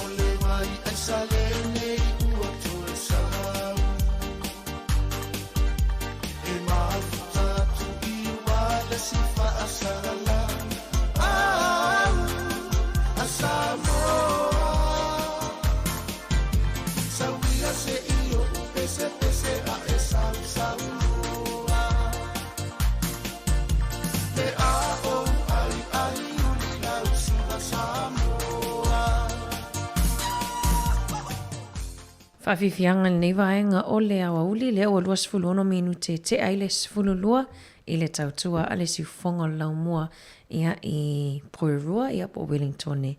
Nei ia whamalom toi whatalo whatu i tato au whafonga malo lava le tawatai malo fo i le i whiangai fo i mga luenga nei o tato mātua matutua whawhero ai atu leo lo mafuta mai tutono maota malawa ta lo lava ia o tato whiangai fo i ia ma tamawhatanga fo i lea uli ia talitono fo i ia lewa vela le suaia ia ma le whaalifu talo ia e tule fo i lea uli ia ai mai sene o tato mātua matutua whiangai fo i mtamawhatanga whamalo atu lea unga lulue le wa malo lo mai ngā luenga whaia fo i se whamalo stino ia awa fo i se whasiringa malosi ia toi taliwa tu fo i ngā luenga. Whamalo atu pia whapea le te mafuta mai ia i tutono lo sa ia tautoa nā le saonga le mu. Watu tato whawhiwhianga sui whiwhiloi nei awa uli ia o whianga i le tato atu nuu ia matamawhatanga ai me se vai ainga o le awa uli.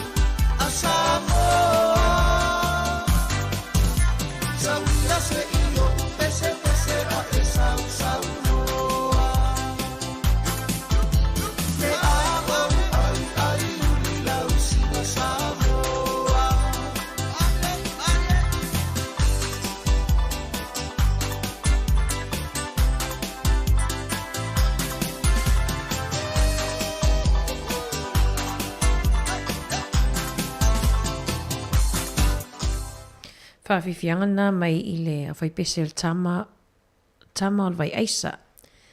Ia, nei vaenga le ule le wo atu tatou me poe ata le mai mo mai foi tatou lungo o le viewed Facebook ma le YouTube. Ia le wo atu lunga I talingalu. Pe a talingalu ia le whafsanga e ma le Sheraton. Ia whasao mai ia. Ia ai nisio whasisilanga ma nei foi whaate atu nei taimi. Ia le sa tau whafonga mai foi se tasi o tatou whaatalonoanga le na whai atu sunga ia tasi. Ia ma le susunga ia I fopo soo. E ile fono a le Samoa community ia po fono mo tangata Samoa. Ia o le awhaia lea I le kolisio nai. I le hola kolisio nai po Nai College I Lower Hutt. I le aso 5 o I le aso tofi nei I le itulai 5 I le afiafi.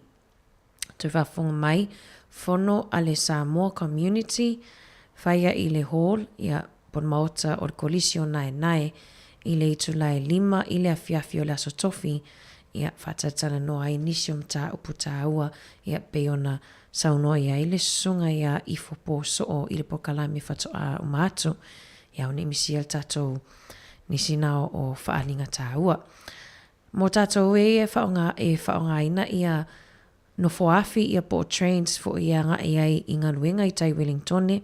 Le ana sau I tatou talana le la ia o le a tele ia malanga a no foafi o le a whaaleonga ina pe le whatauno ina ia ona o ngā luenga whaalelea.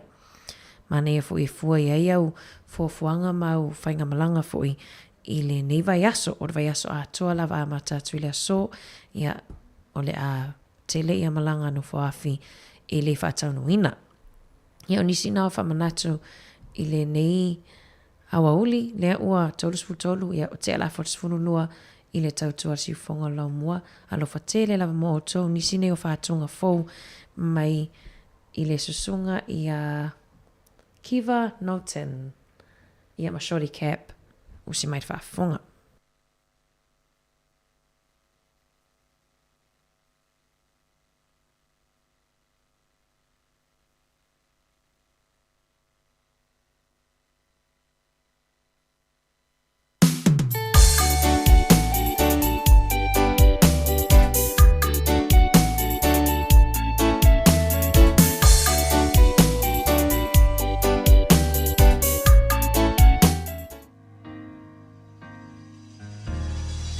Whatever see I look for to at you my na oh o te foi lo fialu ese o matutu a leta fana utene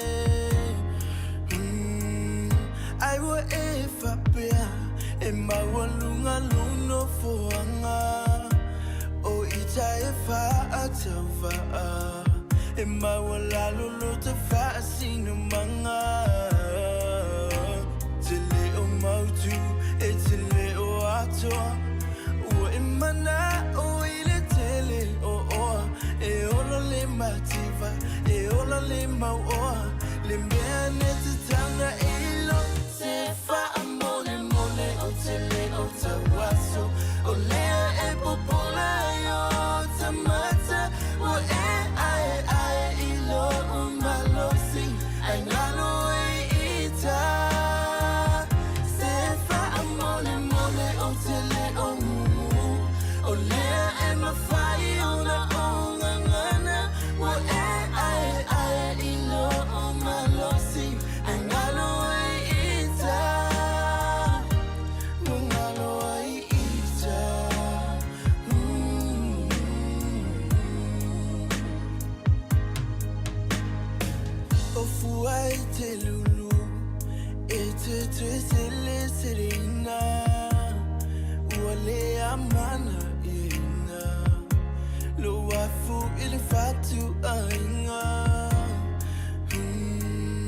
I know what to luma in the only mercy I see will live on that etapua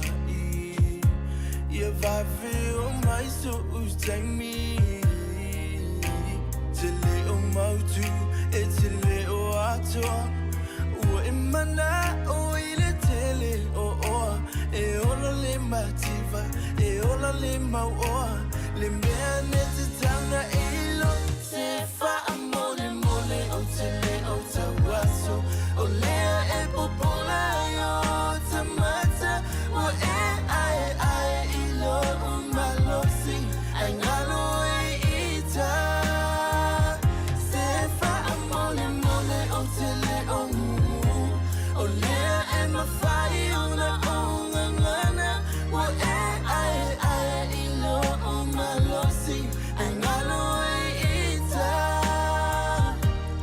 ngalo e ita Le wolo le leila marisunga ke feke pe pelo ke ilo le popula mai lava ile se lu mangai fa mai mai wai fonga lo kai sili ele fa so ko nga fai mo kala mo i ma mukangi ngai do le ka fa sa ngai ma ki le ngo mai al makwai ai mo le la lo lan sa lo ya o fa so i fo le anga fa a fe tai mo le fa a polonga fa a fe tai mo le po ona ele fe tai le pangosa ma la o fionga fa a fe tai mo le po ona fa a fe tai mo le fa a polonga ele fe tai le pangosa ma la o fionga ma la o fionga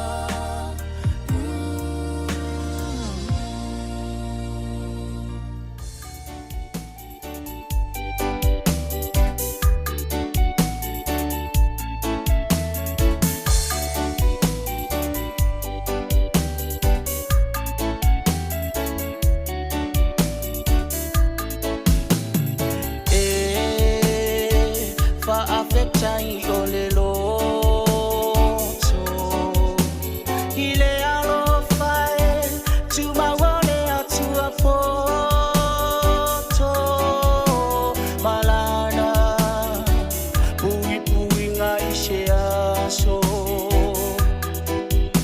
a ovala imba ahinga se ile fio masina fa affetta Tano maleta fua inga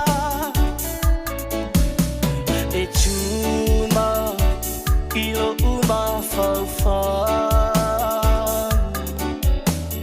foninga o sia ufana e fai ma fa amaro si au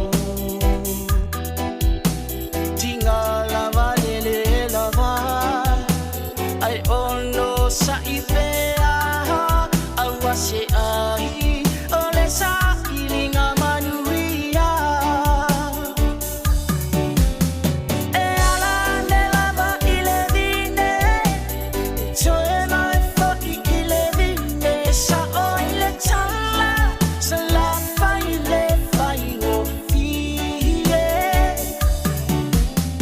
e ala nela ba ile vine choe mai fo ile vine sa oile chala sa la fai o fie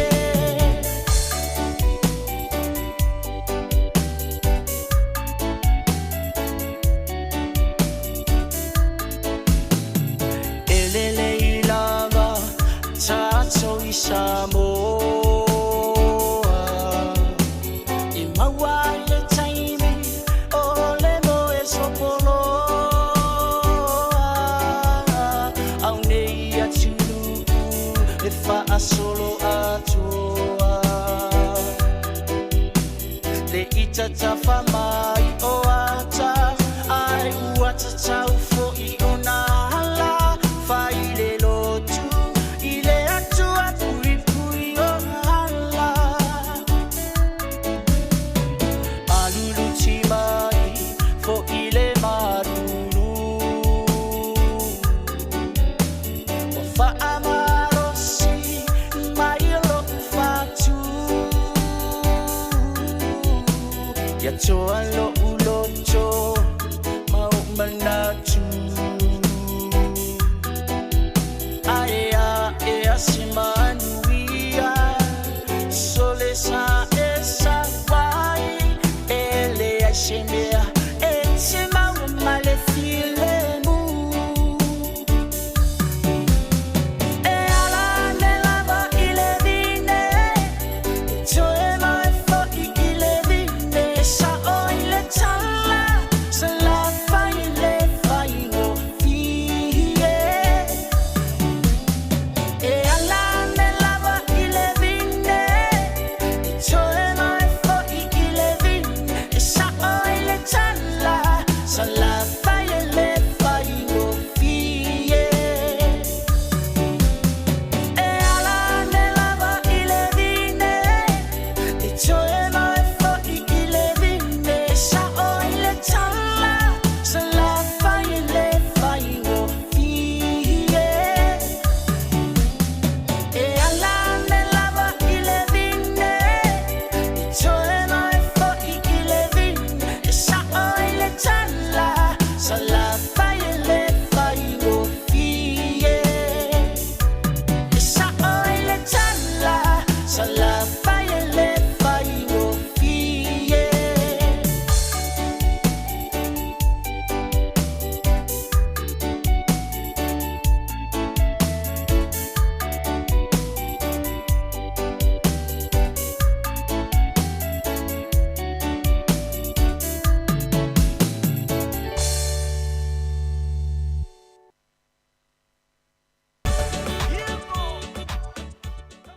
Whawhiwhiaona mai le sunga ia tae longo I pule. Ia ma salawhai ia ma le alausu le vine. Pia le whapea mai tasi. Alo whatu mo o tō, lo whapea no mafuta mai tatu pokalame nei au auli. Ma nei toi whamanatu atu ia le sa o whamanatu mai pia ia ele soifua malo loina ia le whainga o tū i o fulu. Ia nei taitalinga fo I tatu au whafunga ia le whamanatu so ia ai ona tāua sa moa lena sau talafo tāsesa ia le aua toi whaupopolo vai aso tapunia ia onga ia ona le pepesi o le fulu I sa moa ia I nei tamaiti nei tupulanga whanau wa onga ia ai mana I toi whamanatu atu o lo maua lewa noa e whaifua ai tui o le fulu ia mo tangata Maori ma tangata Pasifika 5 tausanga I lunga whaiona maua fual tui o le fulu ia ai mai sena I o tātou mātua pensioni 5 I lunga ia na whaiona whaifua lau tui fulu ia iso o se e te le tau waru lau fō mai e whaiona e alu I whalitalawai e whalitalawai na e whaiona e le tau se whele taimi ma tau whaatai tali o se appointment ia e whaiona alu atu ia whailo tui o le fulu ia ai mai se whailato ia ima ia ngase tū mau po mai tū mau o le suka ia po le toto mawalunga po aia mai tū mau na mwhaiona whaifua ia au lau tātou lau tele ia mane a pe na e tutongi pe luas fultala ia na e tutongi whaile tū o le fulu ai lele e pui mai tātou ia ma awa whaine ngalo ia a whapeolo e fina ngalo e whailo tū o le COVID ia po isi booster ia na whasilsila mai lo awa no tātou I poli lua o lo awa noa te le ia le tātou whalele I taftafane o le WINS I la Lord Center ia na foi sa sia se toi fo il vea solo tea ia ele ai manisi na mana ia ngao ia ui ai whailo tu i o le iau pusta ia ai mai se tātou le tau whai malanga I Samoa mana ia whaatino o mawaenga lea ia ai le malanga tu I Samoa ia e whaamalosi ati le pui ngau tātou mai I whaamai ai mai se le fulu ia mare COVID ia male ano laulu o whaamai le o fi mai tutonu o nea tunu ia whaawa watu peta tu whawhiwhianga sui whiwhiloi o toi 5 minute tali tu lai tas tātou atu sunga ia vai papa ia male pese wawelea e te sa mai pia whapewa mai an whaias whaamano stino I le nea wauli.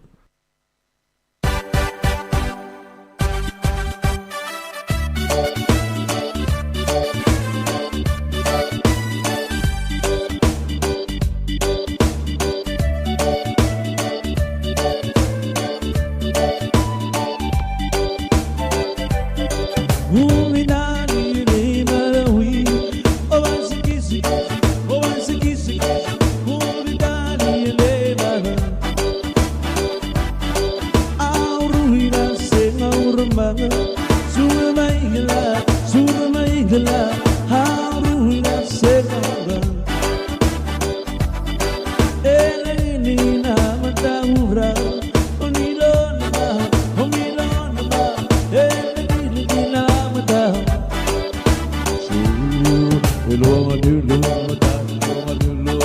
Hello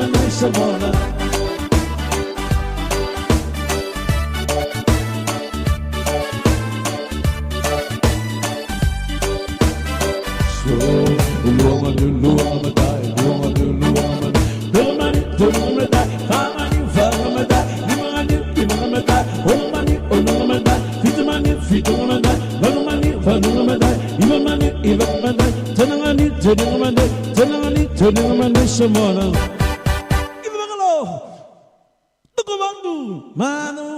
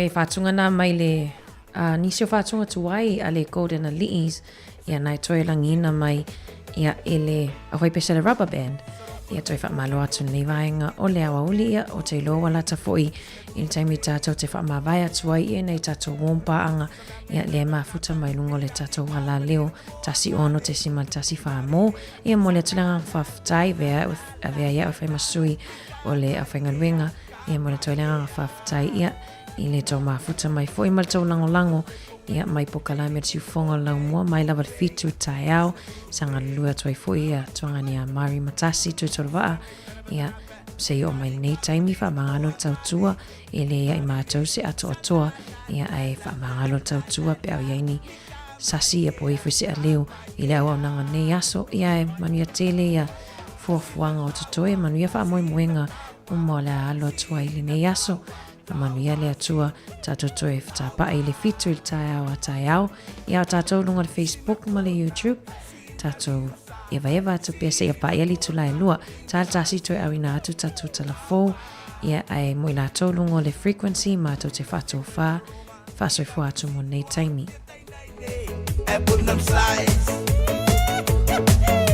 Iraki sound money, iraki kesiga tuam sound nei nei.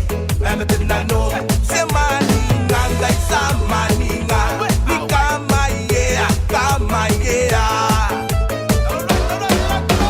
Iraki koiteronga, iraki kesiga tuam tetai nei nei. Ebunam slide.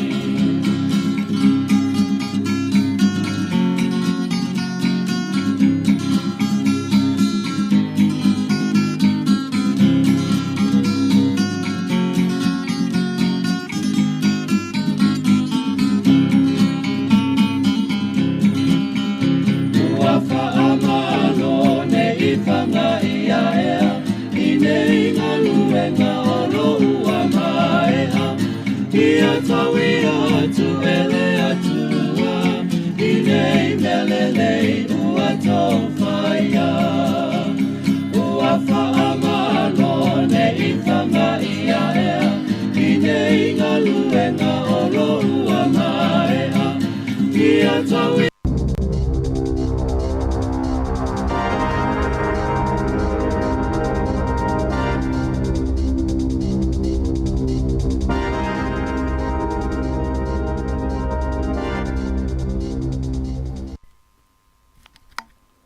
alofa lava o se whaapoponga le nei o telefou I le tautua ale si ufonga le mua I Wellington nei. O le tala mua ua whaalia mai le kompania le Kiwi Rail o se awhianga tele I malanga inga ina whaafi le tonu o Wellington ma ona nu utua oi lea sa iai le manatu uma le masina fole nei o me o iai pea folinga mai pe na o se tasi se vai aso ona to fo ia le I le tūlanga masani ai. Sa mua I whaailoa mai le kompani whapea o ana au nanga masani I le masina ato me o le a whaaitia. Le ngata I lea, ai o le a whaapa uho I lalo ma le sawa o ai no whaafi, ona o loo fia whaale leia I o masini, ia whaao ngai siaki ai po saunga le mu, ia awala wheo ai ai no whaafi po o trains. Pei taila, o le asta o na ai lea na toi tuina mai ai se isi whaalinga mai le Kiwi Rail, whapea ua vave o na amata ngā ruenga I le whaale leia o masini na whaale tonu, mai o lea ua manatu ai masalo, pe na o se tasi lava se vai aso whaai titi ai ia le a whaai o malanga, ia ma whaapa ufo I lalo ma le sao ai o ai no whaafi. O lona winga, le tau na mai a ia ngā ruenga I le poles whareile aso nei, le aso lima leo me, ai le mo se fia vai aso pei ona sa manatu ai mua. Na maliu le tangata to tazi ai manu o tinga ina leisi tangata ina ua feto ai se wi lafi ma se taamale le titi I le motu I saute le fiafio le sa. O le na manua o lo o tonga fitia nei le whale mai tele I karai estete. Whailo mai le leo e whapea sa tupule nei whaalawelave I le awa le tele nume le tasi e le ma mao ma le awala o le Amesbury Road I le pitonu o Sefton. E to se forma le lua I a tupulanga telefou na tau fia mai le leo ona o le ngau inga o se fale o loa I le polest o na aina te nei I Aukilani. Whaalia le leo sa o lato maua li pōtia winga I se fale o loa I le awala o le Great South Road I Takanini na ta wha amalama ma ngau ia mai aini o loa pe tusa o le afo le tasi I le vaveao le sa nafi. E toru ta avale na so sola se ai mai le falo loa I la tau na whaaponga I leos whainga. Na maua leo ia ta avale ua tia ai le pitanu o Alma Crescent I Papakura ma mawai I se fale le mamao I a tūpulanga talabau nei se furulua ma au mai ai ma tāwhia leo. Na ta ua mai lai whapea o la tau uma nei se furulua o le atu inatu I le vainga ale au nanga mo tūpulanga televau. Ua whaia la ofisa o le tau po le Met Service I ane la pata inga mo ni matangi malolosi mo nu utu matawhanga I le pito I lunga o le motu I matu ina ua poloka le awala tele nume le tasi I matu au kilani I le mamafa o ti munga I le fiafio le sa nafi. O le tu malo Northland e to tele a inga sa motu sia le lato e le tise I le po na po e tu sa o li poti mai le company e le tise o le Top Energy. Sa ngā lulu e le company le sa atoa I le tau whaola ina o le tise mo la wha inga e wha fe lima se lau a inga na motu sia. E ta ane le iwa I le po na po ua lima ia la wha I o vaenga o New Zealand ua o ia ila pata inga la numoli mo ti munga mamafa a o wha solo ifo a ngai mai I matu I le tu I saute ia se vaenga lau tele o winga lo wao le tau. O le ai o manukau whapea ma le tau langa I le waita mata sa whapea fo I o na iaila puta inga I matangi malosi o no awhi ai na po wha solo ma iai I le so. O se solo ele na mafu ai o na tapuni ia le awala tele nume le tasi I le malea o Warkworth ma Westford I matu o Kilani. Ma whautua ina ai le pulenga o wala le waka kotahi ia le tunu whemalanga ai ina ia whaonga a wala au fiai le Woodcocks Road, whapea le West Coast Road, ma le awala tele nu melas fruono le State Highway 16. E walu la whai o malanga whaatunga ina waala upasese na tā fia le vaenga o whemalanga inga au kilania na nafi ona o winga whaale tonu o le town. Na whailo mai le li o Aidan Pittleman o le ofisa o le Met Service e whapea o mafua na wha umi winga lo wā nei o le tau ona o se vaenga lo tele o winga le lei o le tau o lo o ta auto nei sa sae o New Zealand le o lo poloka ina ia le se atu timunga ma matangi malo losi nei. Sa ia ta o mai de tau na sauni ma ta pena mo le ono fa de tele o matangi malo losi ma timunga ma mafa. Sa fa ma maluina na po matangi malo losi e le ngata i Northland a o le tu i matu o Kilani fa pe le motu o le Great Barrier Island a toa ai ma le peninsula i le Coromandel. Sa fa utui na fo ia ta male ina ia fa ai te lunga o le ala lau papa tele au Kilani i le Auckland Harbour Bridge ona o sa vili malo losi. O lo valo ia mai fo ia le ofisa le tau o le afa a wopea o nanga i fo i saute ia tu langa fa le tonu nei o le tau ma afiai ia nisi vaenga i tele o le tinu i le nei mai aso. Ua fautua ina mai e le vaenga o le tine i mū ma maru le tinu ina ia siaki le lei ia fa ilo o mū po smoke alarms i lo tonu fale ona o le fa manu lia o ni tangata se do fa i le mū se fale e aile ai se fa ilo ia i tonu.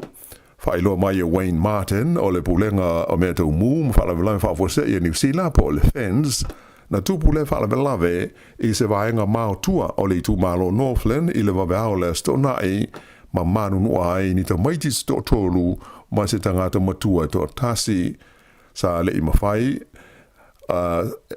ele i mawhai o na wawe loa i al nei mua le ainga o na ele ai se wha ilo po se smoke alarm i le tonu le nei fale. O le tula i mai o le wha lawe wha ali ai Wayne Martin o le ofisa o le tini mu e matua ta ua tele o na iaini wha ilo mu i le tonu fale uma ma e ta ua foi le tau o na iai o se fuanga wha ata atia a inga te tasi mo le saunga le mu i taimi e te tupu maali li mai ai ni wha lawe wha penei. Na sulu wha iane le nei a inga i le whale o se latu tua oi e ma wala uina ai le tine i mu ma e whata wale fui mu sa tau ma whai e wha sauina i ero latu whale peitai na tuai o na taunu watu ai o matua malosi lawa le sa sao le afi ma whata ma ia ai mea uma ale nei a inga. I leisi vaenga o le tātou tala e to tele ma maru le tunu usa whaatasi ai le fiafi o le sa i le maru la inga pa ia i Porirua i le sauninga o le me sa whaapitoa sa talo si ai le nganga o aki e biko po ala pati lui mata e linga e pei o na sa wha mao popo ina le kapelen sia sa moa a Wellingtone. O le teitei fono le kapelen sia le fionga ia pauli sa patu sola nei na sao noa wha whaino ai le tu ai sa ma lau whai ngā luenga. Ai mai se le mamaru i au rotu sa mo SS o le pule anga wha aki e biko po a Wellingtone ma le mamaru na maua le awa noa e whaatasi ai lea sao ninga. O le taitai o le pule anga Wellingtone o le Kalesia Katoliko le fionga aki e biko Paul Martin na taitai le sao ninga ai sa lango ia i le pule o le mtanga luenga le ainga po ia pa tele Andrew Antonio fa pe le pule o le mtanga luenga sa ngato Yosefo i Abahat pa tele Maleko tufunga ma pa tele Penese o le fonga ina o fionga le li le sauninga sa fe ngai lea mali i fiso swani le sunga ia Paulo o le Kalesia i Taita ma le sunga waweli tolvaa o le Kalesia i Porirua ai o le fionga pa tele Maleko tufunga na sau noa e mōri mau e tusa o le soifua au na o le fionga ia aki e biko po ala pati. E pei ono si le fia o le fionga aki e biko po ala pati lui mata e linga le whaao o le pule anga wha aki e biko po a sa moa pia na tu uma loi le whale mai i au Kilani i le vai aso dalwai a o iai o ia mo sa i linga tonga fiti. Sa mo mori ai nei sa ninga fa mai senga le taitai o le pule anga Katoliko Wellingtone ia aki e biko Paul Martin ai fa pe fo i male fionga pa tele Maleko a wale tapo inga le pule anga sa moa pia ai mai se o ainga ona o le tuu o le malo e lana au auna na mai ale sa ninga ia ona lo ai lea i le fa malostino sa ma au ia i le lipule male mtanga luenga le ainga pa ia i Porirua. O le whai unga le vai aso, lea na amata ai o na totongi i a tala fau al kaumbania le staff e whaasara lawina i le lata upenga o fsota inga mo ana newspaper e au fi ai le Waikato Times, The Press, ato ai ma le Post. Peitai, o lātou telefou le lātou website au tū o le staff.co.nz o le atu mau peo na mau afua le tutongia.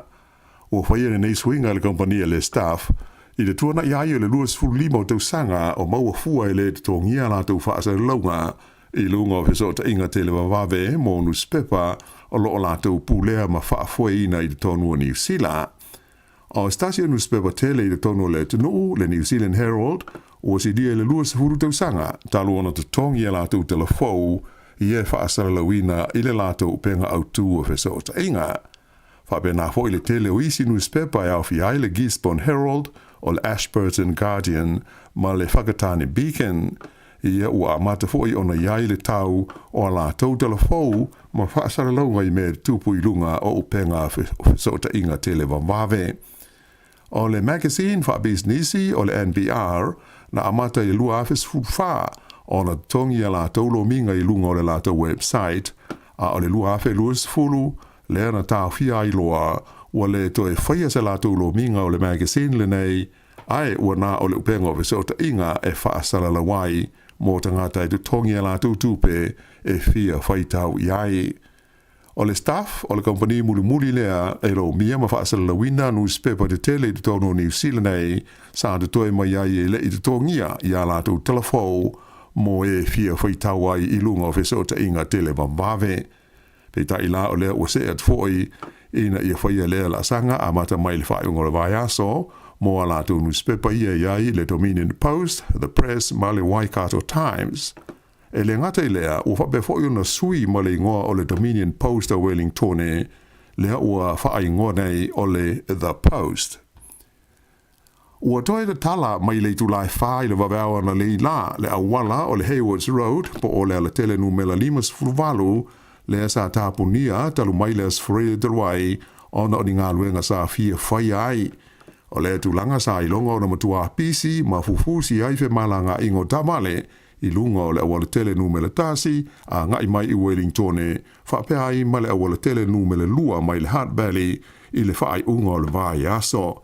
E ui ia tulanga ai na liputia mai le pulenga o awala tele le waka kotahi sa manuia lava i le aini whaalawe lawe tu taabane na tupu mai i le taimin tāpuni ai le whewa inga ma sani o taabale i lunga o lea vaenga o le awala i Wellingtone. I tā alonga, e lua isi tausanga lea ua toi saini ai le tamaitai o Ruby Tui e ta alo ai mo le lakapi a tamaitai a New Zealand le au le Black Ferns. O le nei tamaitai o se alo Samoa tolus fultasi tausanga o le soifua sa ilonga lona sao i le au le Black Ferns le ana malo i le ipu le larolangi o lo ave nei o na so malo lo mai le ta longa peitai na whailo mai o le o wha popolo na ingo i le lisi o teine ta ano o iaia la tu whenga inga mautu ma le uni le kopia New Zealand i le nei tau sanga. Peitai la ai ho ringa mai o le a lea o fia o ia i le aua New Zealand le o le a ta alama Australia i laso luas fruivo uni ona o lana malo longa o lo whaia. E kirikiti whaale wao malo, ua lua whaia ina so o le au kirikiti ali i New Zealand, le Black Caps, i ta'alonga e te tasi aso i le wāma le aua Pakistan, le o lo o iai i lana taamitusanga i le atunu i le teimi nei. O le ta'alonga lona lua i le wao au e lua, le sa whaia i le ai o Rawalpindi, na tuli ai e Pakistan ai e tolu se lau tolu sfuruono New Zealand, mai na o le tolu pe ai maua ai e tolu se lau tolu fitu, ma manu malo ai Pakistan. E lima la whai o ta'alonga i le vaenga lea o ta'alonga te itasi aso po o one dayers i le vau au lua. O le ta'alonga lona tolu, o le a whaia leile so lulu i le ai o Karachi. I o le whai o le nā o telefou.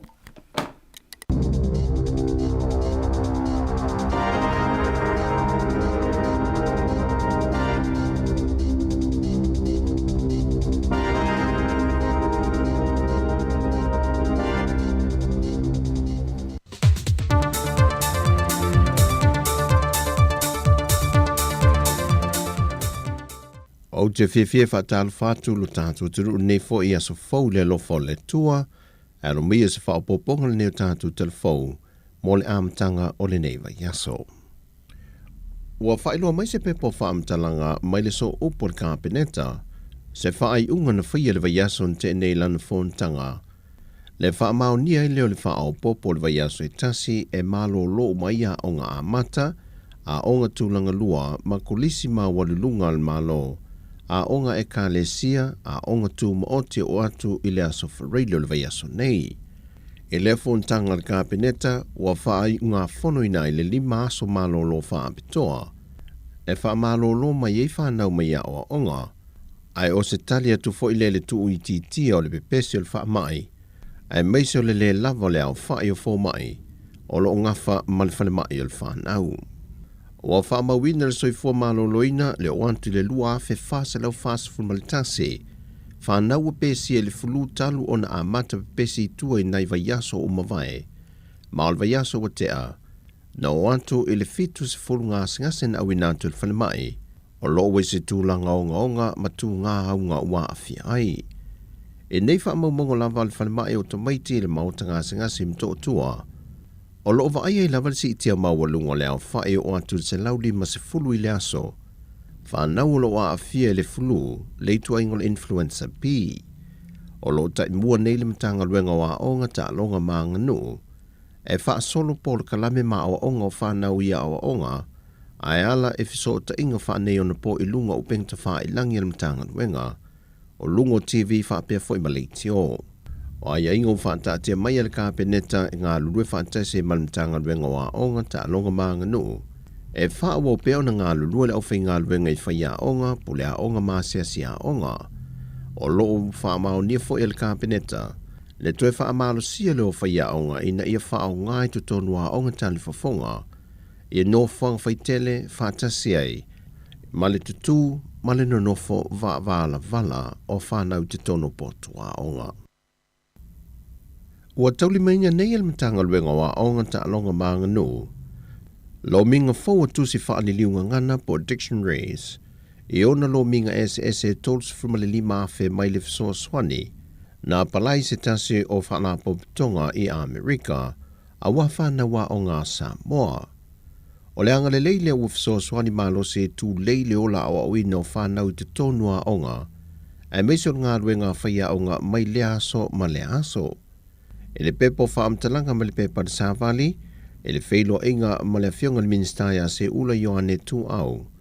Na ia wha ai loai o le tausanga lua fes fulma le walu, na amata whaipa anga imtanga luenga wa onga, ma le wha ala po tonga le nei, ma o lato mua i fo o ia ai le se fulwa feta la, e wha tupe ia tusi wha aliliunga ngana. O le isi vaenga o lefso swani sa mawaile avando moni malanga wha apitoa i lua i Amerika, mo awa onga i sui o mtanga luenga whaatasi mapule a onga o nisi o a onga le antanu. Mo le isi malanga o lo fuafua e wha ai loa e se ula, o le ato e malanga mai ai sui o le mtanga luenga, peitai o le ata tala lo male avanoe filifili mai ai whai a onga lo ngā lulue, mo le o ino whanau ina ia mauti noa, e o to mai mo lato wa o ina mai Amerika, e whanau lalo whao Samoa. O tusi wha malamalama ngana o tauli maina nei le mtanga luenga wa onga, o le a wha sa fualo mo a onga le atunu, ai fuafua lava le a wha i tusi e ave le a onga le to tele o whanau, o lo oa o ina ai. O se tasi o li milionea mai Amerika, o lo ta imua i le nei fisoa son tele. O lo isa mo nei lau malanga e o fie mal president o le ASI, e a Miss Christine Kirshen, o le sui president e sidia, Molly Burton, malisunga e a Mr. Warren Maya.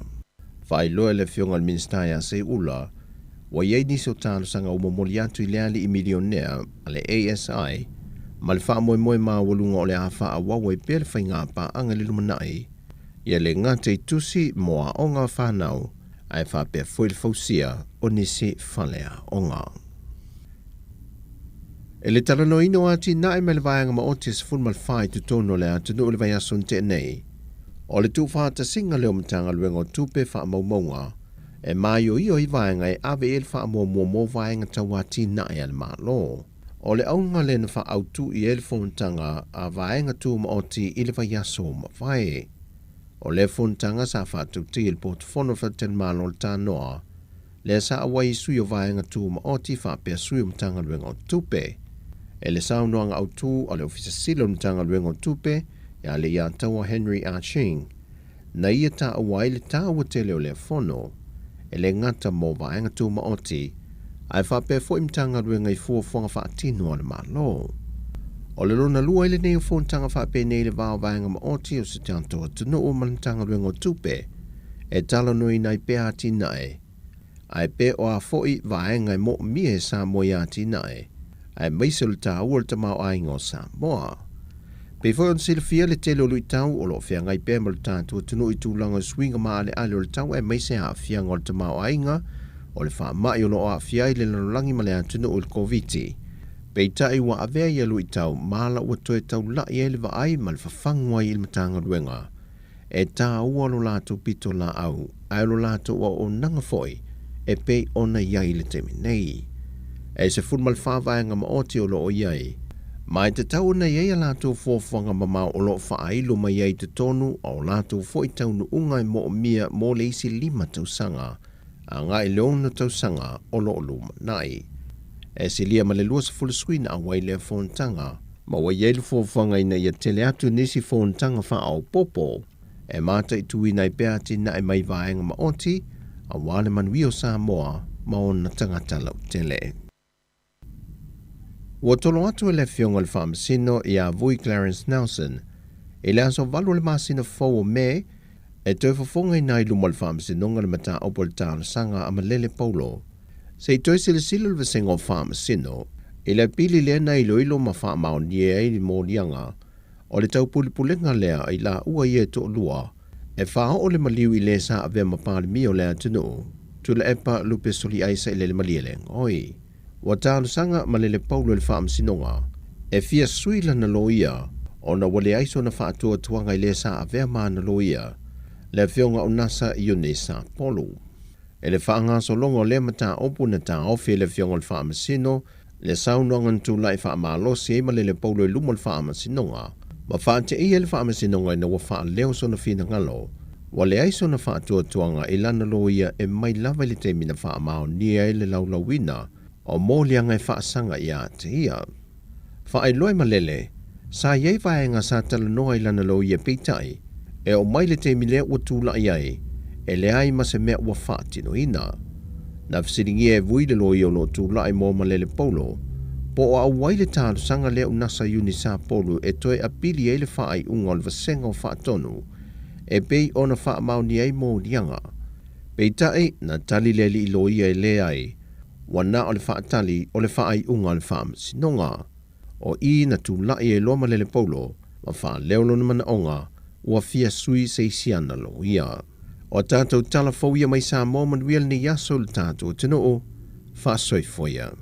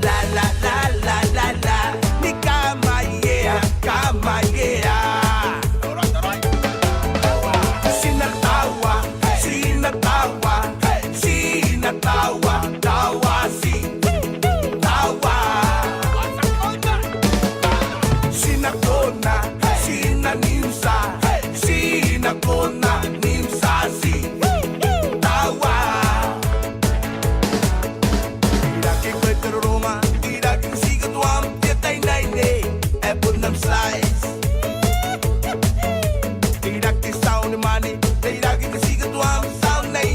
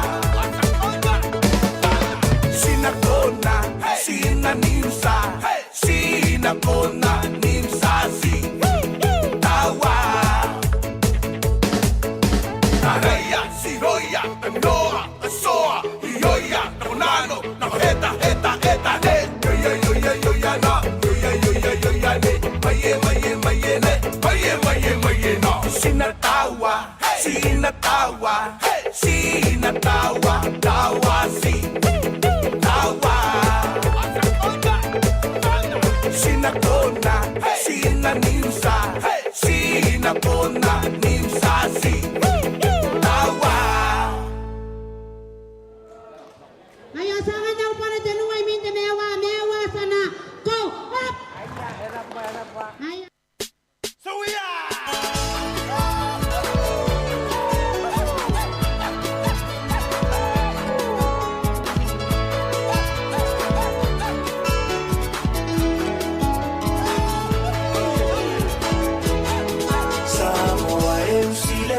Fofonga se io pese ma fai loa o te lefa tu fua o se tana aya ona na fonga malama tangata masiona pa asino manga ole ai ngatawa anale matua moepo malona ai ngatoa fitu otama afio mai la ia o ngava so o tino so o papa ainga o tupu ainga o papa ainga o tafaifa ala mai la ia I matau a e sila mafaatatau ia ui mai ia mafaingata a fionga e mamala ainga tawana se e maia Atapa, ole aufia, ola utamalena, la uita paifa, I amapana wailoa, ai Samoa usile fa afofonga, se io pese ma fa ailoa, telefa tufua o setana aya ona na famala malama tangata masiona pa asino manga ole ai ngatawa anale matua moepo malona ai ngatoa fitu otama afio mai la ia o ngava ua so o tino so o papa ainga o tupu o papa ainga o tafaifa ala mai la ia I matau a e sila mafaatatau ia ui mai ia mafaingata a fionga e mamala ainga tawana se e maia ai faatapatapa ole aufia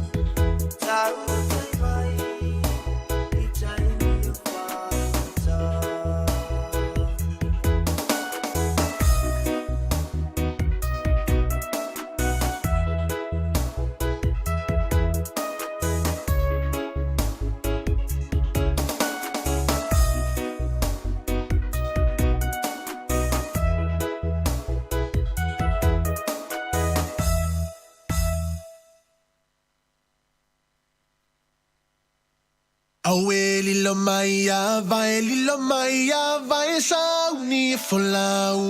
Lulu au fulu apa au mafa au lio lau la au. Ia nau mai atu nisi o whawhiwhianga ia o le pesere nau mātu o le tautai mai i taimi o whaingatā. Ia le langi ina ia ele Sons of Tiamaa ia po o le sunga ia whaai u Pettibone. Ia lesi whātunga le na momo atu o iwi inga le whio anga whalatai. Ia e whamalo atu ai ia i whalatai umale o lo mafuta mai. Ia i lungo tatou ala atu o Facebook ma le YouTube. Malo lava le on sai fo i 2.5 on nei aso o lo matango whiri tau i whafo atu tatou o fisa whasana lau. Au ki lani leana mai tau atu i talafo wala wano. Ia leana matua mamafa lava ti munga ia i ana po whaasolo mai ana le lava veao. E mai le vai atu fo i talafo, e mai le vao le whae le va veao i le ono. E 2.5 mm le lo loto sua vai sua vai po ti munga na pa uai i tulana e lua. Ia talo whai au ki lani ia male alua na inunga i le Northland. Ia le fo i mawhatia fo i ti munga ia me se fo i lo longa. Ia o matangi malolosi, ia ai whaftaile ali tatou Wellington ia ele o ia ni la pata inga tele, ni pena o saviri malolosi ni aso ne vai aso. Ia te loa wa maasani lava ia Wellington ia i saviri maasani, hurricanes le naangi fo ia saviri malolosi na ele whai ungar vai aso. Ia e wha malo atu, mana ia la ia tatou atai e vatu inunga, ia o tuana o le whale o le malo, ia na whaasolo mai ai tua whale o le malo, ia i le awara savalina ia tuai i le Friendship Park. Matango fie vaenga na tele fo i o whātunga ia po o MTVs fo ia tatou ali i matamai tai pipese. Ia le fo whao ngai nei fo ia le no whangfauna e pu e mai ila tau MTVs. Mana ia te rewha ilo nana pasi atu nei. Do not litter, awane i wha la pisi, Ioe, ia, nisi nao o wainga ia i si o tato atunu i Samoa, ta fia o lawa i Samoa. Amu ia au tau leo lo mafuta mai leo, ta au tau o i Samoa, ia staimi o lata mai. Manu ia lava tau ta whaonga, ia, tau tua nare saonga le mu, tau tua na Samoa mauna au wala i nale tolus fulu, sawa, ia, tau tua na ai awane i, na i o tato ua i le 5 por se lau, ia ele hini moto wei Samoa ia le lava vea tava le vai asom. Alo fatu mo to o ta pena to malanga mana tua fala au to ina manu matua pe fa pia leo le amalanga ia mama papa i Samoa ia mana tua fala au ia o la vai ia kulimi fo ia wale i le tino ia mania tele lava ta pena o to malanga awane ingalo to tickets ia nei fo ia so wale to yeni tickets nei ia so fa nga al telefoni fo ile e tu oilunga ia le boarding pass e la toa scan fo ile i masini ole malai vale ele pe o ia so fa nga ia pe tele ia mafia fier pe pa fo ile tan mo o lo pipi e la tickets ia time nei ia wata leva ai ni tata fo io to atu mani tickets i malai valele ia te tatonu tele lava nei tato matutua ia e fia lava mai e recommend e silia tu ala to ia le faonga o le tickets ia por pepa le lu atu mai ia tu i le tene le check in nai ia mai le o lau pasi fo ile te alu ai lung boarding pass e te alu ai lunga valele ia e silia tu ala to fainga na nei lo nei aso o tele le maunga sa ia wa fia ngai mai tatou ia pe tatou fai malanga ia tau anale ai umau lava ia Samoa o le sulu lava le ia wai vivela ia tele vainga tauona e manatua ia ai fasisili lava le tickets manatua le ia le kilo faatulanga ina o lau ato le ave inunga ia le ngata ilea ia vai pe fia pauna nana tutongi e vai siaki le malai valele e lava masini nai na te loan ofisi na fia ia tatotonu tele ia masini na malai valele mfaione la tufua i lau ato ai tele ia lue e check in. Ia, nisi o whamanatu. Ia, mai a mātou ia lintu pen no foi ne. Ia te o tau malava le a whai malanga atu I Samoa ia maso se atu no o lava. Manu ia tele tau whainga malanga I le nei aso. Tato atu ia waino ia mavivi inga o le afioanga o Vailoa I Palauli. Awe lilo maya vai sauni folau lulu au fulu apa au mafa au lio laula au fa asisina sali lo maya vale vaya safale taua o palau lio tama oleu amea.